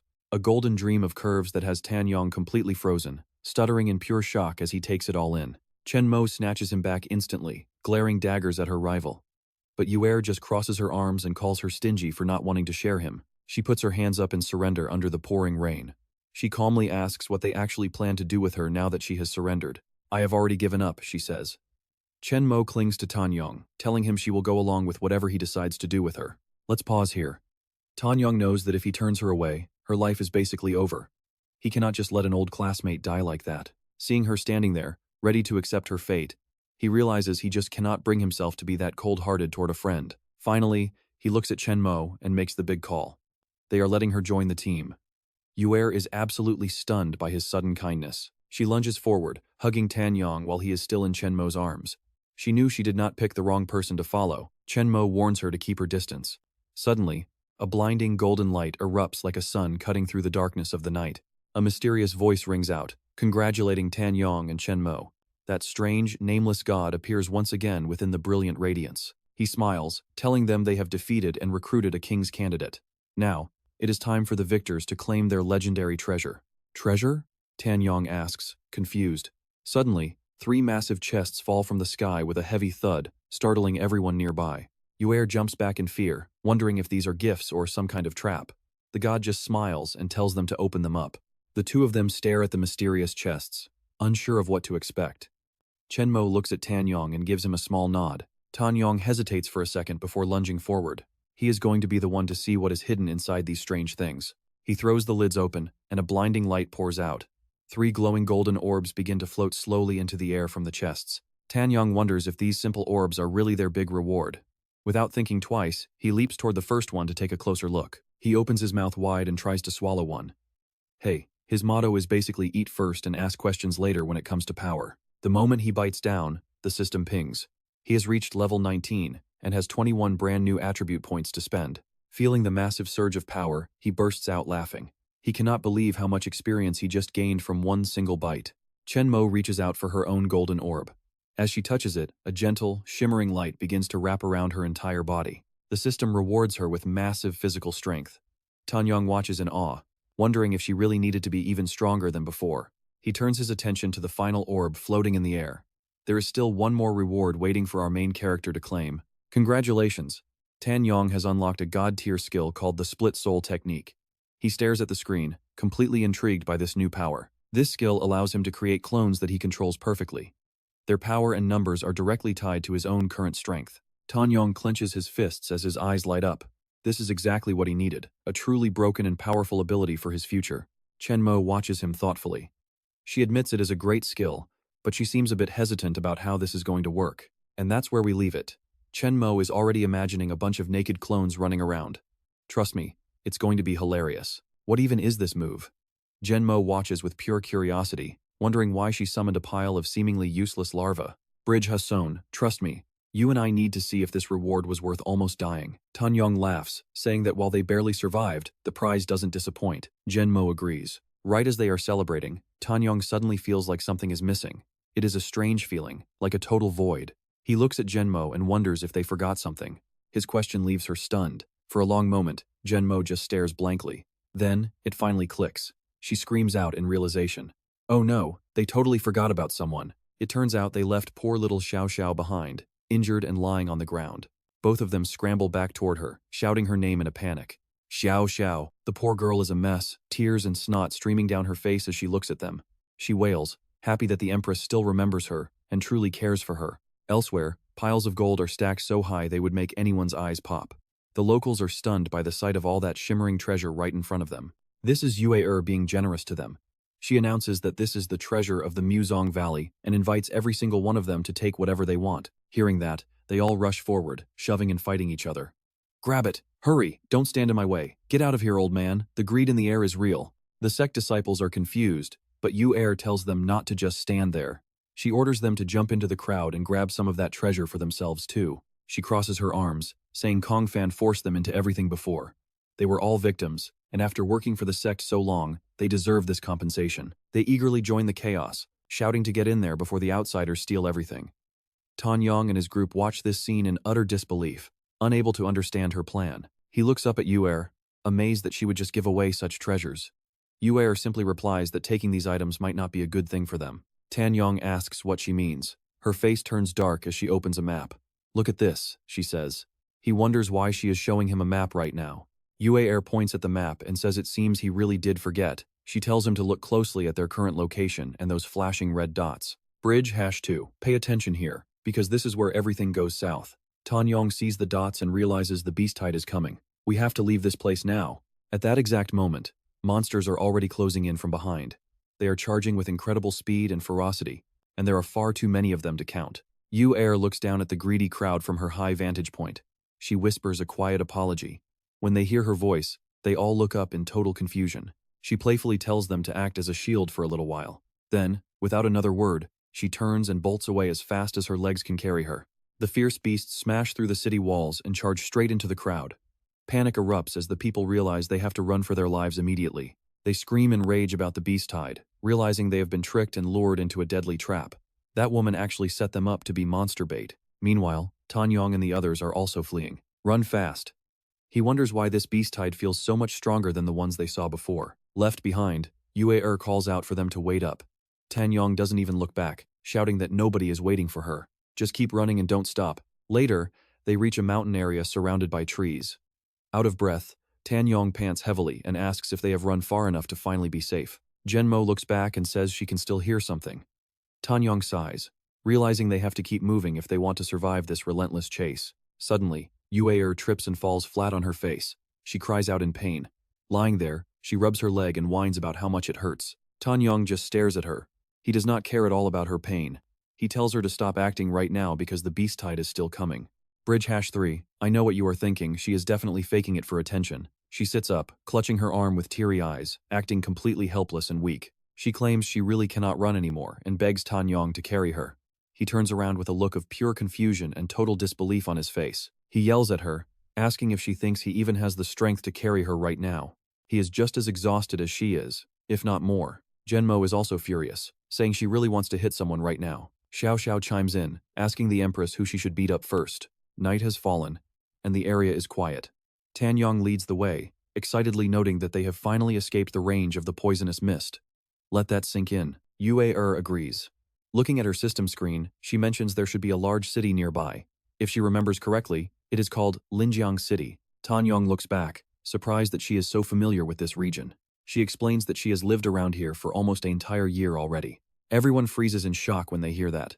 Tan Yong repeats the words in disbelief. 1 whole year? That is a very long time to be here. Yue scratches her head innocently. Tan Yong stares at her, realizing that everyone transmigrated to this world at completely different times. This changes everything about their journey. He thinks about the others and starts calculating. If some people arrived much earlier, they must be far ahead of him in terms of power and status. Suddenly, Tan Yong gets angry. He shouts that they cannot afford to delay any longer. They are falling behind and need to catch up to the others. He tells the group they must continue to increase their strength. Yue tries to keep up, telling him there is no need to hurry so much. A bit later, they stop in front of a massive lake. Tan Yong is completely stunned by the view. He gasps at the sheer size of the water. Looking at the river before him, he remarks on how wide it is. He asks if the city she mentioned is located right on the other side. Immediately, Tan Yong's mood turns to anger. He shouts that they can't delay anymore. We cannot afford to wait even 1 more second. Tan Yong tells everyone they must keep increasing their strength. Yue chases after him, saying there is no need to be in such a hurry. A while later, they stop by a lake. Tan Yong's eyes are full of wonder as he shouts out in total surprise at the view. He looks at the river and remarks on how wide it is. He asks if the city she mentioned is right on the other side. Bridge #4, you and I just witnessed a major turning point. Yue confirms it, saying that Linjiang City is indeed located right across this water. Alright, let's dive into how this massive river created a legendary island. Qin Yong realizes this prime location is basically a trade gold mine. No wonder this place became the most prosperous city around. Yue just lies there, casually mentioning they can't cross without a boat, so resting is pointless. Qin Yong is absolutely losing it seeing her so relaxed. Why on earth are you just lying there? Yue snaps back that it's already late and asks if they don't need sleep. Qin Yong grumbles, calling her nothing but a lazy bum. Suddenly, Xiao Xiao spots something in the distance. She points at a far-off boat and calls out to the Empress, Chen Mo, to take a look. In the distance, an old man is quietly puffing on his pipe. He soon notices Qin Yong's group running toward him. They rush over and ask politely if the old man could ferry them across the river to Linjiang City. The old man jumps back in shock, shouting about how a beast like him can actually talk. Qin Yong roars back that he's the beast here. Chen Mo quickly holds him back and asks the old man again, very gently, if they can get a ride to Linjiang City. The old man sighs and says they're late, the last boat just left. The next trip isn't for another 3 days. 3 days? Qin Yong is stunned, but Yue steps up, noticing the old man has a small private boat of his own. She charms him, asking for a special trip. The old man smiles at her sweet words but says it'll cost 300 spirit stones. 300 spirit stones? Qin Yong's jaw drops at the insane price. Chen Mo whispers to him that their pockets aren't exactly overflowing with stones right now. Qin Yong thinks waiting 3 days is better. But suddenly, a strange, terrifying sound echoes from the forest, catching their attention. Now pay attention, because things just took a deadly turn. A beast tide is coming. Look at those red-eyed rabbits rushing out. They screech non-stop. Terrified, Qin Yong instantly changes his tune, agreeing to pay 300,000 stones just to get on the boat now. The old man smirks, happy to finally have some business. A moment later, the group is safely on board as they set off. As they set off, the old man starts to ask if they're in a hurry, but Qin Yong cuts him off immediately. Forget the small talk. Old man, just move this boat fast. They blast off into the water. Behind them, the massive beast tide reaches the shore, letting out bizarre cries as the spirit beasts dive into the water in pursuit. Sitting safely on the boat, Qin Yong laughs at the monsters who clearly can't swim. Yue sighs in relief, glad they escaped. Surrounded by nothing but water, Qin Yong realizes they're far enough from the shore to be safe from the tide. He turns to the old man and asks about the massive river. With so much water, there must be tons of spirit beasts here. The old man turns back with a calm look on his face to answer. He calmly explains that the heavenly river is home to countless aquatic spirit beasts. The variety here is absolutely insane for beast tamers. Then he points toward the horizon, mentioning an old legend about a massive flood dragon. Somewhere in these depths lives a water dragon king. Many elite tamers make it their life's mission to catch that legendary dragon king. Wait for it, Qin Yong gets a crazy idea that makes Chen Mo wonder what he's planning. You and I know this is trouble. He rushes to the front of the boat, declaring that they can't waste all those spirit stones just sitting around doing nothing. He orders Xiao Xiao to make him a fishing rod. Chen Mo tells her to just go along with his weird request. Xiao Xiao grumbles that she's only doing this for the Empress. She uses her wood magic to craft a crude, simple rod. She hands it over, warning him that this is incredibly dangerous. Yong, now literally dangling from the line, says he's fine. He licks his lips, calling the heavenly river an all-you-can-eat buffet just for him. He yells for Xiao Xiao to get ready. She smirks and says he's the one who asked for this. With a powerful swing, she tosses Yong far out into the water. He hits the surface with a massive splash. Xiao Xiao tells the others that if this idiot wants to be the bait, she's happy to help the Empress grant his wish. Yue asks if she's letting a personal grudge get in the way. Meanwhile, Yong is already deep underwater. He struggles with his tiny tail, annoyed at how hard it is to swim. Then, massive dark shadows appear in the distance. A giant dragon-like creature charges toward him. Yong panics, his tail twitching in pure terror. Back on the boat, the old man asks if these kids are serious. He warns the girls that if their fishing ends up breaking his boat, they're going to pay for it. Yue gives him a confident thumbs up, telling him they're plenty strong. Suddenly, Xiao Xiao's rod jerks violently. A massive fish is pulled, screaming from the water. Even the old man is completely frozen in shock. It's a swordfly fish. Trust me, things are getting messy. You and I won't want to miss what comes next. Level 28. The old man is terrified, gripping his oar. He warns that these swordfish are lethal predators. Their speed and power are a nightmare for any boatman. As the giant fish thrashes, Yong just looks confident. Stick with me, you are about to see this kid turn a monster into a meal. He dives in like a storm. He is laughing like a total maniac. Yong and his clones surround the massive swordfish. The fish screams and charges. Yong flies straight toward that sharp blade on its head. It stabs him right in the gut. Wait, that was just a clone. The real Yong is gone. Suddenly, a swarm of hungry Yongs pile onto the fish. They start biting down hard. It is brutal. He is actually enjoying the taste. All right, no more playing nice, he says with a smirk. A blinding golden light wraps around the fish. The system command echoes, devour it. Success! He hits level 20 and gets 3 attribute points. He laughs. Leveling up is too easy. The system asks if he wants to spend his points. He does not hesitate for a second. Points spent. Stats updated. Iron Pupa Race, level 20. Now check out these numbers. Strength 45, Defense 90, Speed 46, Spirit 12. Skills, Clone, Limit Jump, and Merge. Now here is the crazy part, watch his defense. It is almost at 100. But something feels off. He remembers that giant shadow from before. Was that really just a swordfish? It felt way too big.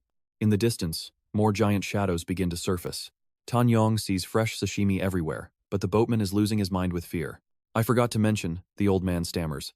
These swordfish, they hunt in packs. The group stares at him with pure death in their eyes. Yong panics. I cannot eat all these. The old man watches Yong move. This Iron Pupa kid is too skilled. These people are dangerous. Xiao Xiao turns pale, straining against her fishing rod. I cannot hold on anymore. Fish explode out of the water, soaking the old man. Yue whispers, this guy is nuts. Let us ditch him. Chen Mo is not sure about that.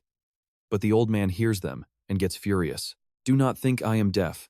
I do not care how strong you are. Pay for the boat. Yue just smiles awkwardly. We will pay. We will pay. Suddenly, the river starts churning. Massive waves crash everywhere. Then, the entire school of fish suddenly flees in one direction. Yong pops his head up, confused. Why is his lunch running away? What are they scared of? Pay attention here, this is where the real horror starts. Xiao Xiao points to a massive whirlpool. A giant vortex is forming. Yue stares in shock. Is that a water spout? The old man is shaking. No, it cannot be. Not here. Out of the crashing waves, a legend appears. The Water Dragon King has arrived. The old man collapses. It was just a myth. How can it be real? Yue snaps him out of it. Stop crying and start rowing. The dragon starts firing water orbs. Run. Yue screams.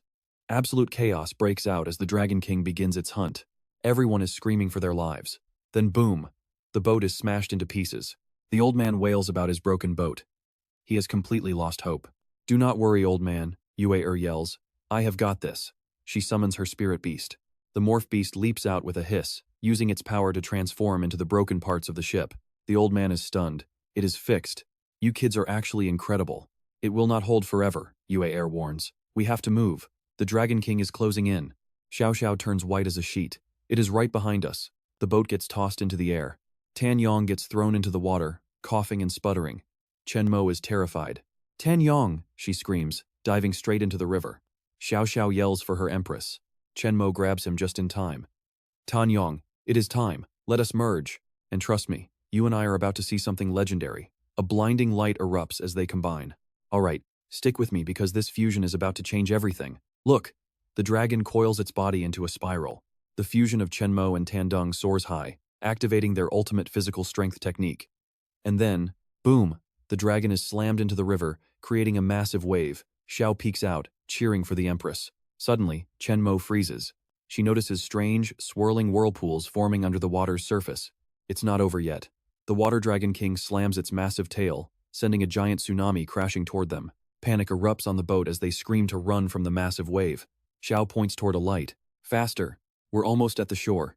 Chen Mo pushes the boat while Tandung shouts for more speed. Yue rows with all her might, but her face pales. That wave is just too high to escape. Now watch this. The wave crashes down, swallowing everything in white foam as the boat vanishes from sight. The Dragon King surveys the water under a lightning-filled sky. Only broken pieces of the boat remain floating there. Yue struggles to the surface, gasping for air among the wreckage. The old man clings to his broken boat, crying out in grief while Yue tells him to focus on surviving. But the Dragon King appears right behind them with a terrifying roar. Everyone screams, "This is the end! We are doomed!" Yue cries out as she swims for her life toward the distant shore. Tandung shouts for Yue to use her phantom spirit to transform and carry them all out of there. Right, she finally remembers. Immediately, the phantom spirit appears above her head, ready to help. "I'm counting on you!" Yue yells as the dragon continues its relentless pursuit right behind them. The dragon dives, creating a massive shockwave. Suddenly, the phantom spirit transforms into a glowing dolphin. The dolphin speeds forward with the group clinging to its back. "Good job, phantom spirit." Yue cheers. The Dragon King swallows something before opening its massive jaws to let out a thunderous blast. The group is sent flying through the air, screaming in terror. Yue realizes the phantom spirit is getting too weak. "We're in trouble. It can't hold on much longer. We won't make it to the shore like this." Tandung spots the land nearby. "Jump in and hold on to me now," he shouts to the group. They all grab his hands without a word. 5 parallel air currents begin to form around them in the water. "Hold tight," Tandung warns as a massive pillar of air erupts, launching them upward. He uses his extreme leap technique, as the dragon's shadow looms dangerously close behind them. Now, you and I both know that jump looked cool, but Yue is terrified they're all about to crash. Tandung calls for Xiao to take over. She immediately activates her grass mat technique. Soft grass mats suddenly appear all over the shore to cushion their fall. A month later, things have finally calmed down. Tandung groans on the grass while the girls lie exhausted nearby. Yue looks at the peaceful sea. "We're safe. It looks like that Water Dragon King finally left us alone." Xiao agrees. "We made it to land after all." Yue jumps up, celebrating their survival. "I really thought we were dead," Xiao admits. Meanwhile, Chen Mo gazes out at the horizon, sensing something strange. "Something isn't right," Chen Mo mutters. Tandung agrees, feeling like the Dragon King let them go on purpose. But why? What was its real goal? Tandung wonders as he stares back at the ocean. A ripple appears on the water. Suddenly, an old man stands up and yells at them to stop celebrating. "My boat is gone. How are you going to pay me back for this?" the old man screams. Everyone turns around as the old man points his finger and yells at the top of his lungs about his destroyed boat. Tandung looks a mess, stuttering as he tries to find the right words to respond. Then he gets angry. "That was the Dragon King's fault. Go ask that monster for your money." The old man snaps back, blaming their fishing for the disaster. He wants a brand new boat. The old man doesn't hesitate. "You owe me 2,000 beast stones for the crossing and the boat." Hearing that number, Tandung's face completely drops as he loses his cool. Tandung sighs. "We don't have that kind of money, not even close. And trust me, you and I can tell this old man knew they were broke all along." "All right, let's dive into this old man." Talit claims it is fine, but he has a creepy plan while eyeing the 2 drenched girls. He shields them with his body and asks what the old man wants. The old guy looks back with a twisted gaze and says, "Obviously, I'm going to use your assets to get my money back." He approaches them with a dark expression, saying your figures are quite impressive. With looks like that, you will pay off your debt in no time. The 2 girls turn pale with fear, stuttering for him to stay back. A terrified scream rings out, "Do not come any closer." Cut to the next morning. Smoke rises from a rooftop as a crowd gathers. Everyone is shouting and piling up at the Feng family BBQ stall. At the front of the line, a loud voice orders a serving. "I want 1 BBQ platter, and make sure that dark-haired beauty delivers it." Xiao Xiao has officially become the delivery girl for the shop. She smiles professionally. Her perfect figure is on full display as she confirms the order for 1 serving of grilled meat. "I have got it down," she says. Nearby, Chen Mo is also happily welcoming guests, inviting them to follow her this way. All 3 girls are dressed in revealing outfits and shout in unison, "Welcome to Feng Family BBQ." The customers go absolutely wild. One guy waves his hand, shouting for more beer. One of them quickly responds. A bald customer says he cannot believe Old Man Feng found such beauties. The man next to him agrees completely. They stare intensely at the girls, commenting that their faces and bodies are top tier. Everywhere you look, they are absolute perfections.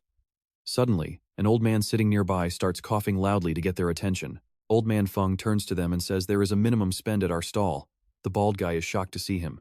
Old Man Feng, he asks, where did you manage to catch these stunning mermaids? The old man hesitates, clearly annoyed by the memory. He takes a sip of his drink and explains that while bringing them to Linjiang City, a water dragon king wrecked his boat. Now watch this part closely. He is talking about the legendary water dragon king, a beast dozens of meters long. It can even summon storms and rain, he says. It is terrifying. The two customers go silent. The old man asks if they even believe him. They quickly deny it, saying no, that is not it. The bald guy mentions that rumors about the water dragon king are everywhere lately. I have heard about it at least 3 times now. In the kitchen, Yong is struggling to blow on the cooking fire. The old man says he heard the same. Yong eavesdrops as they mention that many spirit beast masters are flooding into Linjiang City. Everyone wants to try their luck at capturing the legendary beast. Yong is confused.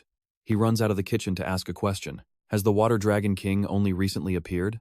The customers are stunned to see him, shouting a talking spirit beast. The old man reminds him not to be lazy and to get back to grilling.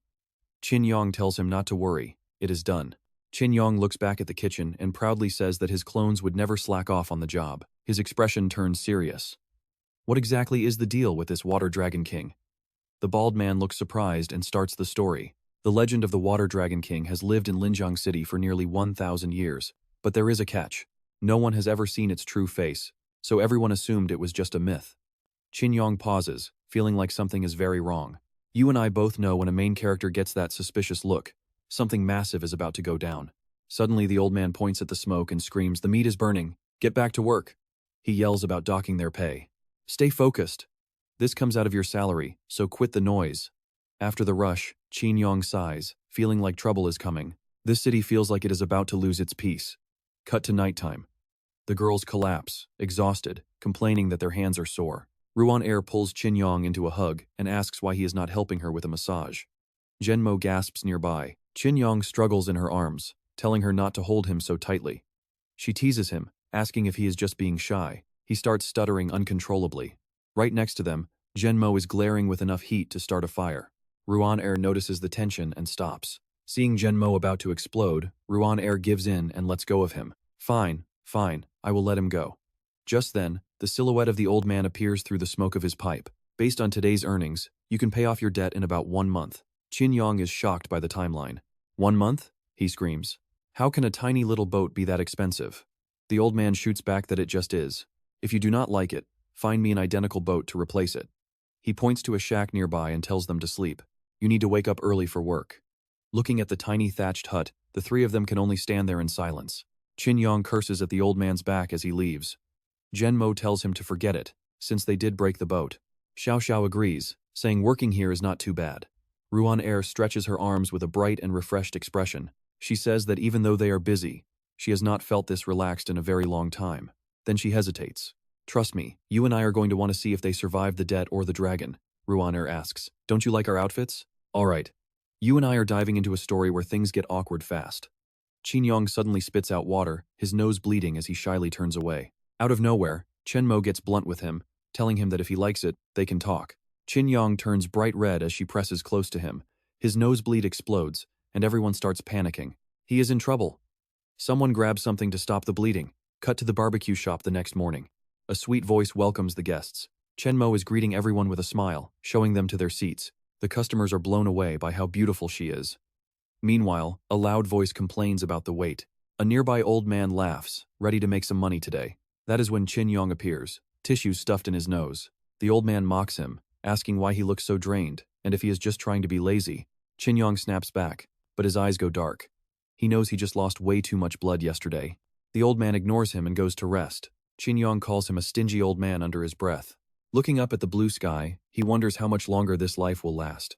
He cannot waste more time. Suddenly, dark clouds begin to gather. It does not take long before the entire sky is covered in shadows. Stick with me, because this is where the lightning starts getting thick.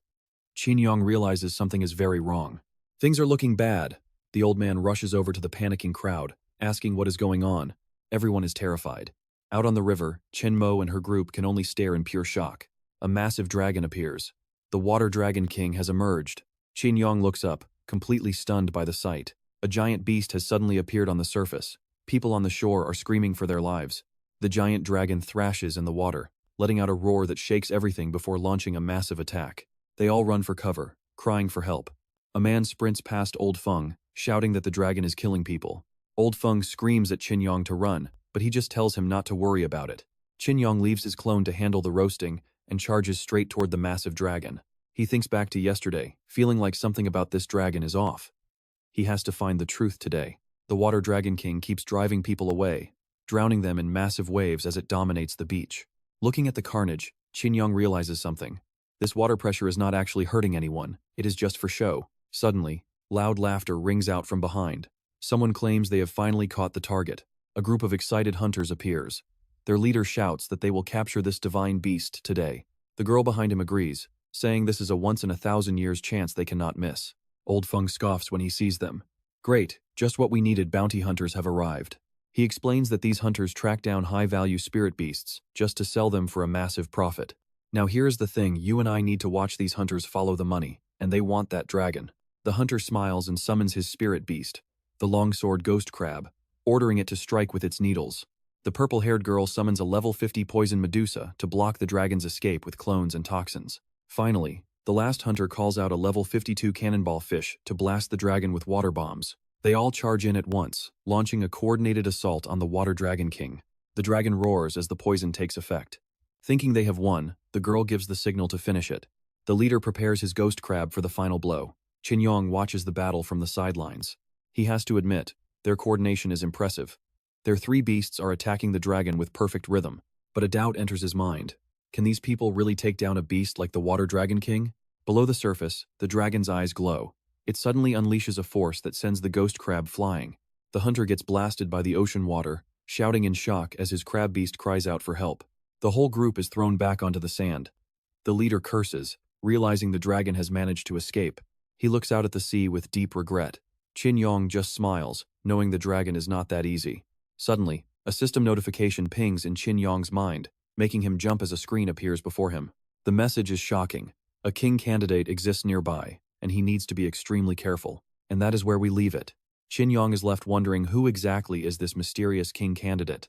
Alright, you and I are about to dive into one of the wildest reunions ever. As Yong wonders who is watching, a figure appears.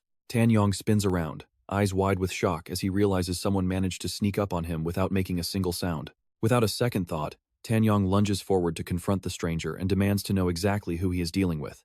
The figure stammers in confusion. It is Zhahu Changcheng.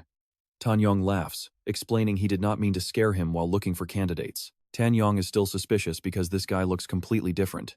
He checks with his system, wondering if there has been some mistake. He asks if the system is glitching, but the interface blinks back a clear message. The system never makes mistakes. This is him. Suddenly, Chen Mo and Yue run over in their bikinis, looking completely panicked. They shout out for Yong, checking if he is okay. They just heard rumors about a dangerous king candidate lurking nearby. Yong just stares at them, still surprised by their sudden appearance. Yong gives them a small smile and points over at the awkward guy standing in the distance. Yeah, that is our candidate. Yue points at him with a look of pure disbelief. Him? A king candidate? You have got to be joking with us. Chen Mo agrees, sensing absolutely zero power coming from him. Chang just scratches his head, looking more like a confused bystander than a warrior. He apologizes for looking so unreliable, but he insists that despite his weak appearance, he really is a chosen king candidate in this world. Yong pauses as a memory clicks into place. That shy, awkward personality. It feels way too familiar to be a total stranger. Now pay attention, because here comes the big reveal. Yong finally recognizes him. It is their old classmate, Zhaho Changcheng. Changcheng is thrilled that someone actually remembers him. Chen Mo is still lost, but Yue claps her hands together as memories flood back. She remembers him now. He was the shortest kid in their class who spent most of the day sleeping at his desk. He was always so shy back then. Changcheng laughs nervously, admitting he had no idea who Yong was because his look changed. Yong introduces himself with a grin, then points to the two women, introducing them as their old classmates, Chen Mo and Yue. Yue introduces herself as Hu Keke before lunging forward to pinch his cheeks. Everyone changed so much after being isekai-ed into this world. She tells Chen Mo that even in a new world, Qiang Qiang is still just as adorable as he was back in school. What a transformation. Qiang Qiang begs her to stop as Tan Yong's expression turns serious. He knows Qiang Qiang did not come all this way just to talk about memories. Qiang Qiang snaps out of it, apologizing for getting distracted. He almost forgot the real reason he came to find them in the first place. Since they are all candidates, they are eventually going to have to fight. His goal is to be the final winner standing in this game. He gives them a calm, unwavering look. To secure that victory, he realizes there is only one thing left for them to do. The three of them stare in shock. The tension is thick enough to cut with a knife as they realize what he is suggesting. Yue Er breaks the silence by laughing it off, thinking he is joking. Tan Yong adds that his current look is not exactly intimidating. But Qiang Qiang's smile is gone. His face is dead serious as he tells them he is not playing around. This is a real challenge. The atmosphere turns heavy as the reality of battle sinks in. Tan Yong whispers to the girls, asking if they really have to fight him. Chen Mo does not have the heart to do it. Yue Er reminds them that he was the kid who always got bullied in school. You and I both know they are too kind for this. Tan Yong decides to just knock him out unless he simply refuses to give up. Chen Mo agrees with the plan. Tan Yong turns to Qiang Qiang and tells him they are ready to fight. Qiang Qiang is immediately thrilled. Tan Yong says he accepts the duel. Qiang Qiang is excited, thanking them for actually agreeing to fight him. He seems very happy about it. Yue Er warns Tan Yong to be gentle with him. Tan Yong promises he knows exactly how much power to use in this fight. It is time to get serious. Tan Yong calls for a fusion, and Chen Mo grips his hands, ready to unleash their combined power. A blinding flash of light and crackling electricity erupts from them. Qiang Qiang has to shield his eyes from the sheer intensity of the energy. Tan Yong declares they are ending this quickly. Chen Mo agrees, and in an instant, he transforms into a powerful set of armor for her. Now fully fused, they stand before a stunned Qiang Qiang. Tan Yong repeats the plan to finish the fight in one single, decisive move. Chen Mo lunges forward without hesitation. Chang Chang narrowly dodges the strike, turning back with a smile to praise their incredible speed and synchronization. His expression darkens suddenly. He tells them that as impressive as their attacks are, they will not be enough to take him down today. Out of nowhere, a massive hand grabs Chen Mo's arm. She gasps in shock, looking up to see a giant mechanical beast standing over her. A towering steel monster looms over them. Qiang Qiang tilts his head, asking if they like his special beetle armor that he just summoned. Beetle armor. Use jet iron punch. The massive machine lets out a mechanical roar as it prepares to launch its deadly and powerful attack. Powerful thrusters on its elbow ignite, launching its massive fist forward with incredible force. This is his signature move, the jet punch. The impact triggers a massive explosion, burying everything in dust. Yue Er covers her eyes and watches the chaos in total shock. You and I just hit a massive cliffhanger. Xiao Xiao screams in terror as our heroes vanish into the thick smoke. You and I are about to watch a desperate struggle as Chen Mo rises from the debris. Her shield is battered, but her spirit is unbroken. Qiang Qiang mocks her with a cold smile, asking if that last hit really didn't hurt that much. Suddenly, the system alerts them it is a level 60 armored insect. Qin Yong realizes they are in massive trouble. This level gap is insane. Qiang Qiang points forward, signaling the end of their little game right now. He claims he will be merciful and finish them off with a single, devastating blow from his pet. The beast charges on command, leaving nothing but a trail of thick dust in its wake as it accelerates. It locks onto Chen Mo, letting out a screech as it closes the distance with terrifying, lethal speed. Qin Yong screams for her to run, just as the monster smashes the ground she was standing on. She blurs away, barely escaping the impact. Qiang Qiang yells for his monster to not let them flee. It follows the order immediately, unleashing a toxic spray that fills the entire area with a deadly mist. Chen Mo feels the chilling gaze behind her. She is running for her life, heart pounding in her chest. It is not looking good. The monster is right on their heels, roaring with a terrifying primal bloodlust. Qin Yong yells that they cannot hold back anymore. They have to give everything just to survive. Chen Mo nods, drawing her blade of light as the monster prepares for another massive, head-on charge. Steel clashes with shell in a massive explosion of power, shaking the very earth beneath their feet. Qiang Qiang is actually impressed. She is holding her own against a creature 10 times her own strength. But the fun is over. He decides it is time to finally unleash the beast's true, hidden potential. Watch closely, because this is where the real nightmare begins. He triggers the armed form evolution right now. The insect's eyes glow a demonic red as its body shifts into a living, terrifying weapon of war. It has evolved into its ultimate combat state. Chen Mo can feel the crushing pressure of its aura. Even Qin Yong is terrified by the transformation. This power is on a completely different level than before. Qiang Qiang commands the jet bombs. A volley of explosives rains down on the battlefield toward Chen Mo. As bombs rain down, she is swallowed by smoke, She grits her teeth, but suddenly senses a shadow. A massive fist sends her flying. Chung follows up with a lethal steel shot command to finish. The monster leaps into the air, aiming to crush her before she even hits the ground again. The impact is brutal. Chen Mo coughs up blood as she is smashed into the dirt with force. She slams into the earth, creating a shockwave. She is completely pinned down, struggling to stay conscious. Yue screams in horror, seeing her friend beaten so ruthlessly by the armored beast in Chang. She begs him to stop, but he coldly says victory is the only thing that matters to him. He orders the final blow. This is it. The end of the road for Chen Mo and her team. You and I saw this coming, right? But wait, here comes the backup we have been waiting for. Yue summons the Phantom Fox, desperate to shield her friend from the incoming, lethal strike. Xiao joins in, calling forth the green grass spirit to provide an emergency defense for her lady. They throw everything they have at the monster, trying to buy Chen Mo one last second to breathe. Suddenly, a thunderous voice echoes through the area, stopping everyone in their tracks with a single shout. The monster's fist freezes inches from Chen Mo's face. Chang turns around, looking completely and utterly stunned. It is Uncle Bill. He walks up and immediately starts scolding Chang like a very naughty child. He is furious that Chang skipped out on the water dragon hunt to play around out here. While Chang whines in pain, Xiao rushes over to heal Chen Mo's serious, bleeding wounds. Yong is confused. He wonders if these people are actually allies or just more dangerous bounty hunters. Xiao explains they are bounty hunters. Yong realizes the entire situation has completely shifted for them. It all makes sense now. They are professional hunters, and Yong nods as he understands the truth. He realizes Chang must have joined them after being transported. No wonder he has grown so strong. Chang tries to explain his absence, but Uncle Bill is not hearing any of his pathetic excuses. And so, the battle ends in the weirdest way possible. Trust me, you and I need to see what is next. Tandung and the others watch in shock as the group departs. Nguyet smiles, noting that Uncle Bill certainly has a fierce way of doing things. Tandung is just happy they were saved at all. Meanwhile, Xiao finishes healing Chen Mo's wounds and reports that the Empress is okay. Let's dive in as this crew tries to pick up the pieces after that brutal loss. Since everyone is stable, she smiles and says they can finally head home. Suddenly, it hits him. Wait a second, going back? He realizes he forgot something incredibly important back at the camp. Back at the fire, the food has turned to ash. The boss screams at Chen Mo's group, calling them useless for ruining everything once again. He yells at them for burning the food into charcoal and driving all the customers away. They look pathetic standing there in the smoke. They try to blame the Water Dragon King for the missing customers, but he just snaps back at them. As night falls, they retreat to a stilt house. Nguyet and Xiao collapse onto the bed, complaining about how today was enough to kill them from sheer exhaustion. Xiao grumbles while Tandung looks completely annoyed. That greedy old merchant even decided to increase their working hours as a punishment. He sits up, planning his next move.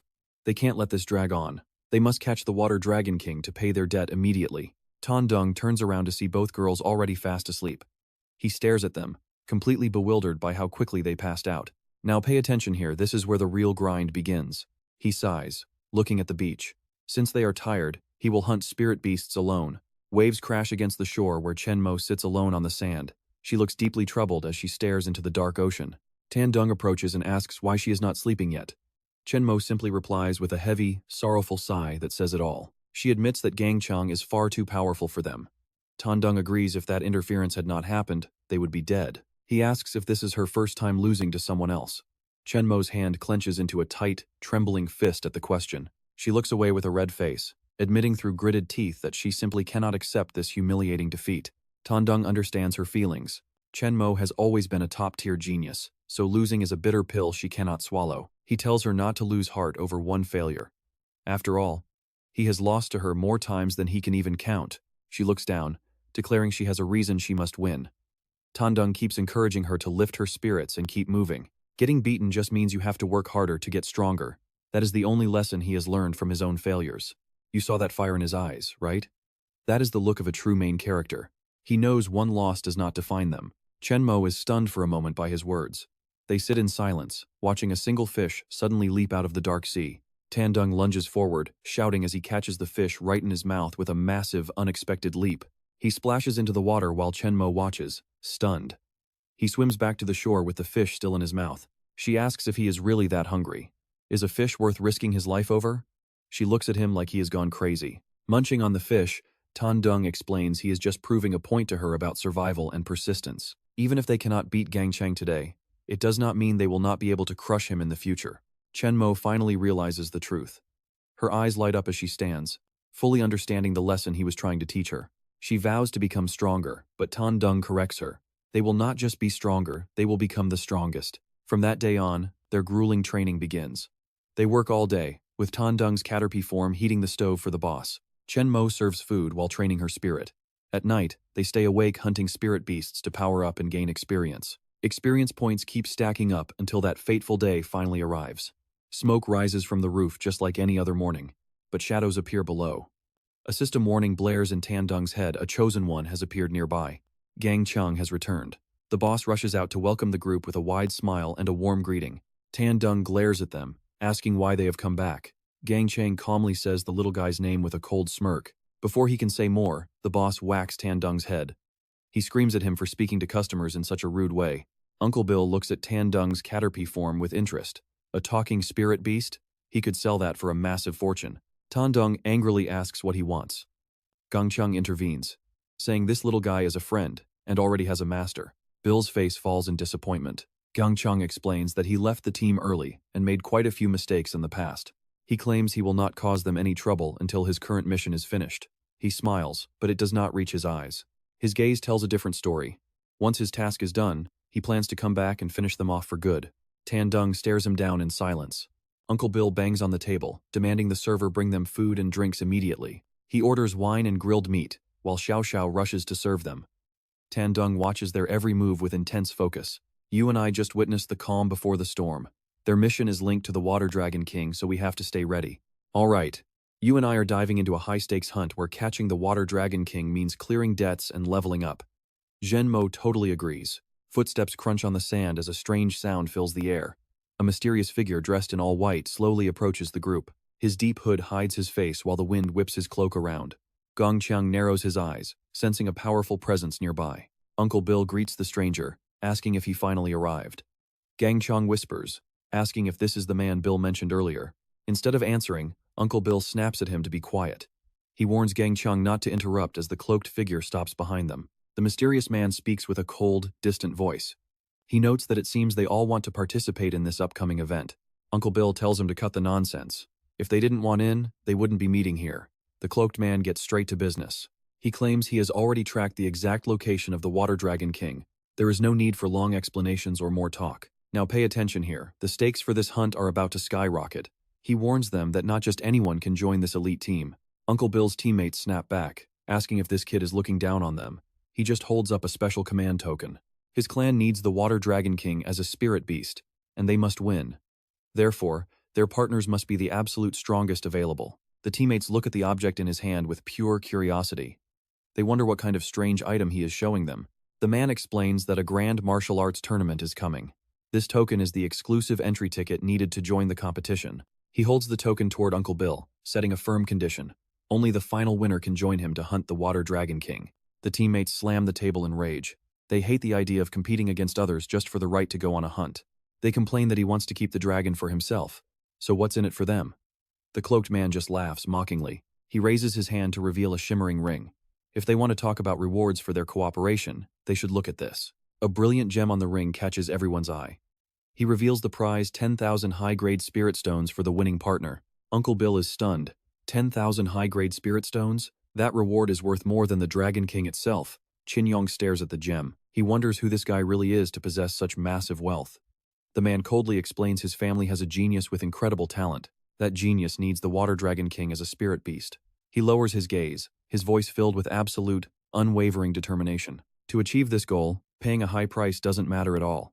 Bill's group is speechless, unable to resist such a valuable offer. He places the token on the table, announcing the tournament starts in 3 days.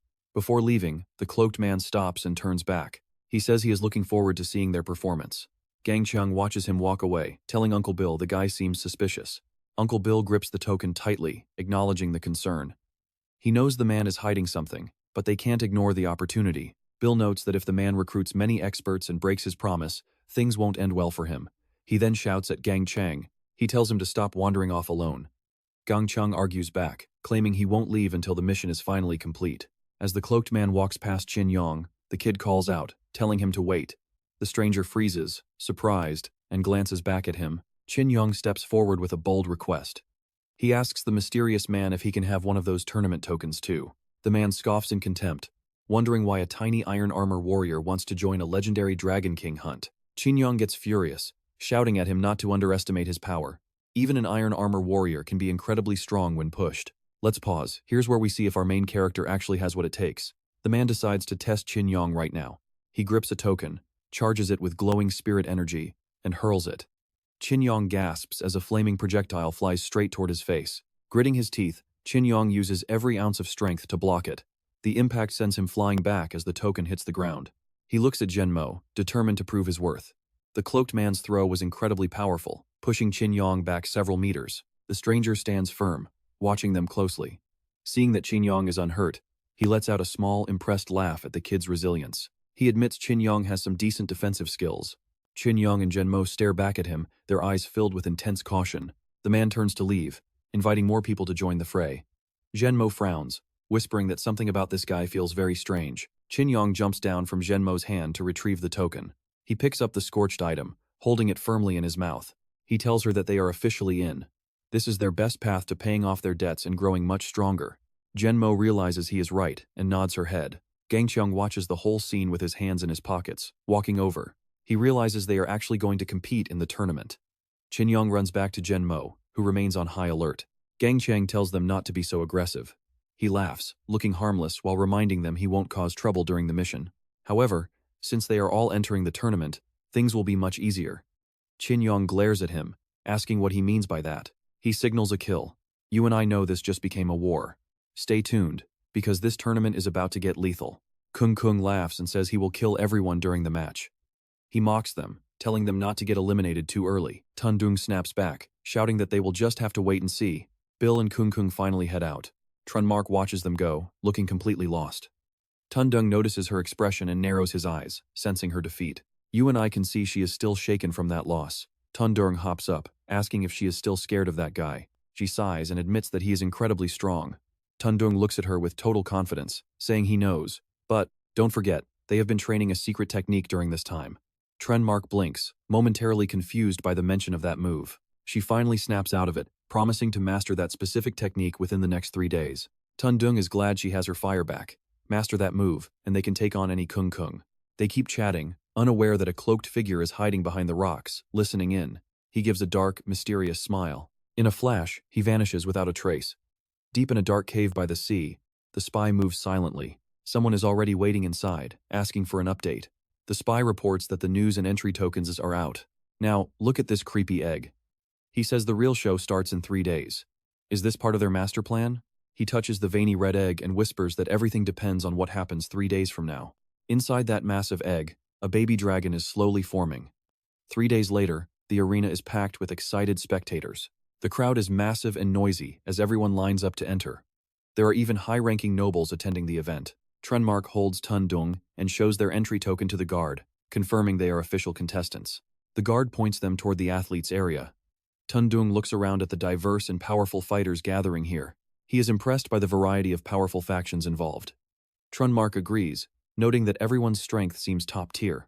Suddenly, their shop owner finds them and starts yelling about them being lazy. He points at them and screams. He demands to know why they called him here, accusing them of trying to dodge their debts. Tundung walks up and tells him that watching his tiny shop won't make him nearly as much money. He explains that with this many people around, opening a stall right here would be way more profitable. The owner thinks about it and actually agrees. He admits Tundung's group might have some brains after all. Tundung immediately starts barking orders at Nguyen and Heal Tiu to get the stall set up right now. Heal Tiu is furious, calling him a gross bug and saying she is only listening because of the Empress. I think we have found our resident arrogant young master. He looks down on them with pure disgust and snaps his fan. He scoffs, wondering why contestants are wasting time doing manual labor. This is Trang Bic, heir of the Wind sect. He insults them, saying they are just using the tournament to beg for money. Tundung is not having it. Tundung snaps back, asking who he is and why he cares about their business. That is when the servant steps in. The lackey yells at them to watch their tone around young master Trang Bic. He starts bragging about his master's future victory. He claims Trang Bic will win the tournament and become the true master of the Water Dragon King. Tundung mishears the name, calling him Trang Buk, which basically means show-off. What a ridiculous name. Trang Bic is speechless, but corrects him. He snaps his fan shut, refusing to waste more time on these peasants. He says they are just stepping stones on his path to success and turns to leave, telling his men to follow. Before leaving, the servants warn Tundung's group that they are dead meat if they cross paths in the arena. The group is annoyed by the random hostility. Hiotiu is especially pissed off, wanting to punch his smug face. She has reached her limit. At that moment, 3 figures step out onto the high platform above the crowd. An old man strokes his beard and clears his throat. This is Cao Tianthu, the powerful city lord of Lamjian. He announces that all contestants should take their positions. Everyone below bows respectfully to greet the city lord. Tundung watches from a distance, realizing this guy is a big deal. The background of this event is huge. Cao Tianthu tells the cloaked man to announce the rules if they are ready. The man steps forward and shouts. He prepares to explain the competition rules, but someone in the massive crowd suddenly shouts for him to wait. It is a man named Dar Lurk. He demands to see the rewards first, asking why they should risk their lives for nothing. His subordinates cheer in agreement. Cao Tianthu asks who he is, and he boldly introduces himself as a hallmaster. You and I know things are about to get messy. He won't fight until the prizes are displayed on stage. Alright, you and I are diving into a world where spirit beasts rule. Following Dali's orders, the fierce Tiger Hall thugs demand the spirit beast stones immediately. We can't be controlled so easily, they shout. The cloaked man hears their aggressive reaction and clearly isn't pleased with their defiant attitude. He slowly turns his head, seeking approval from the figure standing behind him.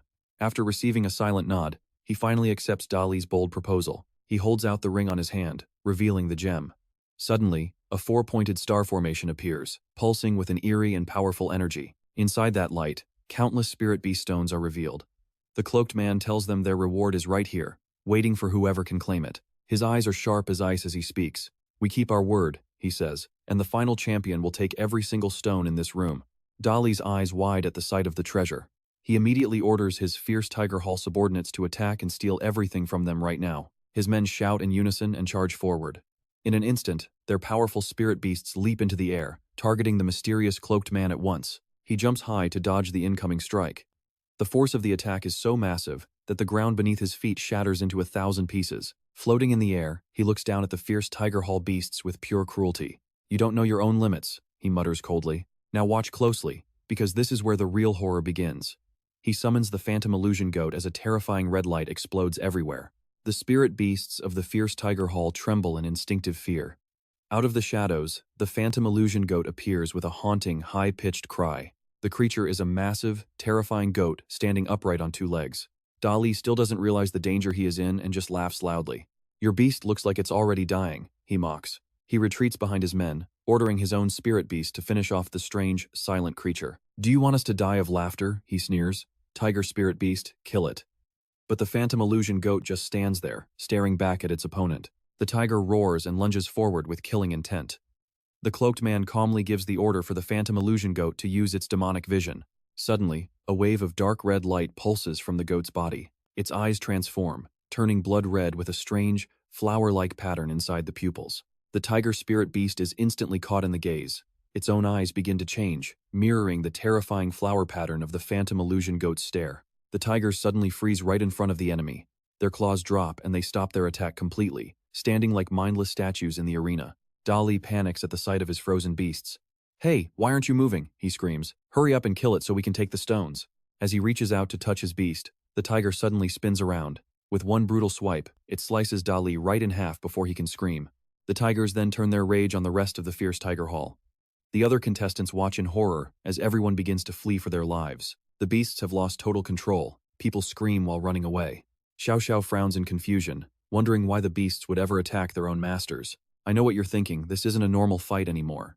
Yong stares at the goat, realizing something is very wrong with this creature. You and I can see the malice in those 3 blood-red eyes. The light radiating from the goat feels more dangerous than anything they've ever faced. The cloaked man walks over to Dali's corpse and speaks softly. Only the final victors are worthy of receiving the full reward for this tournament. Gao Tianqiu raises his hand and swears on his name as city lord. He promises that the ultimate winner will indeed receive every single prize offered. He calls for order, telling everyone they must follow the rules. After the initial wave of terror, the crowd finally starts to settle down and listen. No one dares to cause trouble anymore. They begin to cheer, shouting that they are ready to follow the rules and let the real matches begin. Seeing the fighters' renewed spirit, Gao Tianqiu strokes his beard and smiles. Good, he says. We have 16 teams left qualified to compete in pairs. He begins to explain the formal rules of the competition. The battles will be held in a 2-on-2 format to determine the strongest among them. The first 2 rounds will be individual combat. After that, the final 4 warriors will move on to the team-based battle for the grand prize. He raises his voice, calling for the 16 teams to choose their representatives. Below the stage, the crowd buzzes as fighters prepare to step up. Chen Mo and Qin Yong observe the scene in silence. Qin Yong turns to the 2 girls and says they should handle the first 2 matches. Xiao Xiao and Yue cheer for them with all their might. You have to win, they shout, especially the Empress, and Qin Yong must stay strong. The contestants slowly line up in front of the box used for drawing lots. Gao Tianshou watches them closely as they prepare to find their first opponents. The match order will be decided by luck, he announces. Please draw your numbers to see who you will be facing in the arena today. Chen Mo holds Qin Yong as she steps forward to draw a slip. She opens the paper and looks confused to see they have drawn number 1. Zhuang Bi stands behind them and bursts into loud laughter. Your luck is truly pathetic, he mocks, seeing the number they are holding in their hands. Qin Yong and Chen Mo are surprised to see him there. They wonder why this guy is following them and what he's planning to do next. Zhuang Bi holds up his own paper with an arrogant smirk. I'm number 2, he says. So you country bumpkins better just pack up and go home. Qin Yong gets angry at the constant insults. Just wait, he snaps back, and don't come crying to us when we beat you into the ground. Zhuang Bi ignores the threat and snaps his fan shut. We'll see about that, he says. Gao Tianshou then calls for numbers 1 and 2. Zhuang Bi, Chen Mo, and Qin Yong all step onto the stage together. Gao Tianshou reminds them there are no rules in this circle of death. The battle only ends when someone surrenders or is broken. Trust me, you and I are about to see one hell of a showdown. All right, you and I are about to see if this genius is for real. Cao Tianshou waves his hand. Begin. Qin Yong stands before Chen Mo. Fusion. They are immediately enveloped in a brilliant, swirling blue light. Armor forms on Chen Mo as she gathers her strength. She lunges forward, aiming for a decisive first strike, but Zhuang Bi just stands there with a casual smile. The impact shatters the ground into a million pieces. Dust clouds the arena. Spectators can't see a thing, but they are already cheering at the insane power display. Yue mocks Zhuang Bi's servants, saying their master's about to suffer, but the old man just scoffs. He glares at her, pride dripping from his voice. Zhuang Bi is a once-in-150-year genius. Yue is furious at being called a peasant. As the dust clears, the target is nowhere to be found. Zhuang Bi dodged perfectly. Chen Mo's blade hit nothing but empty air while he fanned himself lazily. He mocks her, asking if that's all she's got. Qin Yong is stunned by his impossible, godlike speed. He hasn't even summoned a spirit beast yet. Chen Mo grits her teeth, refused to show any fear. Zhuang Bi hides his face behind his fan and laughs. Scared already? Then he points right at them. If this is your limit, he says coldly, just surrender now. The energy in the air begins to shift. Qin Yong yells for Chen Mo to stay focused. She charges again, swinging her blade with everything she's got. Take this. But Zhuang Bi doesn't even flinch. Too slow, he whispers. Qin Yong is absolutely livid. That arrogant brat. Zhuang Bi's smile turns sinister. Fine, he says. It's finally my turn to play. Watch closely, because this is where the power gap shows. He raises his fan. Massive energy starts gathering. A massive gale erupts like a hurricane. Even the crowd feels the pressure. Xiao Xiao watches, terrified. The wind is too strong. Can she handle this? Luckily, Chen Mo manages to throw up a shield. Zhuang Bi is actually impressed by her reaction time. Qin Yong shouts that they can go even faster. Chen Mo vanishes, reappearing behind him, but Zhuang Bi was already one step ahead of her. She swings, but he disappears into thin air. His movement is so fast it's actually terrifying to watch. He appears right behind her. Is this the speed you were bragging about? Chen Mo is fuming. It's not over. She grips her sword and lunges, the blade nearly grazing his neck this time. Zhuang Bi is caught off guard for a split second, but blocks the strike with his iron fan. Uncle Bill watches from the stands, realizing the power difference is massive. They just aren't strong enough. Gang Chong agrees. Meanwhile, his friend is charging 10 spirit stones for a seat on his shoulders. Zhuang Bi effortlessly parries every blow. My hand is getting a bit tired. Time for a real lesson. You and I are about to see true speed. Don't blink. Suddenly, Zhuang Bi's figure completely vanishes. Qin Yong and Chen Mo look around frantically. Where did he go? He's gone from their sight. He uses the Gale Step, creating dozens of afterimages. Even Uncle Bill is impressed by this technique. Now that's a move. Qin Yong realizes they're in trouble. Can she even tell which one is real? She can't. Suddenly, a voice whispers behind her. You've got a massive opening right there, sweetheart. He strikes with his fan. She barely blocks, but the force sends her flying across the arena. Qin Yong screams for her to stay on the stage. Don't let him knock you out of bounds. Out of nowhere, he's behind them again. You peasants, he sneers, preparing a final, devastating blow. Do you finally understand the gap between us? A windstorm explodes, sending Chen Mo tumbling back. Xiao Xiao watches in horror as the Empress gets overwhelmed. Is this really how the fight ends? Give up now, he mocks. Then he activates his phantom clones again, leaving her no room to breathe. Qin Yong can't believe it. How can anyone be this fast? Zhuang Bi strikes while she's airborne. Violent windstorm. Chen Mo twists her body, barely dodging those blades of air like razor-sharp knives. She manages to flip and land on her feet, gasping for air. Her balance is barely holding. Zhuang Bi looks down with pure arrogance. You wondered why I'm fast without a spirit beast? He smirks. It's because my own physical cultivation is at the peak. I don't need any help. Trust me. You and I both know she shouldn't believe him. Qin Yong is suspicious. Don't trust him. All right, you and I are about to witness a duel of pure deception. Zhang Bi points at Chen Mo, warning her he is attacking from the left. Then, he vanishes like a ghost. Chen Mo shifts her gaze to the left, totally on guard, but she fell for it. Zhang Bi strikes her right in the head from behind. He laughs, saying he meant his left, not hers. Chen Mo is sent flying across the arena, crashing hard onto the stone floor. Down below, Xiao Xiao is fuming. She calls him a cheating scoundrel for tricking the Empress and tries to rush the stage. Yue holds her back. She warns her to stay calm. If they interfere in a solo match, they lose for sure. Zhang Bi just fans himself, looking completely bored. He claims all is fair in war and blames their weakness. But his eyes widen when he sees Chen Mo actually struggling to her feet. Still standing, huh? He snaps his fan shut and swings it down with massive force. He tells her not to blame him for being heartless. Tan Yong senses the danger and screams for Chen Mo to move. Something deadly is coming fast, and she needs to dodge right now. Now pay attention here, because even her best reflexes aren't fast enough. A sharp blade of wind slices deep into her shoulder. Zhang Bi shows no mercy, closing the distance instantly. He unleashes a brutal barrage of fan strikes right against Chen Mo's head. She is sent tumbling back, breathless from the pain. Xiao Xiao screams out in terror for her empress. Meanwhile, Zhang Bi's servant starts gloating. He mocks them, saying this is the gap between country bumpkins and a young master. His wind control art is just on another level. Zhang Bi stands tall without a single scratch, while Chen Mo can barely move. He looks down at her coldly, saying the show is over. He prepares his final wind control strike. Tan Yong is panicking, asking Chen Mo if she can still move. They have to avoid this hit. It is a do-or-die moment. Zhang Bi offers her one last chance to surrender, asking why she is still being so stubborn. She refuses to back down.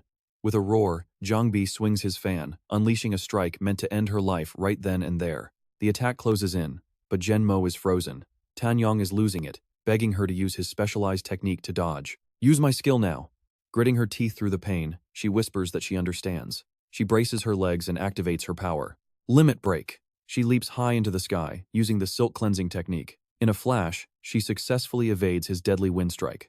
Zhang Bi looks up, clicking his tongue in annoyance. He did not expect her to jump that high. High above, Tan Yong is observing everything. You and I both know something is fishy here. They need to find his weakness. But Chen Mo says his speed is just insane. Tan Yong gets worried. With that kind of speed, he should be able to jump up and chase them. So why is he just standing there? Chen Mo watches him closely, frustrated that she can't figure it out. Tan Yong decides to send out a decoy to test the waters. He activates his clone art. Suddenly, 3 little caterpillar-shaped clones of Tan Yong come falling down from the sky toward the stage. The clones dive straight for Zhang Bi. He scoffs, mocking these weak little things for thinking they could actually hurt a young master like him. But the clones land in 3 different directions, creating a strategic triangle around him. Zhang Bi just waves his fan, bored. One clone is instantly sliced in half, but another one manages to dodge and hears a strange noise. Something is moving underground. Tan Yong looks down, curious. Why is there a vibrating sound coming from deep beneath the arena floor? Suddenly, Zhang Bi cuts that clone down too, and it vanishes. Chen Mo asks if he found anything useful during the distraction. Tan Yong finally cracks the secret code. He tells her he knows the truth now. The real threat is hiding in the ground. She is confused, repeating, "The ground?" Tan Yong points down, explaining that the scoundrel is hiding his spirit beast right under their feet. They both stare down at Zhang Bai, who is watching them like a hawk. Tan Yong realizes the guy cannot jump up to fight them. His beast is tethered to the earth, so he is stuck down there. Zhang Bi realizes his secret is out and starts gritting his teeth. He shouts at them to shut up. Furious, he conjures a massive whirlwind to launch himself into the air, aiming straight for Chen Mo. Tan Yong notices something. From this distance, the wind has 0 power. It is all a bluff to hide what is really happening. Chen Mo gathers her strength and dives from the sky, but she is not aiming for Zhang Bi. She strikes the hidden beast instead. The ground shatters into a million pieces, sending dust and debris flying everywhere. Xiao Xiao and Yue Er watch in total shock and fear. The mysterious white-robed man is stunned. Xiao Xiao cries out for the Empress, terrified of what just happened in that explosion, but then they see it. As the dust clears from Chen Mo's massive ground strike, Tan Yong shouts in triumph. He was right. Zhang Bi is livid, cursing his luck. He is standing on top of a giant mole beast, screaming that he will not let them win. This level 42 Earth attribute beast is his secret weapon. He vows to kill them both just to vent his pathetic rage and frustration. Xiao Xiao points a finger and calls him a filthy cheater. He relied on a beast while lying about some fancy wind control art. Zhang Bi is not even ashamed. He repeats that all is fair in war. Standing tall on his beast, he looks down on them. He brags that even if they found his beast, they are still too slow to win. He starts laughing, thinking he still has the upper hand. And trust me, you and I are going to want to see what happens next. He thinks she is at her limit. We will see. Alright, stick with me, because you and I are about to see one of the craziest turnarounds in this arena. Zhang Bi is relentless, launching a barrage of wind bullets toward Chen Mo. These high-speed blasts give her absolutely no room to breathe. She gets caught in the explosion and sent flying. Tan Yong shouts a warning, but Chen Mo can't react in time to avoid the hit. The impact tosses her like a rag doll. Coughing up blood, Chen Mo looks badly hurt as the onlookers realize this might be the end. Qian Shou scoffs that the winner is decided. Even Kang Cheng is disappointed, thinking Tan Yong and his team haven't improved at all lately. Uncle Bill sees the massive power gap too, their levels are just too far apart. Kang Cheng sighs, declaring that everything is finally over. Zhang Bi shows no mercy, ordering his Earth Beast to use Frenzied Claw Strike. He wants to tear her apart until she can no longer move. Despite her wounds, Chen Mo isn't afraid. She prepares a secret move, leaving Tan Yong slightly confused for a second. Is she really going for it? As the beast's massive arm swings down, Tan Yong finally catches her drift. He understands the plan just as Chen Mo leaps high into the air. She soars toward the sky, glowing like a brilliant star. Zhang Bi looks up in shock, wondering if she still has a hidden trump card left. Now, pay attention here, because this blinding light from Chen Mo is about to shift the entire battle into a brand new gear. A man in white whispers that her state seems wrong. Qian Shou agrees. The energy pouring out of her body is unlike anything they have felt. Xiao Xiao is curious about what the Empress is planning. Yue watches with intense interest, sensing a technique that none of them know. Chen Mo grits her teeth, exhausted but determined. As her breathing becomes heavy, her armor begins to shift, changing its entire appearance before them. The crowd below starts pointing and shouting in disbelief. Look at that woman. Her armor is actually changing color right in front of our eyes. Zhang Bi is stunned into silence by the transformation. Tan Yong mutters that they originally planned to save this secret weapon for the final rounds. Chen Mo screams as she activates her feathering form. Her blue armor turns a vibrant crimson, and massive angelic wings sprout from her back, shocking everyone. Zhang Bi glares at the red power surging in the sky. He tries to act tough, calling it all just a flashy show for the crowd. He mocks her, asking if a simple color change can defeat him. Tan Yong is fuming, shouting that this is their ultimate third fusion state. Before the villain can even finish his sentence, Chen Mo vanishes from the sky without leaving a single trace or any sign of movement. Zhang Bi is terrified. She is gone. He realizes her speed is now way beyond what his eyes can even begin to track or follow. Like a gust of wind, Chen Mo's blade slashes down. In an instant, she is right on top of Zhang Bi, moving faster than a blink. A deep gash opens on his shoulder, and even the Earth Beast gets sliced. Both the master and the monster scream out in pure agony. The beast leaps back to avoid the next strike, but the pain is too much. It collapses, its strength completely drained by that single blow. Zhang Bi grits his teeth in disbelief. This can't be happening. It is like she is a completely different person than the one he just fought. He stares at Chen Mo, barely recognizing the warrior standing before him. Down in the arena, the spectators are losing their minds over this shift. Did you see that? Nobody could even follow her movements. They are all wondering how this woman suddenly became so incredibly powerful and fast. Chen Mo catches her breath after that explosive burst. Xiao Xiao cheers loudly for her empress, while Yue Er is left wondering when they improved. Uncle Bill turns to Kang Cheng, asking if he sees it now. Kang Cheng watches her closely, finally piecing together the strategy behind their level suppression. You and I both know how risky this is.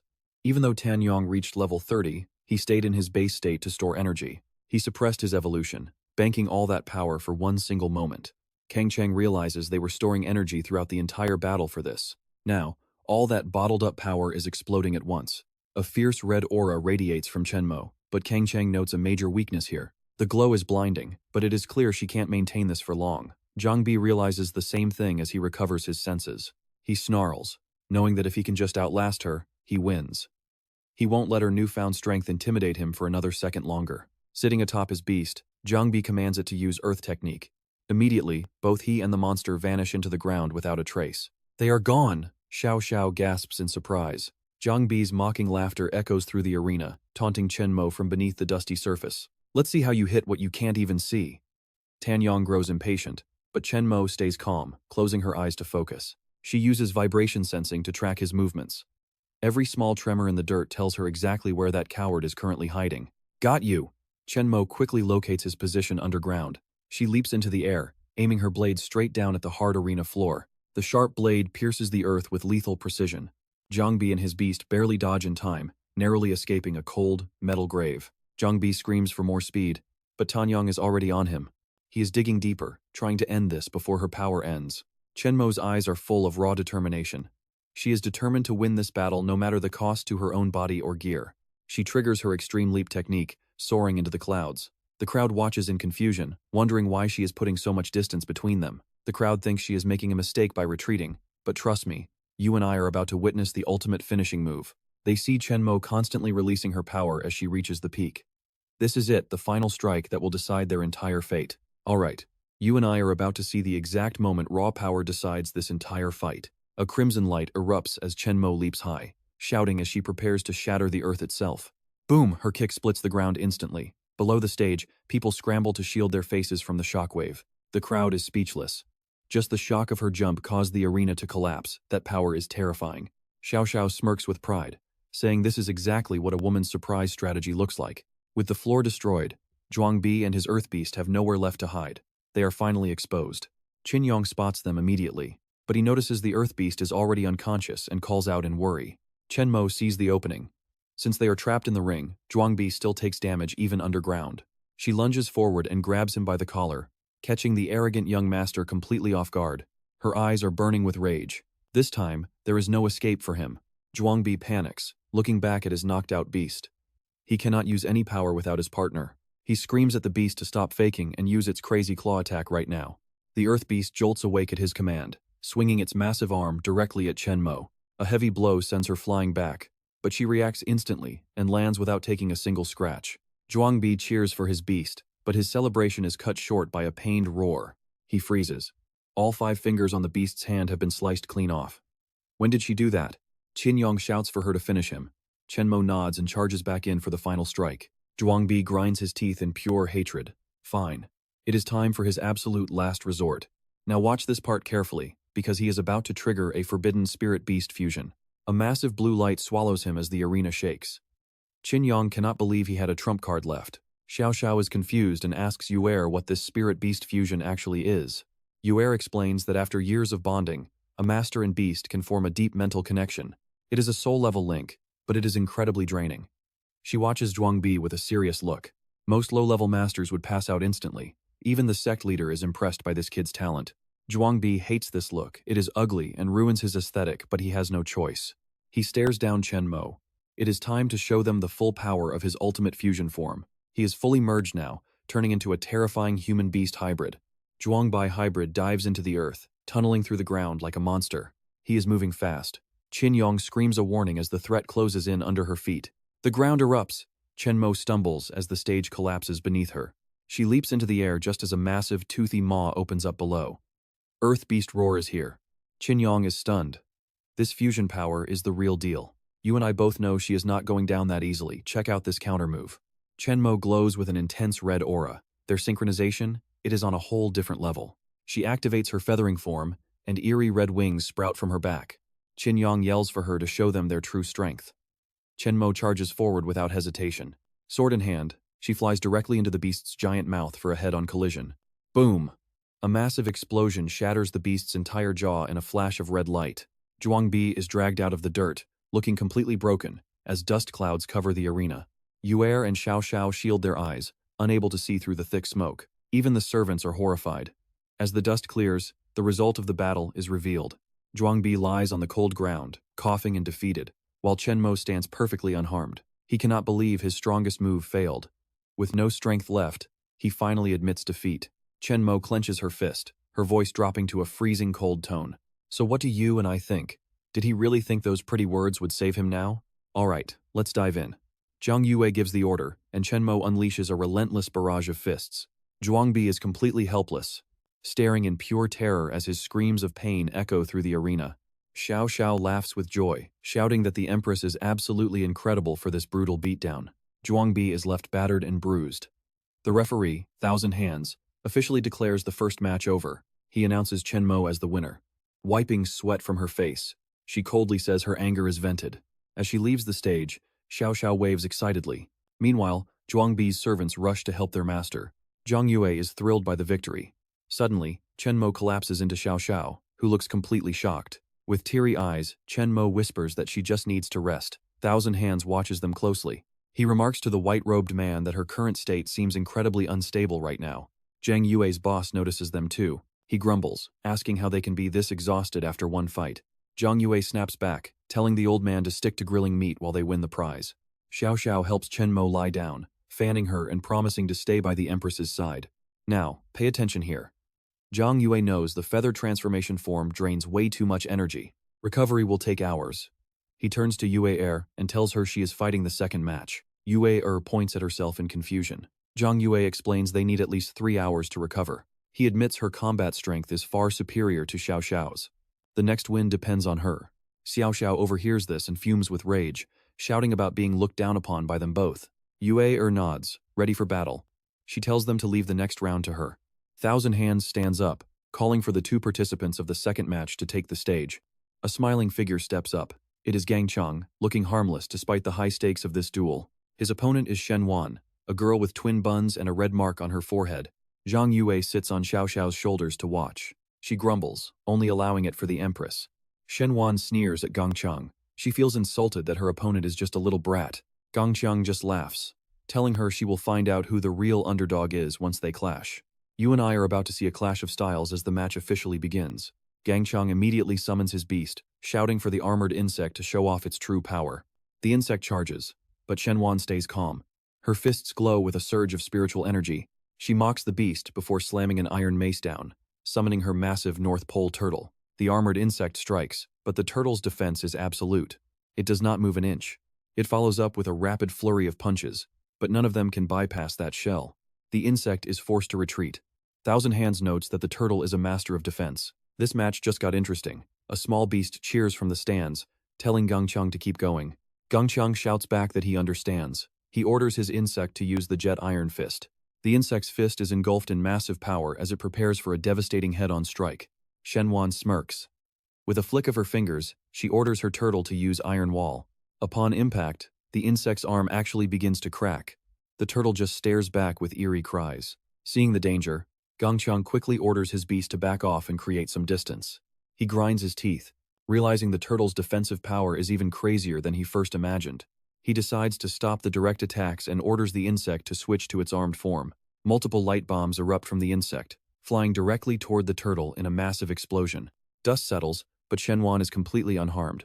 She laughs at the supposedly useless long-range attack. She claims it was nothing more than an itch.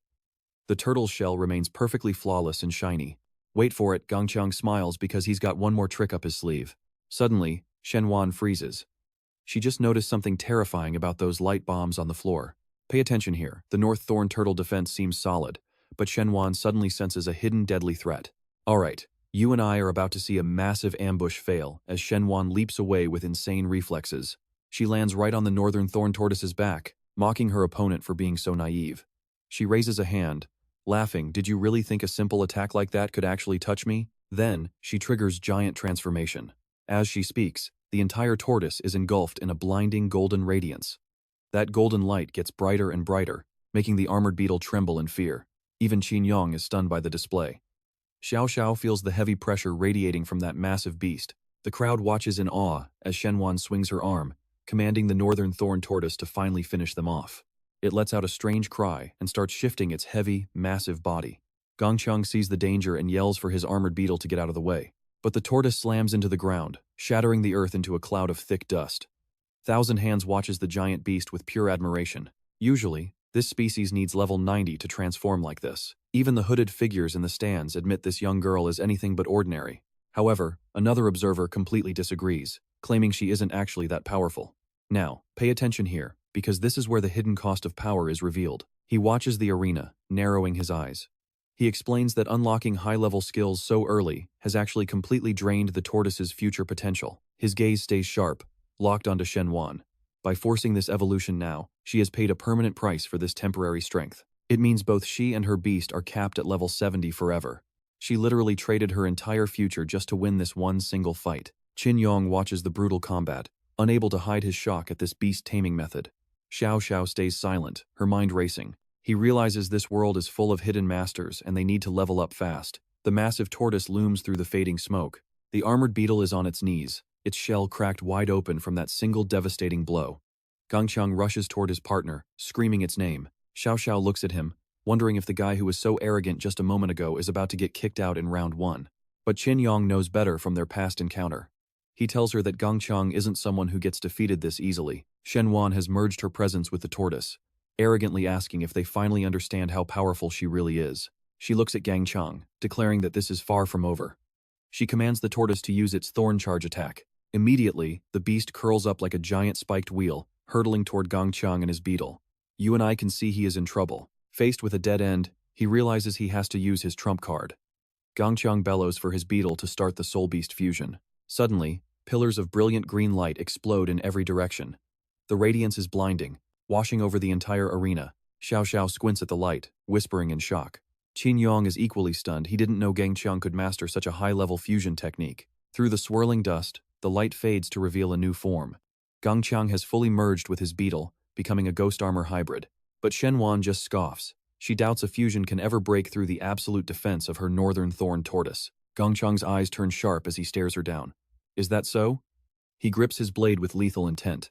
Shen Wan freezes, confused by his movements. What on earth is he doing? Is he really planning to take the tortoise's charge head-on? She clenches her teeth, convinced he is just bluffing. She orders the beast to strike. The tortoise rolls forward, but a single flash of light from Gangqiang's blade cuts through the air. The tortoise stops dead in its tracks. It stays frozen for a second before letting out a blood-curdling scream of agony. Yong and Xiao are left speechless, not understanding what just happened.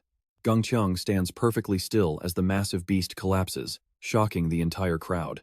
The tortoise has fallen. Shen Wan leaps back, screaming in horror as she sees her partner lying there, completely defeated. She rushes to its side, begging the tortoise to wake up. Then she glares at Gangqiang, demanding to know what he did. He just closes his eyes, calmly telling her to guess. Even Yong finds this victory incredibly strange. There isn't a single visible wound on the tortoise's shell, yet it was taken down instantly. How did Gangqiang pull that off? Gangqiang deactivates his fusion and turns to walk away. His armored beetle returns to its normal state as he leaves the stage. Thousand Hands and the hooded observers watch in silence. Finally, Thousand Hands strokes his beard and asks if the others saw that. The man's blue eyes glow with a cold, sharp light as he confirms he saw it all. This tournament is getting way more interesting. Thousand Hands raises his hand, announcing the end of the match. The winner of this round is none other than Zhaho Gangqiang, the hunter who just defied all expectations. Uncle Bill can't stop praising the boy's performance. As Gangqiang walks down, he spots Yong in the distance. He shoots a smirk at them, asking if they even have enough strength left to survive the next round of the tournament. Yong snaps back, telling him to mind his own business. Xiao is fuming that guy really thinks he's unstoppable now. He just laughs it off, claiming he's only asking out of kindness before walking away. See you in the next round, he says. That's when Yue Air approaches them from behind. Trust me, you and I are definitely going to want to see what happens next. That sun-shattering slash Han used is no joke, so you and I need to watch closely if Yue faces him next. But Yue just beats her chest confidently, telling him not to worry. She even teases him, noting that Yong finally cares about her. Embarrassed, Yong claims he just wants the final victory. Suddenly, the announcer Thousand Hands calls for the third match contestants to take the stage. While Yong watches her, he realizes the ethereal form drains her energy way too fast. Chen Mo suddenly opens her eyes and looks right at him. Xiao arrives just in time with food, calling out to the Empress to come eat some freshly grilled fish before the next round. Yong backs her up, telling her she needs to eat to recover her strength. But the shop owner isn't happy about their snack break. He screams that they're stealing the food he's supposed to sell to customers. How can they just grab it to recover their energy like that? He sets a condition if they don't win the whole thing. The cost of this meal gets added to their massive debt. Yong quietly curses the old man under his breath while Chen Mo takes a big, delicious bite of the grilled fish. Yong asks if it tastes good, but Chen Mo goes silent for a moment. She feels like this whole competition is very wrong. Yong thinks about it and agrees. He also feels that something isn't right about how this entire event is being handled. He questions why they're forcing so many people to slaughter each other. Even with a good excuse, the whole thing feels twisted. Chen Mo realizes how difficult their situation is. She asks if they should even continue, given how exhausted they both are right now. Yong is firm they have to keep going. Their enemies are suspicious, but they need to reach the Water Dragon King. Now pay attention, because he plans to devour the Water Dragon King the moment they get close enough to make their move. He realizes their strength levels aren't keeping up with the competition, so they have to take this dangerous, high-stakes gamble. She wipes her mouth and softly says she understands. Then, Chen Mo leans against Yong, pulling him into a sudden hug. She tells him they should rest for a bit before the next fight. Yong is confused why she needs to hug him to rest. He leans against her chest, blushing hard. He has to admit this feeling actually isn't too bad at all. A man in white robes watches Chen Mo and Yong closely. Remembering their previous flashy battle, he smirks at how they surprise him. By evening, Xiao Xiao is calling out to the Empress to wake up quickly. Chen Mo looks around, still feeling a bit dazed. Xiao Xiao explains that the first round ended while they were asleep. It's already time for the quarterfinal matches of the second round. They realize they've been out for a long time. Yong feels incredibly refreshed, as if his physical strength has fully returned. Suddenly, Yong remembers something important. He asks who exactly is fighting in the current matchup on the stage. Xiao Xiao is frantic, that's why she woke them. It's Yue's turn, and she's already up there facing a massive opponent. Her enemy is Xing Yue from the Thousand Poison sect. He stretches arrogantly, mocking her for bringing a tiny lizard to a real fight. Yue stands behind her mirage lizard, totally unfazed. She tells him that a spirit beast's power isn't determined by its physical size. She orders her mirage lizard to attack, and the creature lets out a strange, high-pitched cry as it prepares for battle. Xing Yue just laughs as the lizard charges at him. He says its timing is perfect as he prepares to strike. His eyes lock onto the mirage lizard with twisted excitement. To him, the creature is nothing more than easy prey. Suddenly, the lizard is covered in sticky, spider-like silk. Yue's eyes widen in total shock. What on earth is happening right now? Xing Yue's spirit beast is a level 56 ghostnet spider. It's constantly spitting out silk to trap the mirage lizard inside. Xing Yue boasts about the terrifying power of his ghostnet spider. The audience stares at the massive spider cocoon in awe. Stick with me here, even the crowd is impressed by this rare control-type beast. They think the young girl is doomed. Realizing she's in deep trouble, Yue quickly commands her mirage lizard to use its shape-shifting technique to escape the trap. The lizard lets out a series of strange, guttural roars. Its entire body begins to shift and grow much larger than before. As it expands, it starts to tear through the spider silk. Yue immediately follows up by ordering the lizard to use its invisibility. But Xing Yue just looks at her with pure contempt. He mocks her for thinking a little trick like that can stop his spider. He raises his hand and screams an order to his beast. The ghostnet spider begins to tighten its grip. Inside the shrinking cocoon, the mirage lizard starts to panic. Layer after layer of thick spider silk wraps around it. The silk coils around the beast, crushing it tight. Below the stage, the crowd thinks the fight is already over and boring. Yong grits his teeth in frustration. That mirage lizard just signed its contract, so its power level is still way too low. Xing Yue looks at the trapped lizard with cold, murderous eyes. He gestures for his spider to move in for the kill. The ghostnet spider crawls closer and aims its venomous stinger. It points the deadly needle right at the lizard's exposed throat. Yue screams in terror for her companion. And that's where we leave it. Will her lizard survive this lethal strike? Alright, stick with me here. You and I are about to witness the most brutal comeback in Manhwa history. Tan Yong watches on, speechless. Xiao Xiao is worried, is Gu Yue really about to lose this entire match? After drinking its fill, the spider leaves the cocooned lizard as nothing more than a shriveled, dry husk. Xing Yue stands behind his phantom spider and coldly declares it is over. He tells the Lord to announce the winner. Seeing the outcome, the Lord strokes his beard and prepares to declare the victor. But then everything changes. Gu Yue raises her hand. Wait, she says slowly. This match is not over yet. Not by a long shot. Suddenly, a fiery red light engulfs the cocoon. She smiles. Humming sounds fill the air, followed by a massive explosion. The blinding light forces everyone to shield their eyes. The spectators look on in total confusion, unable to understand what just happened in the middle of the arena. The lizard reappears, now massive and muscular, letting out a deafening roar. Xing Yue looks up in pure panic. He stammers, wondering how this is possible when his spider's lethal poison should have finished it off for good. Gu Yue scoffs. Did he really think someone from Miaotong Valley would fear such petty, weak poison? Xing Yue grits his teeth, claiming his spider's rank is still high enough to crush her beneath its feet. He points at her and orders his spider to kill. It lunges forward with incredible, terrifying speed. Now pay attention here, this is the moment where the fight gets completely and utterly unpredictable. The lizard's wing gets caught in a web, and Xing Yue seizes the moment to order a final, killing blow. The spider rushes in while the lizard is trapped. It strikes hard, and blood begins to spray across the ground. The lizard screams in pain, its face covered in brutal wounds and bruises from the heavy impact. Xing Yue mocks her, asking if she finally understands the gap between them. Gu Yue looks down darkly. Of course, she replies with a calculating smile. That is exactly why I let my lizard take that hit. Use that move, she commands. The lizard immediately grabs the spider with all 4 legs in a death grip. Suddenly, the array beneath them erupts in a blinding, deep red light. Xing Yue screams in terror once more. Xiao Xiao realizes this is the blood chi array. Tan Yong is impressed that Gu Yue was hiding this skill. She orders the lizard to strike. It lets out a roar and prepares to absorb the life of its prey. The lizard bites deep into the spider's body, causing thick purple blood to erupt as the energy surges.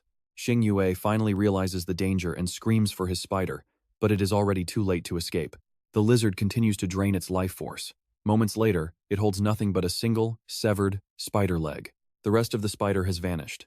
Xing Yue stands there, eyes wide, unable to believe his own eyes. The Lord asks about this new form. His guard explains it was likely achieved through a very special technique. Gu Yue gives her beast a thumbs up.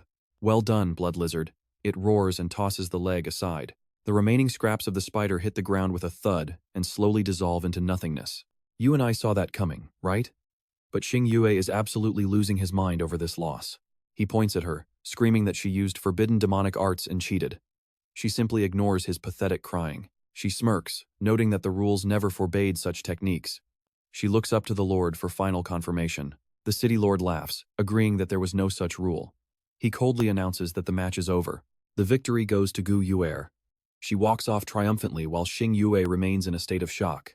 He stammers, asking if this is a joke. Suddenly, the city lord calls out to Gu Yue to stop. She turns back, confused. The lord notes that activating that array requires a massive amount of fresh blood. He demands to know what she did before the match to gather so much powerful life essence. His eyes narrow with deep suspicion. The crowd begins to whisper, wondering if she slaughtered many innocent beasts. Rumors spread instantly. People ask if she used many lives as a dark sacrifice to refine that array. Gu Yue stays silent as the accusations mount. The situation is turning dangerous for our lead very quickly. Xiao Xiao panics, looking around and wondering if the angry crowd is about to attack them unexpectedly. He hopes Gu Yue didn't actually do something horrible behind their backs just to win this one fight. Stick with me, we're about to find out if she's actually a cold-blooded villain. Stick with me, we're about to see a secret weapon unleashed. With a cold voice, Yue stops hiding and summons her illusion shape beast. The city lord shouts, asking what she intends to do. Yue just stands there, arms crossed, her eyes and smile full of calculated mischief. She throws a sharp look his way and reminds him that this is, after all, a combat arena. Yue explains that a massive amount of blood energy had already gathered before the fight. She smiles coldly. She's not using forbidden arts, she's just recycling the energy left behind by those losers. The city lord turns to his guard. After a moment, he admits there's no technical issue. Even the guard beside him is impressed by this girl's raw talent. Flexing her confidence, Yue turns back to her teammates. But they aren't exactly cheering just yet. Yong frowns, asking why she didn't tell them she was using a blood energy formation. Yue just gives a playful, mischievous wink. She tells him that a girl has to keep some secrets, leaving him totally speechless. Suddenly, someone calls her name from the side. It's Gu Yue. Xiaohu Gangqiang is standing there, admitting he never expected her to become this incredibly powerful. Yue points right at him, telling him that her strength isn't something he needs to judge. He smiles, saying they used to be classmates, so there's no need to be so cold. But Yong steps in immediately. He snaps back, saying if Gangqiang actually cared about his classmates, he wouldn't be trying to kill them. Gangqiang just rubs his head. Hey, he doesn't have a choice, those are the rules of the king's trial. Now, pay attention, because the next match is about to kick off. The announcer calls out the bounty hunter, Xiaohu Gangqiang, to face Li Lei. Li Lei is from the Thunder Sovereign sect. As his name is called, Gangqiang looks a bit nervous, waving to the crowd as he steps up. Yong watches his friend walk onto the stage and hesitates. Xiaoyin clenches her fists, looking absolutely furious at the guy. She turns to the Empress, Chen Mo, saying they have to teach him a lesson. Yue and Yong totally agree. They're ready to see him get crushed. On the stage, the two opponents finally stand face to face. Gangqiang stands with his hands in his pockets, smiling with confidence. Across from him, Li Lei looks just as arrogant. Li Lei warns his junior that he won't be holding back. The city lord announces that the fighters are ready. As soon as he shouts, "Begin!" the crowd erupts into wild cheers. Gongcheng keeps that friendly, slightly mocking smile on his face. He tells his opponent to go easy on him, then immediately summons his soul beast, the armored type. Li Lei doesn't waste time either, summoning his Thundershock mouse. He gives the order to strike fast. He tells his beast not to give them a single chance. This level 50 lightning element creature is a literal blur. It charges forward with the speed of a lightning bolt. Li Lei screams for it to end this right now. A massive explosion rocks the stage, burying everything in thick dust and golden lightning. Gongcheng grimaces, shocked by that insane speed. The shock mouse is relentless, following up with a brutal strike that slams the armored beast into the ground. Gongcheng quickly adjusts, ordering his beast into its weaponized form. He tells it to fire its main cannon at the mouse. The shells fly fast, but the shock mouse is just as quick. They collide in a massive explosion of smoke. The armored type is momentarily stunned, looking up, but the mouse has already appeared right under its feet. An uppercut sends the armored beast flying again. It hits the ground so hard that rocks and debris scatter everywhere. The audience is stunned, whispering that it's only been 5 minutes. It feels like the match is already over. You feel that too, right? The exact moment things take a turn. The shock mouse stares into the dust with its golden aura. Li Lei smirks with pure triumph. He brags that his beast's impact force is way beyond what anyone can handle. As the thick smoke finally begins to clear, Gongcheng's voice rings out, answering Li Lei's boast about speed and power. Gongcheng is using a soul beast fusion, the demon armor possession. Li Lei remains calm, asking if that's supposed to scare him. He mocks the fusion, doubting it can even touch his shock mouse. The beast lets out a screeching battle cry. Li Lei points his finger and orders the mouse to crush him. But Gongcheng just stands there, smiling like he's won. He tells the mouse to bring it on. A tiny flash of light flickers right in the middle of the shock mouse. Suddenly, the beast is lying behind Gongcheng, completely motionless. The golden lightning has vanished from its body. Li Lei's jaw drops in pure shock. Gongcheng just gives a soft, quiet laugh. The shock mouse is totally down. It's paralyzed, eyes rolled back, foam at its mouth. Li Lei screams out, asking what happened to his beast. He's completely baffled. His mouse has 0 visible injuries, so how on earth was it defeated so easily? We just saw that. Alright.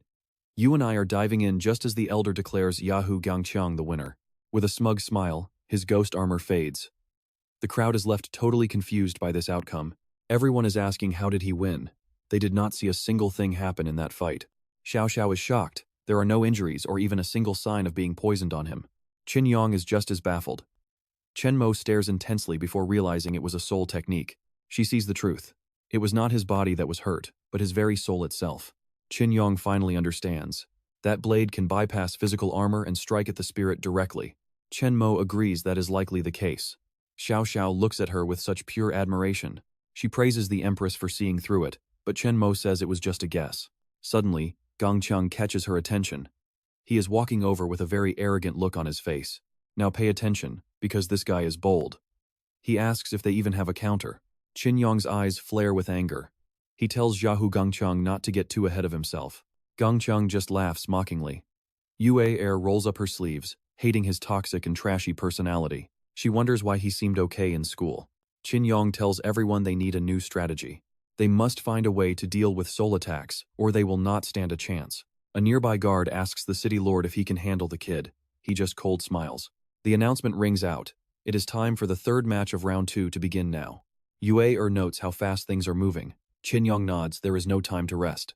On stage, a muscular bald man faces a red-robed opponent. That is Chen Feng from the Desolate Sect. He tells his rival to just give up. His opponent, Ji Tong, just throws that advice back. Yong asks if the others watched their previous matches. Xiao Xiao remembers the beast clearly. Chen Feng's beast is a savage lizard, with insane power and a legendary level of defense. He totally crushed his last opponent. Meanwhile, Ji Tong uses a high-skill monkey that loves boxing. Now, let us see which style wins out brute force or technical skill. Stick with me here. The city lord sees both fighters are in position. He declares the battle has finally started. Chen Feng summons his beast, the level 62 savage lizard, Manhwa. It looks absolutely terrifying. Ji Tong counters immediately. Go, Crimson Flame Vajra. It is a boxing type at level 65. As soon as it appears, Ji Tong orders a heavy punch straight at the lizard's face. The Crimson Flame Vajra lunges forward. Manhwa just stands there, taking a massive, direct hit. It does not stop there. The monkey unleashes a rapid-fire combo, pummeling the lizard's entire body. Ji Tong smirks, thinking it is already over. He really thought Manhwa was much weaker than this. Yue Er is confused. It feels like Chen Feng and his beast are not even trying to dodge. While Qin Yong stays quiet, Chen Mo notices something is not right about this whole situation. On stage, Manbotic is using its armored skin to soak up every single punch like nothing. Chen Feng stays calm. He asks if Ji Tong seriously underestimated the defense of his lizard. Ji Tong freezes as he realizes the truth.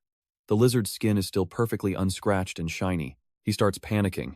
How is it possible for any beast to tank those hits so easily?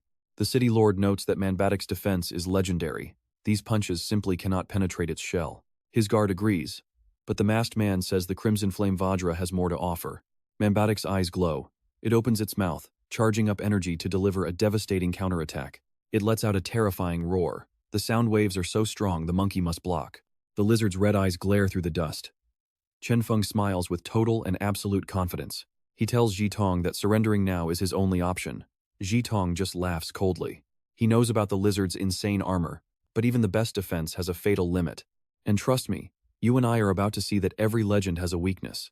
Alright, you and I are about to witness an absolute slugfest as Ji Tong orders his blazing ape to unleash a devastating flame fist. The beast obeys instantly, opening its massive maw to charge up a sea of scorching fire. Suddenly, the tables turn, and the mamba lizard gets sent flying with a smoking mouth, suffering from severe, agonizing burns that leave it reeling. Ji Tong isn't letting up, commanding his ape to keep the pressure on with a continuous barrage of flaming strikes. A massive fire-enhanced punch connects, setting the lizard ablaze as the ape prepares to follow up with another heavy blow. The burning fist plunges deep into the lizard's throat, making it howl in pure agony as its body takes incredible damage. As Manba Lizard lies motionless, the blazing ape roars in triumph, while Chen Feng calls out in desperate worry for his beast.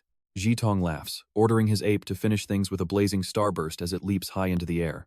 With the lizard still down, Chen Feng looks up in horror at the ape descending like a meteor of pure destruction. Terrifying flames gather in the ape's palm, condensing into a massive fireball that pulses with enough energy to end the fight. Sensing the lethal danger, Chen Feng screams at the top of his lungs for Mamba Lizard to get up and move.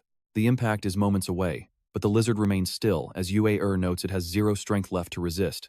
However, Qin Yong feels differently, sensing that the lizard might still be hiding a secret trump card up its scaly sleeve. Yue dismisses his intuition, convinced the creature is about to be blown into nothing but dust and scattered ashes. Chen Feng keeps shouting for his partner to wake up, while Ji Tong smirks, enjoying what he thinks is a total victory. He mocks Chen Feng, saying if he had surrendered earlier, his beast wouldn't have met such a pathetic and brutal end. Suddenly, a mysterious voice from the ancient wilderness commands Chen Feng to stop holding back and reveal his true hidden strength. Now watch closely as the explosion erupts. This is the exact moment when the tide of the entire battle shifts. Fire consumes the arena as Ji Tong cheers, believing the match is over, but the heat is just getting started. Chen Feng stares into the flames in silence, his eyes fixed on the smoke before he finally whispers a new name. From the ashes, a shadow emerges as Chen Feng roars for the Manba dragon to show the world its absolute power. The lizard has evolved into a terrifying red dragon, sporting lethal fangs and a gaze that promises nothing but certain death. Ji Tong is speechless, trembling as he wonders how a spirit beast could possibly transform into an entirely different, superior species.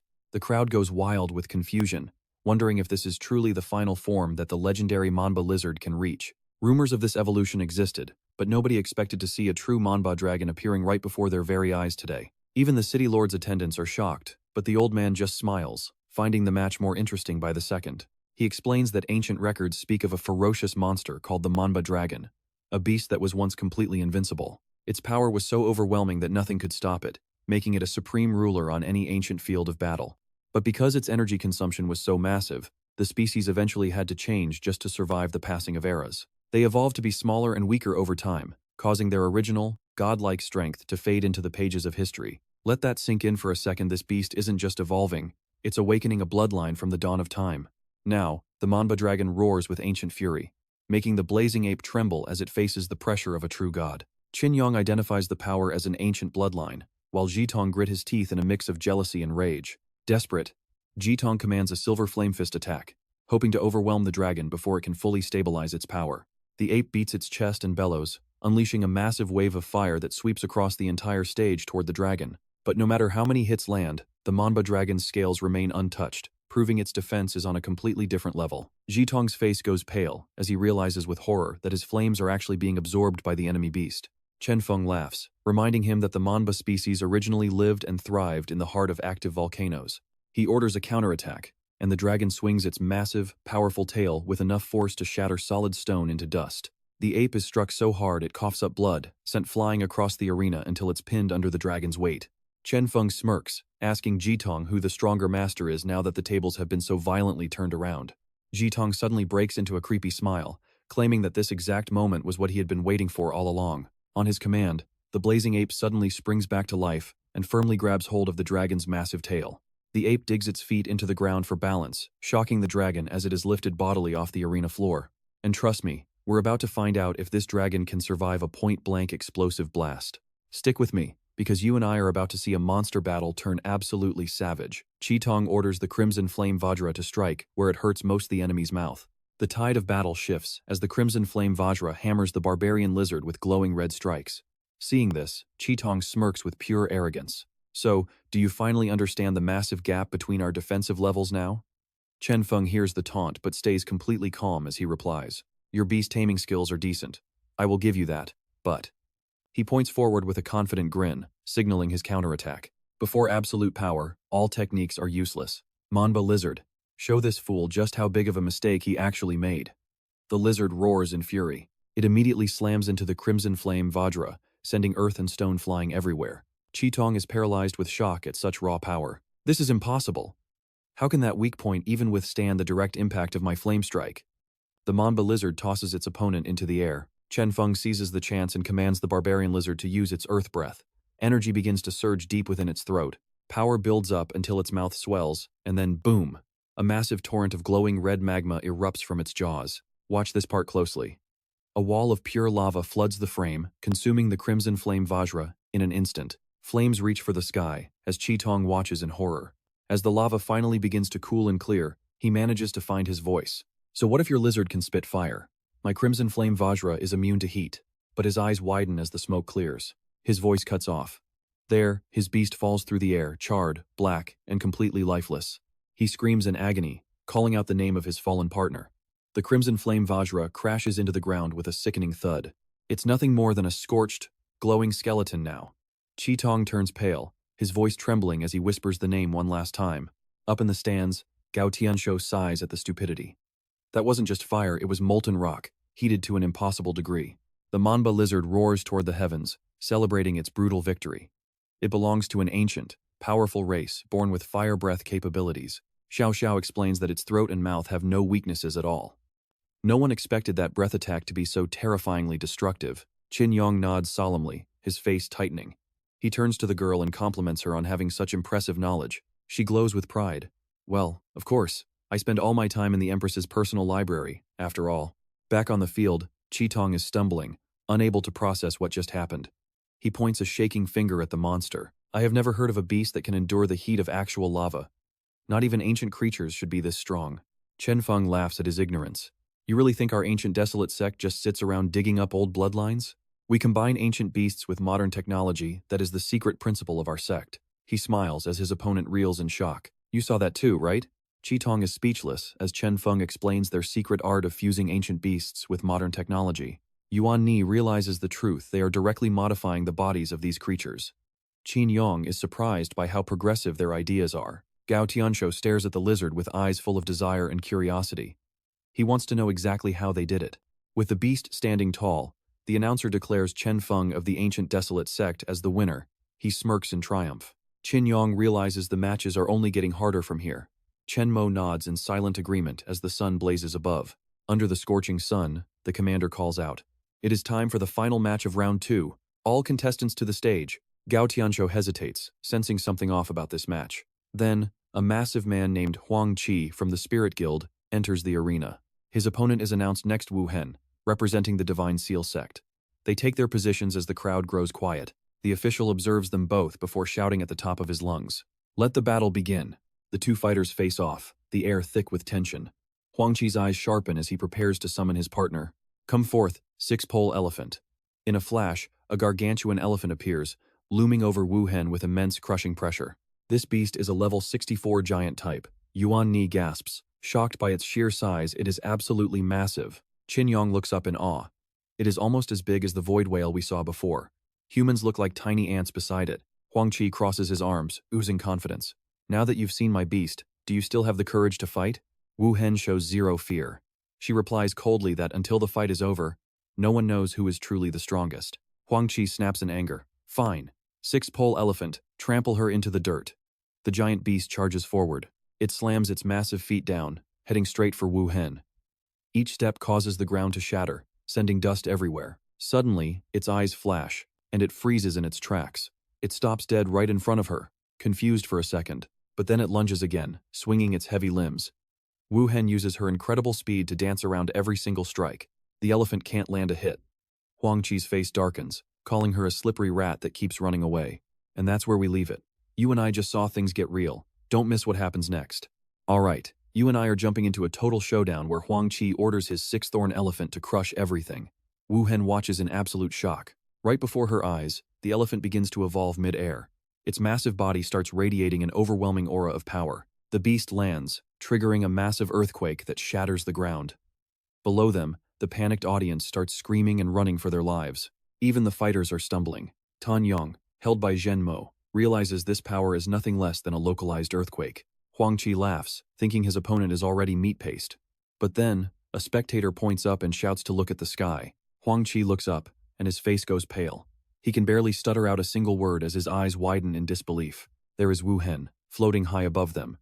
Xiao Xiao looks on, unable to believe a human can actually fly like that. Yong tells everyone to stay calm, but even he is focused on her. Flying or not, this battle is reaching a new peak. He reminds Xiao Xiao not to underestimate her. Wu Hen might have just been hiding her spirit beast extremely well this whole time. Huang Qi growls that flying won't save her from his grasp. He points his hand toward her and commands his elephant to strike again. The six-thorn elephant listens, aiming its massive trunk and launching a projectile attack straight toward Wu Hen in the sky. The trunk lunges fast, but Wu Hen dives straight toward it. She pulls out her weapons, charging headfirst into the danger without hesitation. She targets the trunk while aiming to take down Huang Qi himself. Seeing this, the old man quickly shifts his position to dodge. He mocks her for being arrogant enough to think she can kill him directly. But just then, the atmosphere behind her shifts completely. Now here's the part where things get really dangerous. A massive power is surging toward Wu Hen from her blind spot. She spins around, narrowly dodging a lethal blow before slamming back down to earth. Huang Qi sees his chance and gives another order. He commands a breath pulse attack. Instantly, the elephant fires a barrage of glowing energy spheres from its trunk toward the ground. The spheres explode upon impact, tearing the arena apart. Huge rocks fly everywhere as the raw energy turns the stage into a wasteland. Wu Hen is caught in the blast and sent flying, screaming in pain. She is left floating helplessly in a daze mid-air. Seizing the opening, Huang Qi clenches his fist. He orders his elephant to finish her off with its fastest trunk strike yet. At incredible speed, the massive trunk lashes out. Wu Hen is caught off guard and has no time to defend herself. The impact shatters the floor, burying everything in a cloud of dust. The elephant slowly raises its trunk to reveal the damage. Blood stains the broken ground. Wu Hen lies there, coughing and struggling to breathe after taking such a devastating direct hit. Xiao Xiao thinks it is all over. At this rate, Wu Hen might actually die if she does not do something fast. Yong keeps his eyes glued to the fight, wondering where her beast is. Huang Qi just sneers at her broken state. He mocks her, asking if she is still going to refuse to summon her beast. Slowly, Wu Hen crawls back to her feet. You saw that look in her eyes, right? She finally decides to summon her secret weapon, the toxic sting wasp. A wasp cloaked in a deadly purple aura appears. It grows larger and larger, radiating a terrifying amount of concentrated poison. The system identifies it as a level 36 insect type. The crowd finally realizes how she was able to fly earlier. Spectators whisper about how lethal its sting is. However, a single sting is usually all it has before the wasp itself dies. Huang Qi recognizes it as her trump card. He strokes his chin, having heard rumors about the power of the toxic sting wasp. His face darkens as he warns her that poison won't work on his giant beast. The sheer size difference is just too massive. He yells for his elephant to charge once more. This time, he is not planning on giving her any room to breathe. The elephant roars, shaking the entire stadium. With terrifying speed for its size, it rushes toward Wu Hen and her wasp. It swings its trunk with enough force to level a building. But just as it connects, Wu Hen and the wasp vanish. The elephant freezes, confused. Both of its targets have completely disappeared from the spot where they were standing a second ago. Suddenly, they appear high above the beast's head. The elephant looks up in total shock as Wu Hen glares down at him. She knows regular attacks won't work on a beast this big. It is time to use their ultimate trump card instead. A blinding light erupts as they perform a spirit beast fusion. Lightning crackles through the air as their powers merge into one. After the flash, Wu Hen lands on her feet. She has successfully fused with her wasp, taking on a deadly new form. She stands directly on the elephant's head. A massive, glowing stinger pulsating with purple poison emerges from behind her like a weapon. Using the toxic bee drill, she drives the stinger deep into the elephant's thick hide. She does not stop there for a second. She sprints down its massive back, dodging its desperate counters before landing behind it. She glances back to check the result. Her fusion form begins to fade as her energy drains. The wasp, severely injured from the effort, separates and collapses nearby. Huang Qi just laughs, thinking his beast is untouchable. But trust me, you and I know this fight is far from over. Alright, you and I are about to see if a single move can end this entire war, as Huang Qi mocks Wu Hen for losing her only helper. But Wu Hen doesn't even flinch. She calmly tells him that her venom wasp will die just as fast as his own spirit beast. With a simple snap of her fingers, the six-legged elephant is suddenly consumed by a deadly, glowing purple poison. It cries out in pure agony before slowly collapsing. Huang Qi turns pale, screaming out in total disbelief. The massive beast hitting the ground creates a huge shockwave, forcing Huang Qi to shield his face from the debris. Below them, Chen Mo and the others watch in silent, stunned amazement. He points a trembling finger at Wu Hen, asking how a little bit of toxin could possibly take down his legendary elephant. Wu Hen stays cool, explaining that while a fused beast is tough, this giant was doomed from the very start. She reveals her hidden trick during their earlier exchange. She had been slowly injecting lethal toxins into every part of its body. She shows off her poison-tipped claws as she stares him down. To her, that fusion was nothing more than a trap. Chen Mo is blown away by the display of power, while Yong notes that everything is going exactly as she planned. Seeing that the battle is basically over, Tianshou steps forward to officially announce the winner of this match. But Huang Qi stops him, desperately claiming his beast is still conscious. Tianshou, however, isn't buying his pathetic excuses. The beast can't even move. Pushing this any further is just a massive waste of everyone's time. Now, stick with me here, because Huang Qi is about to do something absolutely desperate for the sake of his guild's pride. He screams out to his elephant, demanding one final push as he activates his ultimate soul fusion technique. Suddenly, a blinding golden light wraps around both of them, forcing Wu Hen to jump back and take a defensive stance. The light intensifies until it feels like the entire arena might explode, slowly revealing a brand new, terrifying form. Huang Qi has fully merged with the elephant. Yong is impressed, noting that his aura is now incredibly overwhelming. Yue explains that as long as the master and beast are conscious, they can fuse, even in such a dire state.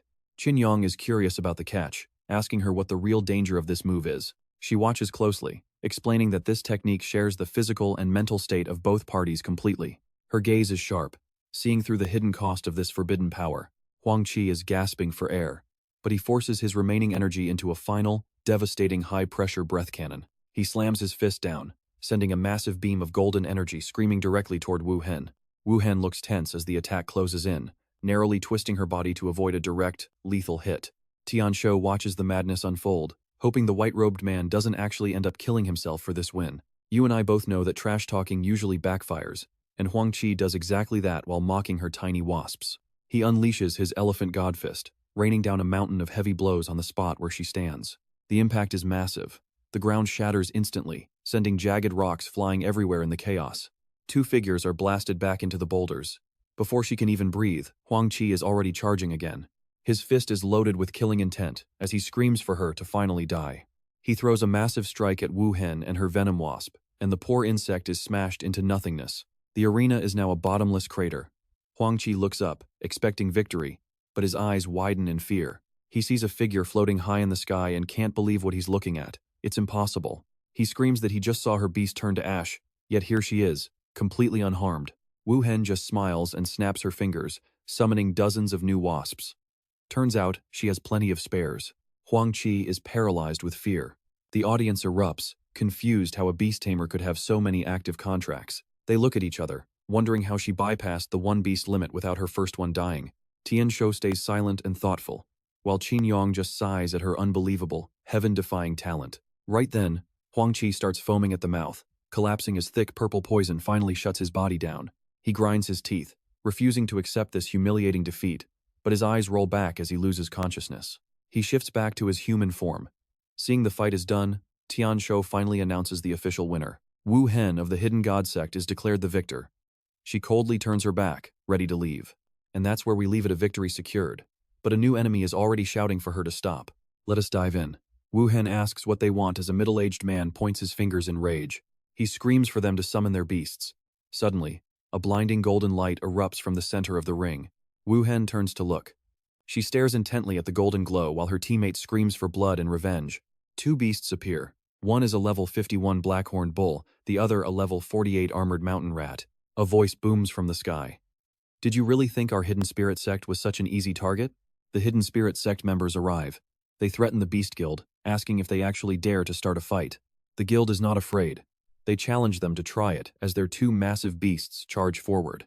The toxic bees attack too. Right then, a massive surge of power strikes and a giant explosion rocks the arena. The Beast Guild members panic. What is happening? They look up at the high platform where Tianshou sits.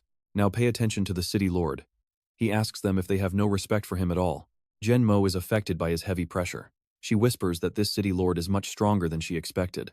The man glares at him with pure hatred. He is not satisfied but waves for his men to finally retreat. Before leaving, he warns Wu Hen. Once this match is over, he will make sure they all pay the price. Wu Hen ignores him completely. Tianshou looks at the shattered arena and tells the cloaked man it is over. He raises his hand and makes an announcement. Because the arena is destroyed, the quarterfinals are delayed until tomorrow. Yong is happy to hear this. This is great news because it gives them much more time to prepare. Tianshou orders his servants to handle different tasks. He says the organizers will take care of the beast corpses. He tells everyone to leave the arena quickly. The staff will be responsible for cleaning up the entire mess. Xiao Xiao leaves the stage. She thinks the city lord is very kind, and Yong agrees with her completely. He even helped handle the beast bodies. Yue Er is out of patience and just wants to go home. Night falls on the inn. A protection seal is placed on the door while the lights inside burn very bright. Inside the room, Yong and Chen Mo are focused on cultivating. Suddenly, Chen Mo opens her eyes. Xiao Xiao brings food and asks how she feels. Empress, I bought dinner. How is your recovery going so far? Chen Mo hesitates. She is only at 50%. Yong says tomorrow's match will still be very difficult. Xiao Xiao clenches her fist and laughs. Do not worry, Empress. I will definitely do my best to protect you. Yong looks at her with total disdain. He tells her she should just worry about protecting herself first. Xiao Xiao shouts as Yong gets closer. Do not just barge in here like that. What did you buy? Yue sighs on the balcony, looking exhausted.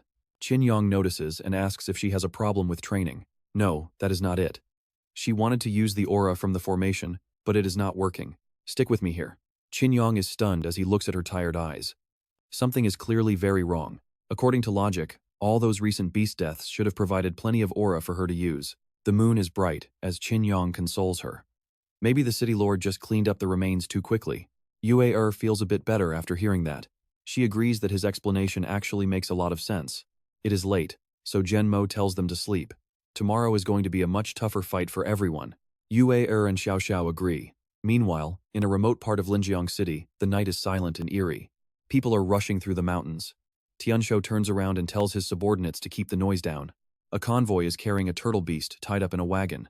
They throw it into a purple lake. Tianshou sees the beasts floating in the water. He wonders if these creatures can actually speed up their research. The man does not answer directly.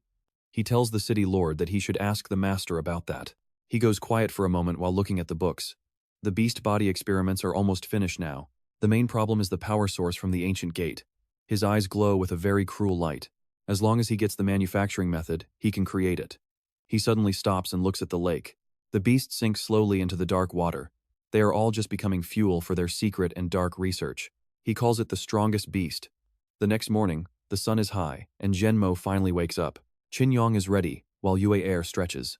You and I are going to see a legendary fight today. Listen, you and I are about to see if they can win and escape that old man. Xiao Xiao enters, calling for the Empress. She tells her to change so they can head down for breakfast. Chen Mo agrees, but suddenly, the inn echoes with Yong's scream. He is facing Xiaohu Changchang. Yong asks what he is doing here. Xiaohu calmly says he is just there to eat some breakfast too. He notes they seem way too relaxed for the finals today. Yong's group stares at him as he watches their reaction with indifference. Xiaohu Changchang smirks with total contempt. He tells them they probably won't even survive the quarterfinals with that kind of attitude. Yong explodes in a rage, telling him to mind his own business. Xiaohu just turns to leave, waving as he says he will see them. Yue clenches her fists, calling him an arrogant brat. Xiao Xiao is just as furious, tired of him looking down on their group. She really wants to punch his face. By dawn, everyone has gathered. At Linlang City, the atmosphere is chaotic as the top masters appear. The Hidden God sect and Wu Hen are watching everything closely. Xiaohu Changchang remains as indifferent as ever as he waits with the crowd. Chen Mo holds Qin Yong, looking at the massive crowd. She notes there are even more people today. He agrees, citing the final match. They discuss the crowd size. The city lord stands on the platform, overlooking the sea of people as the final tournament stage is set. He strokes his beard and declares everyone has arrived. Wu Hen notices the arena is still damaged and mentions it hasn't been fixed yet. Tianqiu just laughs, telling them not to worry. He orders everyone to step back. Then, he claps his hands and the ground begins shaking. The arena collapses, making people scream in terror. They think it is an earthquake, but then something massive begins rising from the earth below. Now pay attention, because you and I are witnessing a whole mountain erupting from the ground. Spectators scream for their lives in pure shock. Yue Air is stunned. Nobody can believe the majestic sight of a mountain rising from the ground. They all cry out in absolute disbelief. Tianqiu introduces it as the new arena for the team competition. He tells everyone to stay calm and invites the representatives to draw lots. He tells them to use the stairs to reach the stage. Yue Air is still amazed that such a place was hidden right underground. Xiao Xiao is equally shocked. The judge's power is truly overwhelming. Qin Yong, however, stays focused and tells the team to move out. He suggests they go up and draw their numbers now. Chen Mo pulls a paper, and Qin Yong impatiently asks what they got. She reveals the slip, quietly saying it is number 2. Suddenly, a familiar voice rings out, making Chen Mo turn around to see the speaker. Xiaohu Changchang stands there with his hands in his pockets. He calls it a shame, explaining that numbers 1 and 2 face each other. He shows his own number, confirming they won't be in the same group. Qin Yong screams at him, telling him to wait for the finals. He promises they will crush him then. But Xiaohu just stays cool, telling them to focus on actually winning their next fight for once. Qin Yong is furious, wanting to break the guy's nose. Chen Mo tries to calm him, saying Xiaohu is not their immediate opponent right now. He tells them they would better start thinking about their next match instead. Qin Yong is losing his mind with rage at the guy's arrogance. I know what you're thinking, he really is asking for it. Chen Mo tells Qin Yong to stay calm for the fight ahead. Wu Hen looks at her paper with doubt, seeing she got number 1. She walks toward Chen Mo, looking bored as she checks them. She says it looks like they are going to be opponents next. Chen Mo glares back cautiously, knowing the hidden god sect is very dangerous. Everything is ready. Tianqiu strokes his beard and announces the start of the semifinals. He calls for teams 1 and 2 to fight. He tells them to send 3 fighters onto the stage. Xiao Xiao leads the way, full of excitement. Chen Mo feels trapped. Xiao Xiao leads the way with pure excitement. Chen Mo notes they have no choice but to fight. Yue feels a bit awkward. She wonders if they count as 3 or 4 people. Xiao Xiao points at Qin Yong, saying he is obviously the 3rd member of the team. She calls the other one just a talking beast. Qin Yong snaps back in a rage, asking if she wants to get bitten for that. Suddenly, a shout from the crowd startles them. Someone is cheering for them. It is the shopkeeper, yelling for them not to lose the match. Qin Yong is surprised that the old man is actually supportive. He starts feeling a bit guilty about all the bad things they said, but the shopkeeper reveals he bet all his money on them. If they lose, he will never forgive them. Qin Yong realizes he is just hopeless. He bet his entire inventory's earnings from the last 2 days. If they lose, he will make them pay. Qin Yong just shakes his head. The old man is truly beyond saving. Yue ignores him entirely, telling the group it is time to get onto the main stage. Under the clear blue sky, both teams take their positions. Xiao Xiao is determined, promising the Empress she will give it her absolute best. Yue Air is excited, hoping for plenty of blood. Qin Yong warns everyone to be careful of the hidden god sect's unique beast abilities. He thinks they might have hidden tricks. Chen Mo agrees they must be cautious as they face off against the mysterious team opposite them. One of the opponents looks thrilled, thinking they drew the weakest team from the last round. They think they've already won this match. Shen Yi thinks they're lucky, but Wu Ling warns him not to be careless. Down in the crowd, spectators start complaining to the city lord. They argue the mountain and trees are blocking the view. And trust me, you and I are going to want to see this. Alright, you and I are about to dive into a high-stakes arena battle where a massive spirit mirror reflects every single intense and deadly movement. Spirit mirrors surround the platform, catching every angle of the fight. The announcer's voice booms through the stadium as the magical glass begins to glow. Spectators watch in real time, their eyes glued to every detail of the intense spirit-beast clash happening right before them on the grand stage. The crowd cheers, satisfied with the spectacle. The elder strokes his beard and signals for the 2 sides to prepare for the next round. Shunyi steps up, his fingers forming a complex hand seal. Go forth, fate-binding flying snake. A massive serpent erupts behind him. This level 60 monster is a lethal venom-type beast that radiates pure killing intent and overwhelming power. He points at Qin Yong's team, ordering the snake to finish them. Meanwhile, Yuer and Xuan Xingji stand their ground, ready to fight. Leave this guy to me, Yuer shouts. Go! Xuan Xingji! The beast charges forward, but the flying snake strikes first with blinding speed. It slams Xuan Xingji into the dirt, pinning the beast down instantly. Xunyi smirks, feeling like victory is already within his grasp. He gloats, asking if they expected his secret move. Yong just sighs and speaks up, wondering if the man is actually an idiot. Xunyi looks confused, wondering what they mean. Yuer just gives him a look of pure, cold disdain while smiling at his ignorance. Xuan Xingji is completely immune to poison. Even as the snake bites his neck, the lizard beast prepares a massive and heavy counterattack. Razor-sharp claws tear into the serpent's flesh. Caught off guard, the snake is sent flying backward from the sheer force of the impact. It crashes hard against the jagged rock wall. Xunyi is shocked, while Wu Hen just watches with his arms crossed and indifferent eyes. I told you not to underestimate them, Wu Hen says coldly. Xunyi stubbornly claims it was just a fluke and refuses to admit defeat. Yuer pushes the advantage. Finish him off now, Xuan Xingji. Xiao Xiao cheers her on, screaming for them to end this battle once and for all. The beast lunges forward to kill the snake. But Yong suddenly notices something feels very wrong about the energy in the air. Pay attention, this is the moment everything turns. Yong yells for a stop, sensing a hidden threat lurking in the shadows while his beast is still charging. A dark shadow knocks Xuan Xingji back. Yuer screams in panic, but thankfully, her beast manages to land safely on its feet.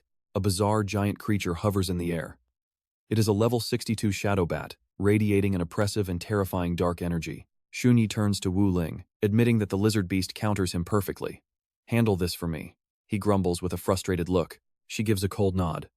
Shadowbat, destroy that beast.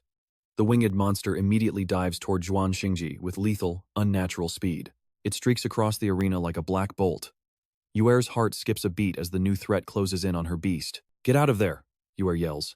A massive explosion rocks the platform, making the very ground beneath their feet tremble with force. Blue light flickers through the heavy dust.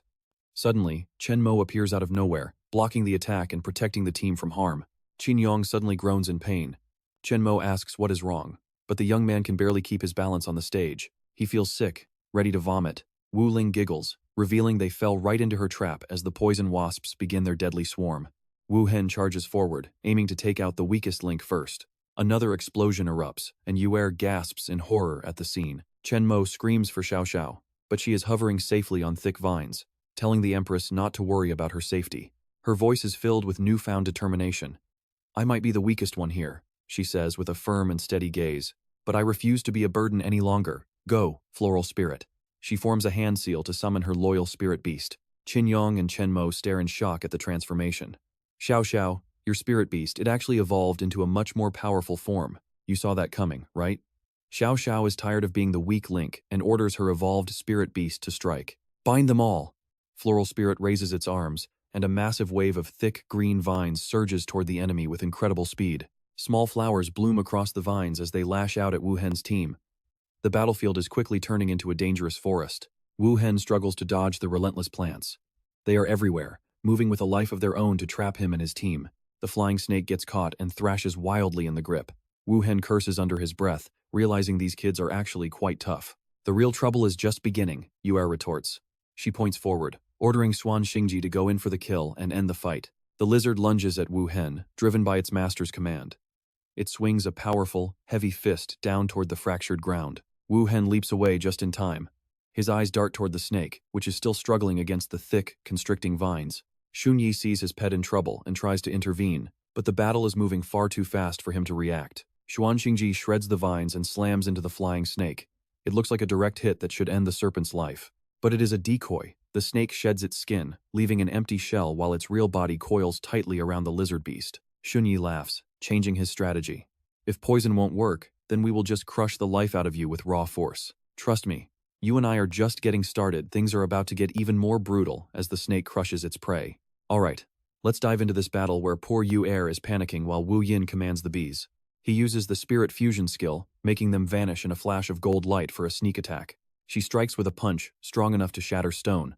But Wu Yin realizes her target has disappeared. Yue sneers at such stupidity, while the shape-shifting beast shrinks down into a tiny creature on her hand. Imagine not knowing it could change size at will. Wu Yin yells for Wu Ling to use their move. Wu Ling stuffs cotton into her ears and acknowledges the order. The entire hidden god sect follows suit. They all plug their ears as Wu Ling orders the giant sonic bat to unleash its devastating sonic blast. Xunyi hurriedly plugs his ears too before the bat releases a bone-chilling, ear-piercing scream. Yong shouts. He tells Chen Mo to watch out for the sound waves. Chen Mo grits her teeth to withstand the hit. The sonic waves from that bat are so intense they could probably shake a whole mountain to its core. Xunyi and Wu Ling cover their ears for safety. He gives her a thumbs up for the job. But Wu Ling remains focused, telling him not to celebrate too early while keeping her eyes on Tan Yong. Now pay attention, because Xiao Xiao suddenly raises a massive vine defense to protect everyone inside. Tan Yong is shocked that these vines can actually withstand a powerful sonic attack. Xiao Xiao remains determined. She turns back with glowing eyes, declaring she will do anything to protect the Empress. Yue Er looks concerned. Looking outside, she notices something is wrong. There is not a single soul left in sight out there. Those three have vanished. Tan Yong is stunned, wondering where they went in this eerie, silent mountain range. Xunyi hides behind the trees, questioning if they need to be this careful against their enemies now. Wu Yin releases more venomous bees, planning to slowly drain their strength. She waves them forward to attack. Tan Yong and the others look around frantically, wondering where those cowards could be hiding in the forest. A venomous bee tries to sneak attack from behind, but Xiao Xiao senses it and dodges just in time.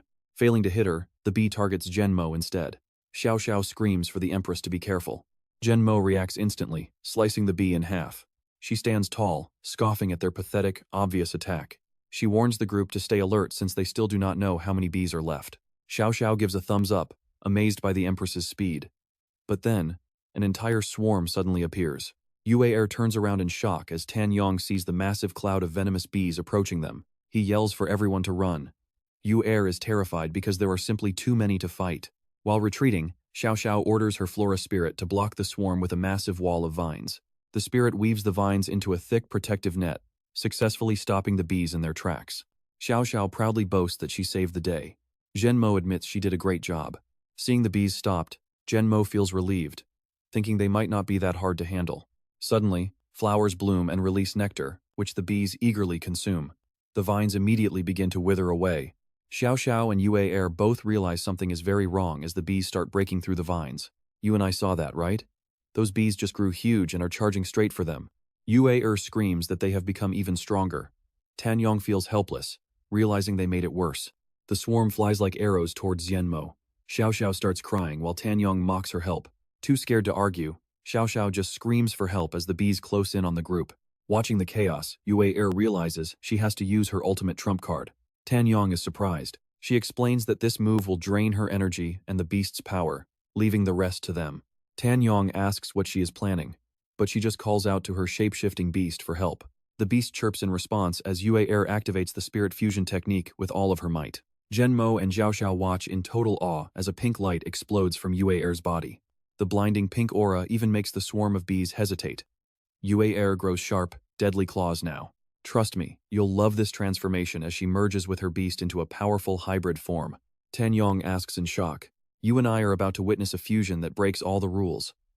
Yue beams with pride while enemies watch from the shadows. Hidden in the brush, Wu Hen's crew whispers in confusion, questioning if this is even a real fusion since nothing seems to have changed. Wu Hen quickly silences them, warning the group not to give away their position while the enemy is distracted. Yue turns around and barks orders at Xiao Xiao, telling her to use thorny vines to lift the team to higher ground. Xiao Xiao forms a hand seal, her eyes filled with determination. She trusts Yue completely, even if the plan seems a bit reckless. She commands the grass spirit to use thorny wall. Instantly, massive vines shoot upward, lifting Chen Mo and Tan Yong into the air.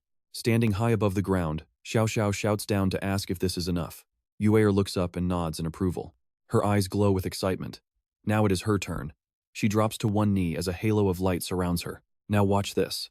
Blinding pink light erupts as the fusion reaches 100%, radiating across the entire battlefield. The glow intensifies until it is impossible to look at. When the light fades, Yue has transformed into a massive overlord dragon. The audience watching through the spirit mirror gasps in shock. They cannot believe this young girl just performed a complete transformation. Chen Feng is stunned, wondering how this is possible. A tyrant dragon should only exist in the deepest parts of the ancient wilderness. Chang explains that she is still using a mimicry skill. This current form is just the initial stage of her illusion technique. Yue lets out a terrifying roar at the poison shadows before unleashing a sonic scream that rattles their very souls. The enemies try to resist, but they are no match for Yue. After her devastating sonic attack, they fall lifeless to the ground. High up on the vines, Tan Yong praises her power. He had no idea she was hiding such a high-level skill. Yue just scoffs at his praise. She is incredibly proud of this new trump card and wants everyone to know its true power. This fusion allows her to mimic any spirit beast she has ever seen. She can copy their form, appearance, and even their skills. Of course, every power has a price. She explains that the stronger the beast she mimics, the more energy it drains from her. Her eyes lock onto the enemy. This next mimicry strike will take every ounce of her power. Inferno Purgatory. She unleashes a massive stream of molten lava. The heat is absolute, turning the battlefield into a literal hellscape of fire. Nothing survives the searing heat. A literal sea of molten lava erupts, swallowing the entire forest in a fiery, suffocating grave. Everyone watching the match is speechless. They wonder if using such a massive lava attack is overkill for a single fight. Even the High Masters are impressed. The fusion is fascinating, but Long notes that the energy consumption must be astronomical. I know what you were thinking. It looks cool, but Long is hunting for the Overlord Dragon's true strength, not just illusions. After the lava burns everything to ash, Yue declares that the enemy has nowhere left to hide. They will show themselves now. Chen Mo and the others are still hanging onto the vines, their mouths hanging open at the scale of the destruction. Xiao Xiao is left speechless. She never imagined Yue was capable of such a terrifying and wide-reaching attack. Suddenly, Yue's power vanishes. She lets out a weak cry before collapsing from exhaustion, falling unconscious to the scorched earth. Seeing her hit the limit, Chen Mo leaps down to catch her. Xiao Xiao lands right behind him, panicking over Yue's condition. Chen Mo confirms she is just exhausted and leaves her in Xiao Xiao's care, ordering her to start the healing process immediately. Tan Yong steps forward, eyes narrowed. It is their turn now. He looks up and spots Wu Hen's group floating in the sky. He shouts that the enemies have finally revealed themselves. Chen Mo does not hesitate, immediately activating her feathered combat form. She launches herself into the air toward Wu Hen's trio. Xunyi watches her approach with a look of pure contempt. He mocks her for trying to fight 3 against 1, asking if she truly believes she can win this lopsided battle. Tan Yong is not intimidated at all. He tells them that handling trash like them will not be an issue for their team. Wu Hen lunges forward to block Chen Mo's path, shouting at Xunyi to get out of the way before he gets hit. But it is too late. Chen Mo's cold blade is already swinging down, aimed directly at Xunyi with lethal precision. At the last second, Wu Hen kicks Xunyi out of the way. Xunyi is furious that his spirit beast took the hit. Wu Hen snaps back in rage. If he had not kicked him, Chen Mo's blade would have already claimed his life right there. Xunyi still does not believe him. He looks at Chen Mo in her flaming red armor, unaware of the danger she represents. The fate-seeking flying serpent slowly turns its red eyes toward Chen Mo, sensing the murderous intent radiating from her body. Tan Yong tells her to finish off the snake's master. Xunyi is horrified as she closes the distance in a blur. Luckily, his ally attacks with a sonic blast to buy time. The spirit beast growls, frustrated by Chen Mo's relentless pressure. Xunyi screams for his serpent to dodge, but it is too late. You and I are witnessing the end. A blinding flash cuts through the air. A massive slash strikes the snake spirit, sending it crashing back in total agony. It collapses and drops Xunyi. High above, Wugen watches closely, quickly realizing how bad things have turned for his team. Right after that, Linghua looks back, claiming this opponent is hers. It turns out to be Chen Mo, clinging to the mountainside. Stick with me here because the real chaos is about to erupt from the shadows. She wipes blood from her mouth while Xunyi crawls out of the dirt, coughing and cursing his luck. He slowly pulls himself up, whispering angrily. From a distance, Wu Ling calls out, "Xunyi, I am coming to save you." He worriedly whispers her name. But before she can land, a voice shouts, "You really think you can save him now?" A wave of vines surges forward, creating a massive barrier. Xiao Xiao and the green grass spirit are desperately blocking the path. She screams, "Ask the flower spirit if it agrees first." Xunyi is too exhausted to move, watching helplessly as everything falls apart. No time for him to think. Xiao Xiao orders the flower spirit to imprison him, and it happily obeys her command. Thick vines grow rapidly, wrapping tightly around Xunyi. Helpless, he screams to his comrade, "Wu Ling, you have to take him out." Wu Ling nods, moving fast to attack Xiao Xiao. "I am already on it," she replies, eyes locked on her target. "Now watch this." Xiao Xiao isn't backing down an inch as she commands her vines to strike. They grow longer and longer. They almost reach Wu Ling. She doesn't even look worried, calmly preparing her special skill, Sonic Intrusion, ready to blast them. Instantly, Xiao Xiao's vines wither and die before exploding from the sheer pressure of the sound waves. They simply cannot hold on. Wu Ling glides high into the air to avoid the blast. Looking through the smoke, she smirks, "Did you think vines could protect you?" Xiao Xiao is covered in wounds, staring at Wu Ling in pure rage. "Damn it. How did her sound waves break through my vines like that?" Wu Ling mocks her, "Is your basic knowledge really that bad? Even plants have life and souls. Music makes them grow fast. But loud, jarring noise? That makes them wither away." Suddenly, the vines start twitching and swaying on their own accord. Wu Ling laughs loudly, declaring that from now on, your precious plants will only listen to my commands and nothing else. You and I both know how terrifying this is, losing control of your power to an enemy. Xiao Xiao is completely stunned by this. The green grass spirit is terrified as its own vines move wildly. Xiao Xiao has no choice but to grab Yuer and run. My own vines are obeying someone else? This is impossible. Flower spirit, you have to think of a way out of this. Wu Ling isn't letting them go and chases immediately. Suddenly, she stops, scanning the area, searching for something hidden nearby. She approaches Xunyi, tapping the withered vines that shatter instantly. Stop playing dead, the vines are gone, so get up already. He looks at his pet sadly. My life-bound snake is hurt worse than me. It has no strength left to fight at all. Wu Ling doesn't care. She coldly tells him to stop the act and use that secret trump card move right now. Xunyi hesitates, wanting to save it for the finals. But he steps toward the snake, stroking it gently, calling its name. Wake up, time to work. His eyes glow brilliantly as he triggers the forbidden spirit-beast fusion technique. A blinding purple light explodes around them. Wu Ling has to squint as lightning strikes down from the darkened sky. A dark figure emerges from the dust. Xunyi has transformed, looking like a demon with a long, terrifying tongue and dark aura. This is the life-bound snake fusion state. He says coldly, now you will see the true power of my ultimate fusion. He swings a massive chain weapon, the life-bound chain. The hook flies forward like a lethal arrow toward his enemy. The chain moves so fast, a blur of metal heading straight for the target without hesitation. The chains wrap around Xiao Xiao's body, making her drop Yuer. Losing her balance, she collapses to the ground in an instant. Xiao Xiao grinds her teeth, unable to find any strength. Meanwhile, the elders are watching everything unfold through the magic screen. They discuss the move. By using Spirit-Beast fusion, he shares his state with the beast, just like Huang Qi did before. At his current level, this was the only way to recover his fighting spirit and power to stay in the game. But the elder senses something else. Usually, a fusion like this consumes massive amounts of energy and leaves the user exhausted. Looking at the screen, he notices Xunyi's aura. He realizes something is very different about this specific technique he is using. Xunyi's energy levels barely dropped at all. This fusion ability of his is far from ordinary and very dangerous to face. Xunyi notices them watching and mutters, "So you figured it out? Good eyes." He steps toward the fallen Xiao Xiao with a grin. "What do you want?" He grabs the chain, laughing loudly. "This is the special ability of my life-bound chain. Unlike other fusions, this chain doesn't actually deal any physical damage to the target it captures. It is much worse." But then he reveals a terrifying secret. For 1 hour, anyone caught by this chain shares my fate. We rise or fall together, through everything. And here is the big question, if they share the same fate, would he really kill her? Trust me, you can't miss the next part. Me? I do not need to kill anyone, he says calmly. You and I are about to see how cruel these villains can be. Suddenly, vines drop before her, twisting and lashing against Xiao Xiao's back. Wu Ling controls them but wonders if just subduing her is enough. Seeing the motionless bodies on the ground makes Shen Yi laugh with joy. Suddenly, Yuer becomes agitated and forces herself to stand up. Shen Yi notices her and mocks her immediately. Both look at her with disdain, saying waking up now will only bring her more pain. They decide to settle this before the final blow. Shen Yi laughs loudly, whipping Yuer with chains to watch her struggle in agony. Her gut-wrenching screams reach Chen Mo's position. Yong is incredibly worried about her. Finally, both decide they must save her first. They rush to rescue her but are stopped almost immediately. Standing before them is a dense swarm of bees.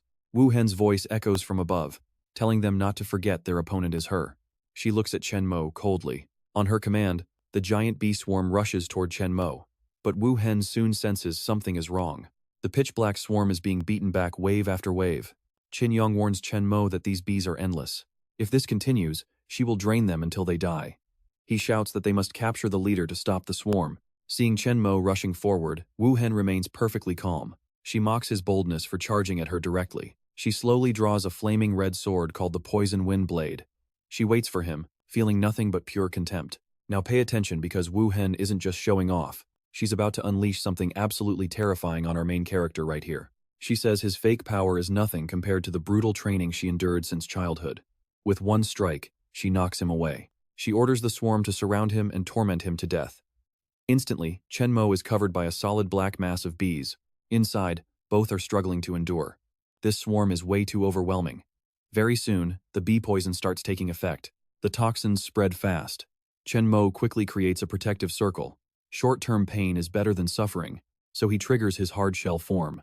Yong reminds him she's coming to protect someone, but the bees are so thick they can't see anything anymore. He pushes his limits, but a moment later, everything is blown away. Wu Hen mocks him again, calling him a total fool. Did he forget how that Emperor shell failed before? Chen Mo didn't expect to face her like this. Wu Hen enters her bee form. It is over, she says, stabbing her stinger tail toward Chen Mo. However, she quickly realizes something is very wrong. It turns out she actually hit a Caterpie clone. Qin Yong laughs, telling her not to even think about hurting his friend. Furious, Wu Hen blows them both away. Luckily, they fall straight into a nearby forest. Chen Mo calls out for Qin Yong. Qin Yong smiles to reassure him. He wasn't poisoned, so he's mostly fine, though his waist is hurting a bit. She approaches with heavy killing intent, promising to make him taste the poison again. Qin Yong frowns, admitting the poison is annoying, but then he bursts out laughing, looking very satisfied. Wu Hen mocks him, asking if he can still fight in that state. She says his companion has completely lost his strength. She wonders how he'll turn the tide. Okay, I know what you're thinking. Why laugh while losing? Well, because they just reached the perfect spot for their plan. No, this distance is enough, he replies. Suddenly, one clone launches forward at extreme speed, followed by a second one. Seeing two clones approaching, Wu Hen just sneers. What good is a clone with ironclad armor going to do now? Qin Yong remains confident, telling her she should enjoy her laughter while she can. Now Wu Hen realizes something is wrong. She turns her head, but it's too late. Far away, Shen Yi also notices and stares at the clones rushing in. After figuring it out, he laughs coldly. That half-dead ironclad armor still wants to save people? He launches his chain. Don't make me die laughing, he shouts. However, Qin Yong uses his body's advantage to quickly dodge every single attack. One clone reaches Yue while the other reaches Xiao Xiao. Shen Yi and Wu Ling stare in shock at the blue light. They finally understand the situation. This is a spirit-beast fusion technique. Wu Ling warns that this is very bad news. What? How is this possible? Shen Yi starts to panic. Yue who was covered in wounds, is now standing up. She thanks Qin Yong, surprised he could pull this off. She looks like she was never even scratched. The fusion is complete, and the same goes for Xiao Xiao. Everyone watching the battle is absolutely stunned. They've successfully merged, gaining incredible new strength. The enemies look on in disbelief as the energy explodes. Shen Yi can't believe his eyes, trembling as the tables turn. The girls are radiating a terrifying aura now. Yue covered in wounds just a moment ago, stands back up. She's shocked that Qin Yong actually pulled this off. She looks completely uninjured, her energy surging. The fusion is complete for Xiao Xiao as well. Everyone watching is absolutely stunned. How did they get so strong?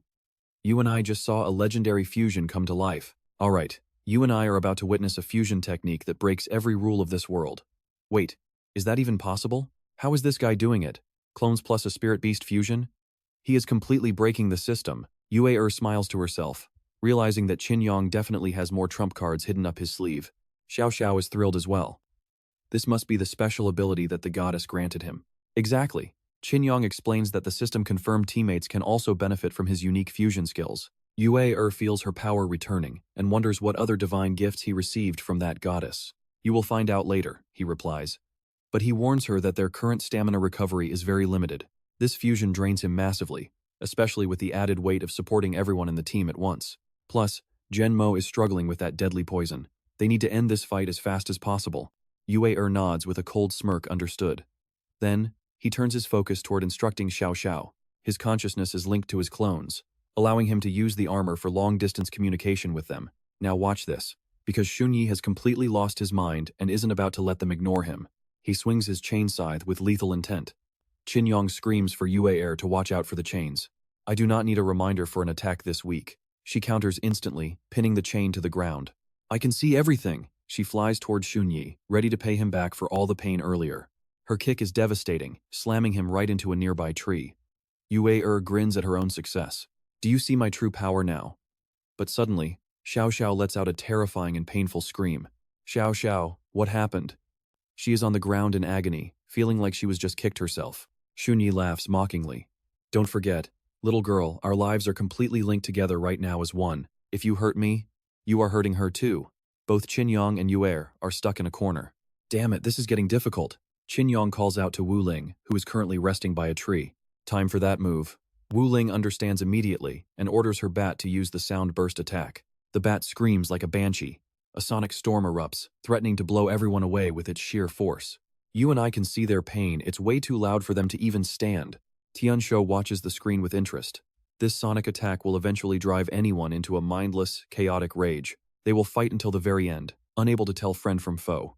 It is absolute madness on the field. Exactly, the leader confirms. But even a move this powerful has one very obvious and glaring weakness. Chen Mo and Qin Yong are barely holding on, as the terrifying sonic pressure crushes their eardrums. Qin Yong shouts for a fusion. Suddenly, his voice echoes directly inside the mind of Chen Mo. If they block their ears, the sound won't affect them. Not just Chen Mo, but the girls have this protection too. Xiao Xiao stops feeling dizzy and smiles. This armor is actually pretty convenient for a fight like this. Yue is happy too. It feels like Qin Yong is protecting her directly. It is a very powerful feeling. All right, she says confidently. What else have you got? Wu Ling just laughs with a sense of total contempt. You think this move was meant for you? Suddenly, the look in Yue Er's eyes turns into pure doubt. Look at Xun Yi. He is huddled under the tree, radiating a dark and demonic energy like a monster. A second later, he lets out an earth-shattering roar and lunges forward from the tree like a beast. He is targeting Yue Er. Qin Yong yells for her to get out of the way as fast as possible, but he is way too fast. Before she can even react, Yue Er is slammed into the ground with insane force. Xun Yi shows no signs of stopping. His hands reach out to grab Yue Er again while she is down. She grits her teeth, refusing to lose like this. She raises her arms to block his next relentless strike. As he strikes her, a shockwave ripples out. The secret hidden blades in her armor cut deep into that madman Xun Yi. The madman stops for just a second, giving Yue Er the perfect chance to kick him away with all her strength. His massive body flies back, smashing directly into a giant rock. But he does not seem to care at all. He crawls back up, completely unfazed by the impact. This time, he attacks with even more terrifying power than before. You and I can see he is a monster. It gets worse. Stick with me, you and I are about to watch Qin Yong face an enemy that just got way stronger. Wu Ling explains calmly that this frenzy effect doesn't just make a person lose their ability to judge. It activates hidden potential for even greater power that is the true coordination of our Shen Yin sect. Xun Yi's eyes glow a furious red as he screams. Suddenly, he stops abruptly as if blocked by something. Chen Mo charges in and slashes him hard. Immediately, a whirlwind erupts, separating him from the others. Even Wu Ling is shaken by this. Qin Yong quickly warns Chen Mo about the danger ahead of them. Listen, Chen Mo, his life is linked to Xiao Xiao right now. Do not kill him yet. Understood. Xun Yi continues to growl, lunging forward unexpectedly. His massive hand reaches out to crush Chen Mo's throat, but she is not slow at all. Chen Mo matches his speed and officially enters a fierce, high-stakes battle. From within the thick smoke, Qin Yong shouts out, Xiao Xiao, Chen Mo can't hold him back forever. She looks up at the sky, realizing her vines are being controlled by that annoying sound bat above. Qin Yong doesn't want to hear excuses. Less talk, just do it. Xiao Xiao finally prepares her main skill. She calls on the green grass spirit to use its vines. Instantly, a massive cluster of vines leap out.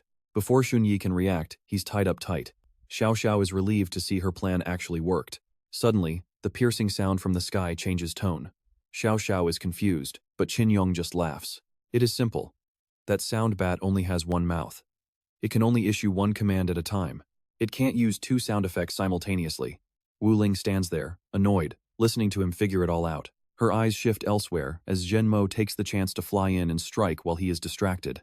A powerful slash cuts across his face, but she dodges. Chen Mo isn't satisfied with that result at all. Wu Ling jumps back, successfully avoiding the next strike.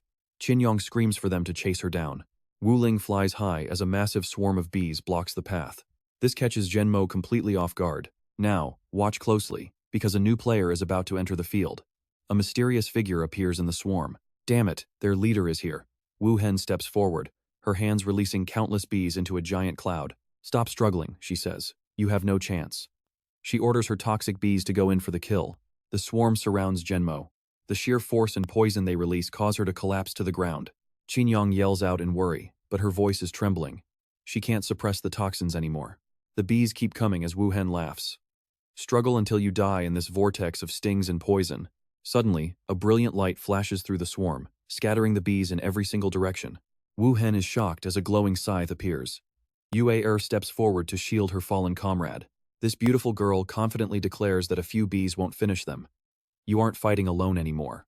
The two girls combine their powers, purple and green light clashing against the dark swarm of toxic bees. But the swarm is too large. Even if they cut through one side, the bees just reform elsewhere instantly. Fighting like this is useless. Yue grits her teeth. We'll be drained to death at this rate. Wu Hen mocks them for being smart enough to realize they're doomed. That's when Qin Yong offers a hint. You probably thought the same thing I did. But Qin Yong knows they've forgotten about one person. He signals the other girl on the team. Xiao Xiao, don't just stand there, time to get serious. She nods and activates the green grass spirit. Wu Hen watches from afar, confused by their next move. Within seconds, vines are rushing toward Wu Ling. Wu Hen finally realizes the danger and yells a warning. Like a flash, Wu Ling jumps high to avoid the strike from the green grass spirit's powerful vines. She retreats to a high branch, cursing their annoying abilities. She then launches herself toward the sound bat. Wu Ling taunts them, saying their vines can't reach that high. Xiao Xiao is frustrated by the distance. However, Yu Er smiles with pure confidence. My phantasm lizard can definitely reach you up there. A glowing red circle appears among the vines, and something massive shoots out at a terrifying speed. The phantasm lizard's sharp claws are about to reach Wu Ling. She is caught before she can even blink. And just like that, the tables have turned. Trust me, you're going to want to see what happens next. Alright, you and I are diving into a chaotic forest battle where teammates are falling. Wu Yin stands frozen for 5 seconds as her ally drops to the ground. She screams out Wu Ling's name toward the tangled vines.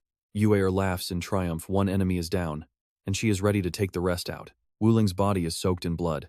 She gazes at the sky with eyes full of regret and hatred as her life begins to fade away far too soon. Before her final breath, Wu Ling forces herself to make one last play. She struggles to command her beast so everyone can hear the final, devastating scream of its master. Beneath the beautiful blue sky, Wu Ling's hatred consumes everything. The ancient sound bat obeys its master's final command and opens its massive, terrifying jaws to strike. Its glowing red eyes glare with pure malice, and then, the inevitable happens. A soul-shredding, ear-piercing shriek erupts, echoing through every single corner of the dark forest. The horrific sound waves blast outward with incredible force. Chen Mo growls, complaining about the noise, while Yu Er screams in pain even through the protection of her armor. Based on the massive shockwaves from the bat's cry, the area where the vines were swallowing Xun Yi has completely exploded. The power behind the scream is truly insane. Seeing this, Xiao Xiao is caught in total disbelief while clinging to a tree. She can't believe he used raw, primal force to shatter the bindings of the vines. Xun Yi sits amidst the shredded remains of the spirit vines. His breathing is heavy and distorted, sounding like a monster struggling to contain his internal, boiling rage. Suddenly, he goes completely berserk, howling like a man possessed by a demon. In a blur of movement, he vanishes from the pile of debris at high speed. Yue Er spots him immediately from her position. He is broken free from the trap and is flying straight toward her with nothing but murderous intent in his eyes. He launches several purple poison chains right at Yue. The attack is too fast and far too dangerous for her to react in time to save herself. Now pay attention here, the chains wrap tightly around her arms, binding her instantly. Xun Yi roars again, looking like he wants to eat her alive right there. Even with the toxic chains restricting her movements, Yue Er refuses to give up. She pulls back with everything she has, trying to break the deadly, purple hold. But Xun Yi is one step ahead. He lunges forward, delivering a brutal, crushing blow that catches her completely off guard and leaves her with no room to move. Yue Er can't withstand the impact and collapses to the ground, unconscious. Unable to watch any longer, Chen Mo charges straight for Xun Yi to start the counterattack. She delivers a powerful slash across the madman's body. Caught off guard while he was focusing on Yue, he takes the full, devastating force of the hit. Chen Mo leaps into the air, ready to strike again with her sword. Qin Yong's voice rings in her ear, warning her that Xun Yi is even stronger now. He explains that the increase in power is due to the bat's previous scream. Wu Yin flies in, mocking them for having the heart to worry about others. She launches an attack that forces Chen Mo to block, breaking her momentum. Xun Yi takes this perfect chance to quickly retreat to a safer spot nearby. Suddenly, swarms of bees erupt from Wu Yin's dust cloud. The unexpected force of the impact sends Chen Mo flying back across the battlefield as she loses her balance. Though she is pushed back, she quickly regains her focus. Chen Mo stands tall, staring down the screaming lunatic who is still howling like a beast in front of her. Xun Yi laughs maniacally while launching another wave of long, deadly chains. They hiss through the air, heading straight for Chen Mo with even more speed than before. The chains strike with terrifying momentum. Just as they're about to hit her, Qin Yong screams out a warning for Chen Mo to be careful of what's above. Chen Mo glances up and sees Wu Yin's debris falling down. Instantly, massive spirit vines sprout from the ground to shield her from the incoming rain of attacks. But the pressure doesn't stop, as Xun Yi continues his assault. Qin Yong shouts again as more chains fly toward her face from the other side of the field. Chen Mo turns to see the chains inches away from her. Before she can react, Xiao Xiao reaches out with a bright smile, leaving Chen Mo in total shock. You feel that too, right? Xiao Xiao stands before the danger without a shred of fear, smiling as she tells the Empress she can only do this much. Xiao Xiao throws herself forward as a human shield for Chen Mo. The chains strike her body with a violent, sickening thud, over and over without any mercy. Chen Mo screams her name in pure agony. Xiao Xiao's voice echoes in her mind, repeating the same words about only being able to do this much to help.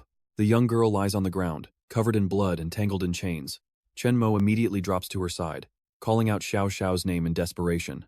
She looks at the brave, broken girl and cries out, asking why she would do something so reckless and self-sacrificing for her sake in this battle. With her last bit of strength, Xiao Xiao whispers that the fate-linked chain is still active.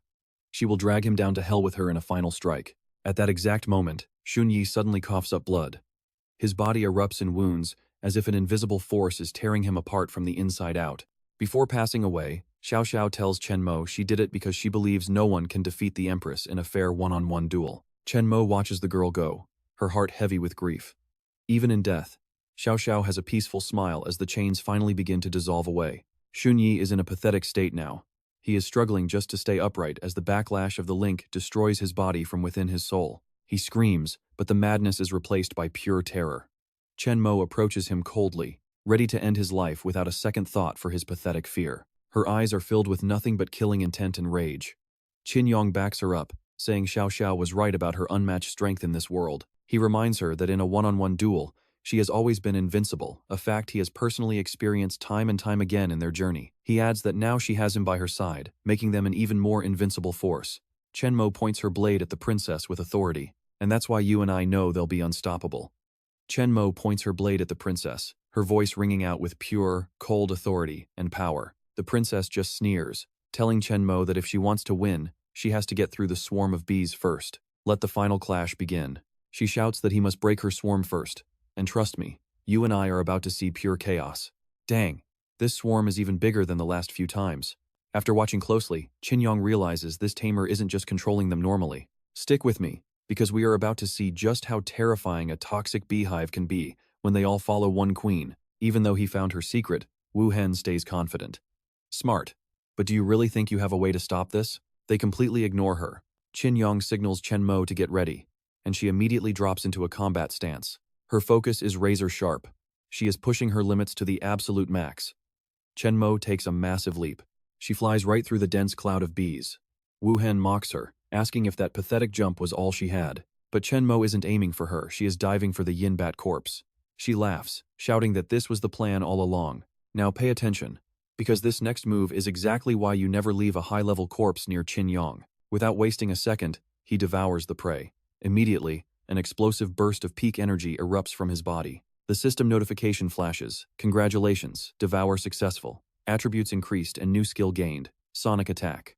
His stats go through the roof. Strength up 50, defense up 96, speed up 57, mental power up 42.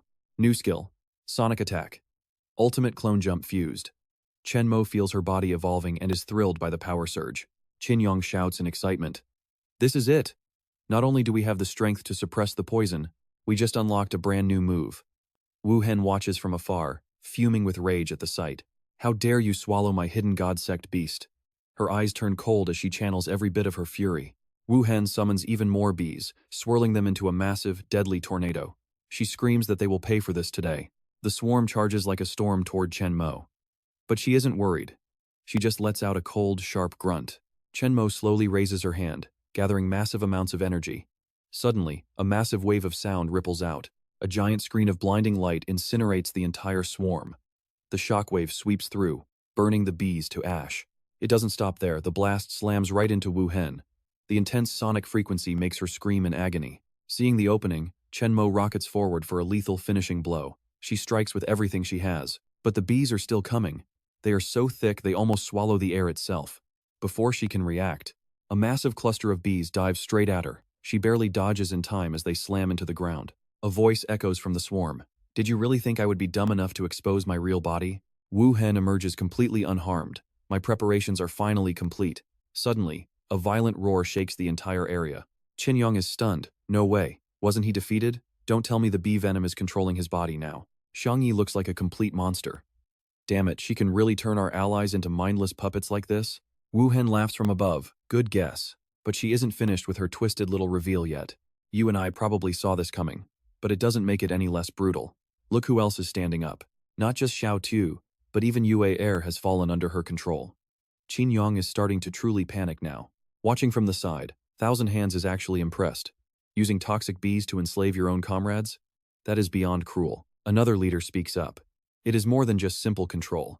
The venom is flowing through Shang Yi's entire circulatory system. Even worse, the toxin has hijacked his nervous system. It means she has full access to every one of his abilities. Shang Yi attacks like a mindless beast. Countless chains erupt from his body, and she can use them all. The assault is relentless, and it isn't just him, the others are joining in to finish the job. The Gailio monsters surge forward to bind Chen Mo. Xiao Tiu is the one pulling the strings behind this trap. Yue lunges at Chen Mo with terrifying speed. Without a single word, she drives a blade straight toward her friend. A blinding light tears through the sky. A massive shockwave sends Yue flying backward across the battlefield. She lands in a combat stance, ready for more. Qin Yong screams in terror as he sees Chen Mo take a hit. Wu Hen just sneers. How much longer can you hold out? The Gailio monsters burst out from under the ground. They swarm the cliffs, crawling everywhere. Qin Yong is furious but helpless. Using Xiao Tu's moves like this is cheating. Chen Mo, get out of there. The monsters use their combined strength to pull a massive boulder down on top of her. As the dust settles, only a pile of monsters remains where she once stood. Wu Hen smiles, it is finally over. The others watch in silence. Even Thousand Hands thinks it might be the end. The bald leader just stares, saying nothing.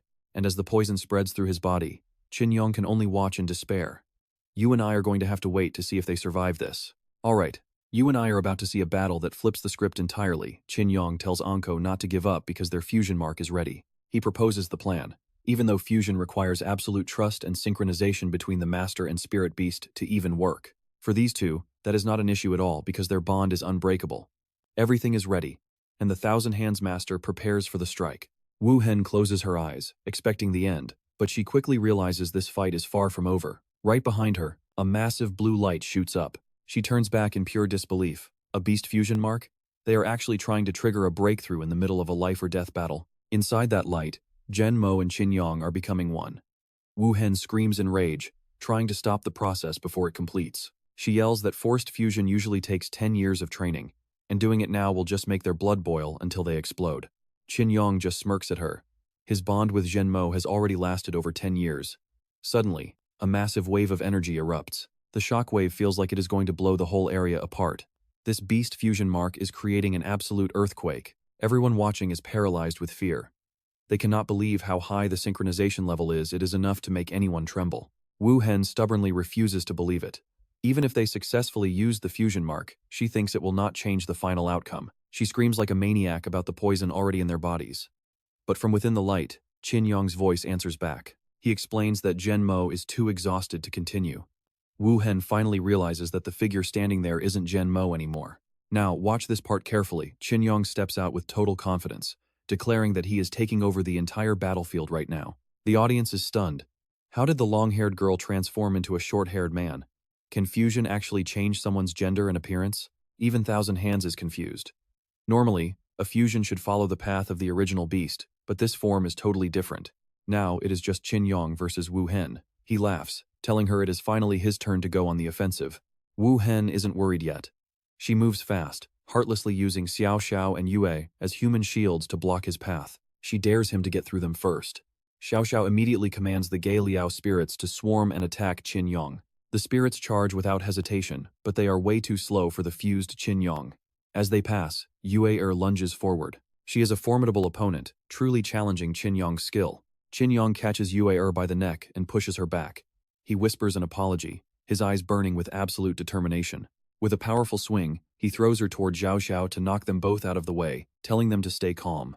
In a flash, he disappears. Wu Hen looks around in a panic, unable to track his incredible speed as he closes the gap. He suddenly appears next to the girls. He apologizes, telling them to sleep. Wu Hen thinks his transformation will not last long. A monstrous beast charges toward him. From both sides, Xunye and Nulin rush in with pure killing intent. Qin Yong takes them both down with a single, casual strike. Wu Hen's eyes go wide. She can't believe her elites were swatted away. She finally steps up herself, shouting that he should not forget about her swarm of toxic bees. The swarm circles him like a cyclone. Qin Yong just gives a cold smile. Strangely, he does not even try to fight back as the poisonous bees completely envelop him. Metal clanging sounds ring out from inside the swarm. Qin Yong walks out completely unscathed. He had his heavy armor ready the whole time. You and I both know that. Look, Qin Yong mocks her, asking if that is all she has since their defense is unbeatable. He tells her to use everything she has right now. Wu Hen is shaking with rage, thinking about all the effort she put in. She was so close to her goal. Just one more step and she would have succeeded. She screams that she will never lose. The bees cluster together, transforming her arm into a massive, lethal stinger, the queen's weapon. She glares at him, boasting that this stinger contains the concentrated venom of her entire swarm of deadly bees. Her eyes burn with hatred. She claims nobody can survive this toxin, and even the thickest armor will rot upon contact. She lunges forward with everything she has, screaming for him to die as she claims her victory. Yong just wipes his nose and tells her to give it a shot. He slams his foot down, shattering the earth beneath them. Before Wu Hen can even process what is happening, it is too late. She is hit with force and sent flying into the distance. The sight is horrifying. Thousand Hands, who thought she would win, is speechless. Bill and Chang are frozen in shock. Dust settles over the crater. All that is left are bloodstains on the ground and the sound of Wu Hen's ragged coughing. She lies there, covered in blood, staring at the sky and groaning that she just cannot accept this defeat. She vanishes completely, just as Yong approaches. He removes his helmet and softly tells her that she did not lose to him. Yong and Chen Mo finally separate from their fusion. He looks at her spot and says, "She lost to us." The girls wake up. Xiao Xiao and Yue wake up while the leader smiles. "Trust me, you and I just witnessed a masterpiece.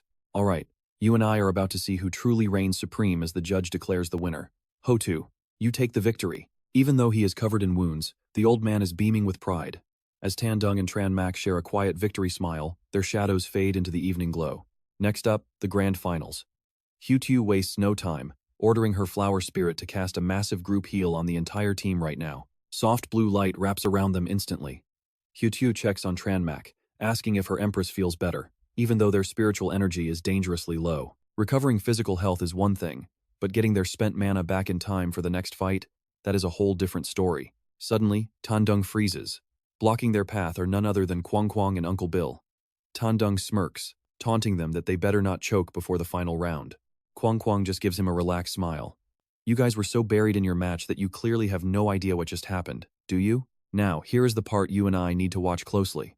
He points to the side, revealing that the Hong Ko sect just forfeited their spot. Wait, why? A few massive figures are already heading for the exit. Apparently, they had some urgent business and just decided to pack up and leave suddenly. Tran Mak goes quiet, processing this. Suddenly, Nguyen points a finger at Kwang and shouts, "Does this mean we are facing them right now in the finals?" The judge, Thien Thu, steps forward. Since the Hong Ko sect quit, the final showdown will be between Team Tran Mak and Team Kwang. The announcement comes instantly. "Both teams, to the stage!" Tandung loses his mind and starts screaming his head off in pure protest. He does not care what Tandung has to say. They are begging for just a moment of rest, but the judge shuts them down immediately. Thien Thu calmly explains that the rules demand continuous combat. Over on the sidelines, Bic Trang is smirking, knowing our heroes are completely exhausted. Kwang looks like he has been waiting for this his whole life. He is ready to end this tournament once and for all. Hu-Tu and Nguyen snap, telling everyone to stop wasting breath on these idiots. They vow to protect the Empress until their very last breath on this arena. Tandung locks in, knowing it is finally time to go all out. Moments later, both teams are standing on the stage, ready to die. Tran Mak group is tense, glaring at their rivals, while Kwang side looks dangerously relaxed. The judge raises his hand for the start. He shouts that the finals are officially underway.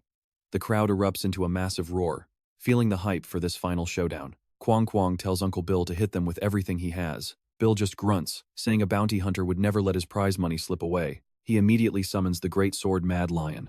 This beast is a level 70 powerhouse, and it looks absolutely terrifying standing on the field. The next teammate summons the bipolar ancestral snake, a level 66 predator that is ready to tear anything in its path to shreds. Kwang brings out his own beast, the armored rhino. Suddenly, all three monsters enter a state of pure, unbridled rage. Nguyen reminds the team about their plan. She admits it is a massive gamble, but it is their only hope to win this whole thing. The enemy beasts charge forward with a deafening roar. Nguyen stays calm and sends out her phantom lizard to intercept them. Hu-Tu backs her up, commanding the flower spirit to grow defensive vines. Everyone is throwing out their ultimate techniques in a massive clash of power. Meanwhile, Nguyen is preparing something hidden. She warns the team that she only has one chance to pull this secret move off right now. She does not even finish. Nguyen cuts her off, saying the rest is in their hands. Hu-Tu shouts out, begging the Empress to bring home the victory. Kwang keeps mocking them, asking if they really have time to chat. Nguyen does not blink, her gaze burning with pure intensity. Suddenly, a blood-red magic circle explodes right in front of Kwang Kwang team. This is the legendary Blood Aura Array, and Nguyen just triggered it. A massive wall of crimson energy surges forward, ensnaring the enemy beasts while their masters stand there, completely stunned by the move. Let us pause here. Even their own flower spirit is being pulled into the array, and that is when Tran Mak finally realizes the sacrifice. He tells Tan Dung that this is the window Nguyen and Hu Tu literally gave their lives to create. They cannot afford to fail. Tran Mak just nods, her expression cold. From the heart of that crimson light, a blinding flash erupts. Tan Dung screams for their final move. Spirit Beast Fusion. Activate. Even the Old City Lord is shocked by this. He cannot believe they actually used their own teammates as sacrifices to power the array. He is absolutely thrilled by the sheer ruthlessness of it. Tan Dung and Tran Mak are turning out to be quite the showmen today. The smoke clears, revealing their fused form, but something is definitely off. Wait, why did their gender completely flip during this crazy transformation? Setting that aside for now, Tan Dung warns that this powerful state will not last long. They need to end this fight immediately. Kwang Kwang is coughing through the dust, looking irritated. He screams for his team to call back their beasts and initiate their own fusion. The teammates shout back that they are on it. Kwang Kwang just lets out a confident, cocky laugh. He unleashes his own fusion array to counter them, showing off his skills. The bearded hunter merges with his greatsword lion. They transform into the armored Lion King and the twin snake dancer. Kwang Kwang draws his sword, looking ready for a bloodbath. Trust me, you and I are about to see this Lion King go wild. Let the final battle begin. All right, you and I are about to see this villain go all out. He lunges forward, a massive lion head on his shoulder roaring as it blasts a pressurized gust of air. Then, he bellows, launching a scorching sphere of air known as the Lion King's Roar.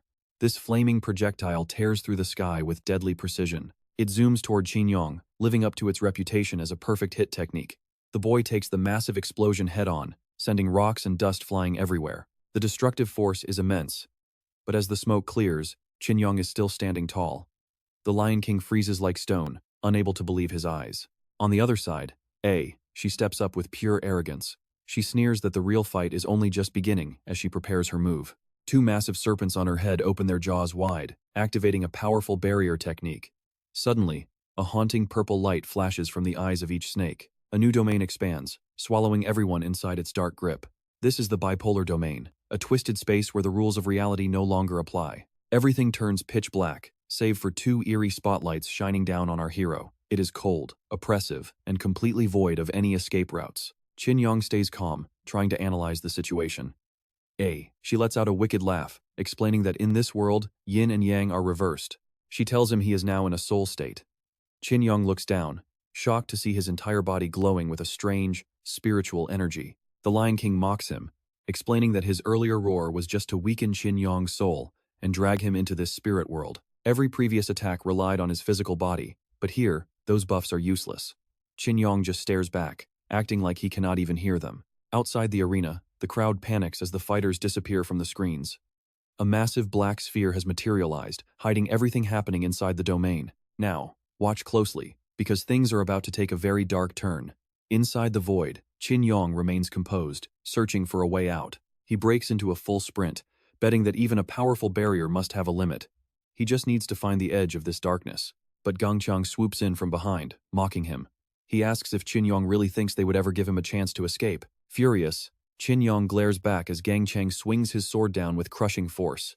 Our hero does not back down, throwing a glowing red punch. It is a clean, powerful strike aimed right at Gangqiang's annoying face. But the moment his fist connects, something feels horribly wrong to Qin Yong. His hand passes right through. It is like punching thin air. He realizes with horror that he cannot actually touch his opponent in this state. Gangqiang laughs, explaining that it is useless. In this domain, Qin Yong cannot harm them, but their blades can absolutely cut through his soul. You and I both know that is an unfair advantage. Their bounty hunter teamwork has created a trap where victory seems physically impossible for our hero. The Lion King brags that they use this exact technique to capture high-level spirit beasts perfectly. She snaps, telling them to stop talking and finish him. Gangqiang steps forward, admitting he respects how hard these kids fought despite their low levels. But then, his expression turns cold and full of contempt. He sneers that their luck has finally run out. As his sentence ends, he brings his sword down for the final, soul-shattering execution. The power behind the strike is terrifying, yet Qin Yong does not even try to dodge. Instead, his body begins to radiate a brilliant blue light. He smiles, admitting he cannot attack them while he is a soul. But there is one thing they forgot, and he is about to show them. Just as the blade is about to hit, Qin Yong vanishes into thin air. Gongcheng gasps in confusion, looking around wildly for any sign of him. Suddenly, Chen Mo bursts out of the shadows, her sword swinging with enough force to shatter the earth. She strikes the arrogant warrior head-on. The massive collision of powers triggers a violent explosion that rocks the dark domain. Qin Yong cheers her on, calling for one last finishing blow. Gongcheng is not scared yet. He ignites his entire body with raging flames, shouting that this single strike will decide who lives and who dies. Chen Mo ignores his barking, pushing her spiritual energy to its absolute limit. She charges forward, her eyes locked onto her target with deadly intent. Both fighters collide once more. A blinding flash of light erupts from their clashing blades, illuminating the entire void with a terrifying, white-hot intensity. This energy surge is so massive that it ripples far beyond their immediate area. The shockwave tears through the fabric of the bipolar domain itself. In an instant, the black sphere begins to crack under the overwhelming pressure. The domain shatters into 1,000 pieces as the energy explodes outward. The two lackeys are sent flying, their bodies battered and covered in blood from the backlash. The barrier that protected them is now completely gone. Gongcheng is in just as much pain, coughing up blood as he trembles. He cannot comprehend how Chen Mo's soul power could be this overwhelming. He lets out a defeated, bitter laugh and looks his opponent in the eye. He admits that in the end, he still could not defeat them. Qin Yong steps forward, his sword pointed directly at the villain's face. He is done playing around and prepares to end this fight for good. He takes a breath and swings for the throat, but an invisible force suddenly slams into his blade. The impact is so strong it stops him cold. Qin Yong stares in shock at his broken sword. A dark, mysterious figure has materialized out of nowhere, standing between him and his target. He demands to know who this is. It turns out to be the mysterious leader who was watching from the sidelines. Qin Yong screams at the interference. He asks why a judge is stepping into the match. The man just gives a cold smirk and discards his robe, revealing his true, sinister identity. He looks at Qin Yong with a dark, predatory smile that sends chills down the spine. He makes it clear that he is not here to judge. So what do you and I take from this? The reward for the goddess and their heads are now officially his for the taking.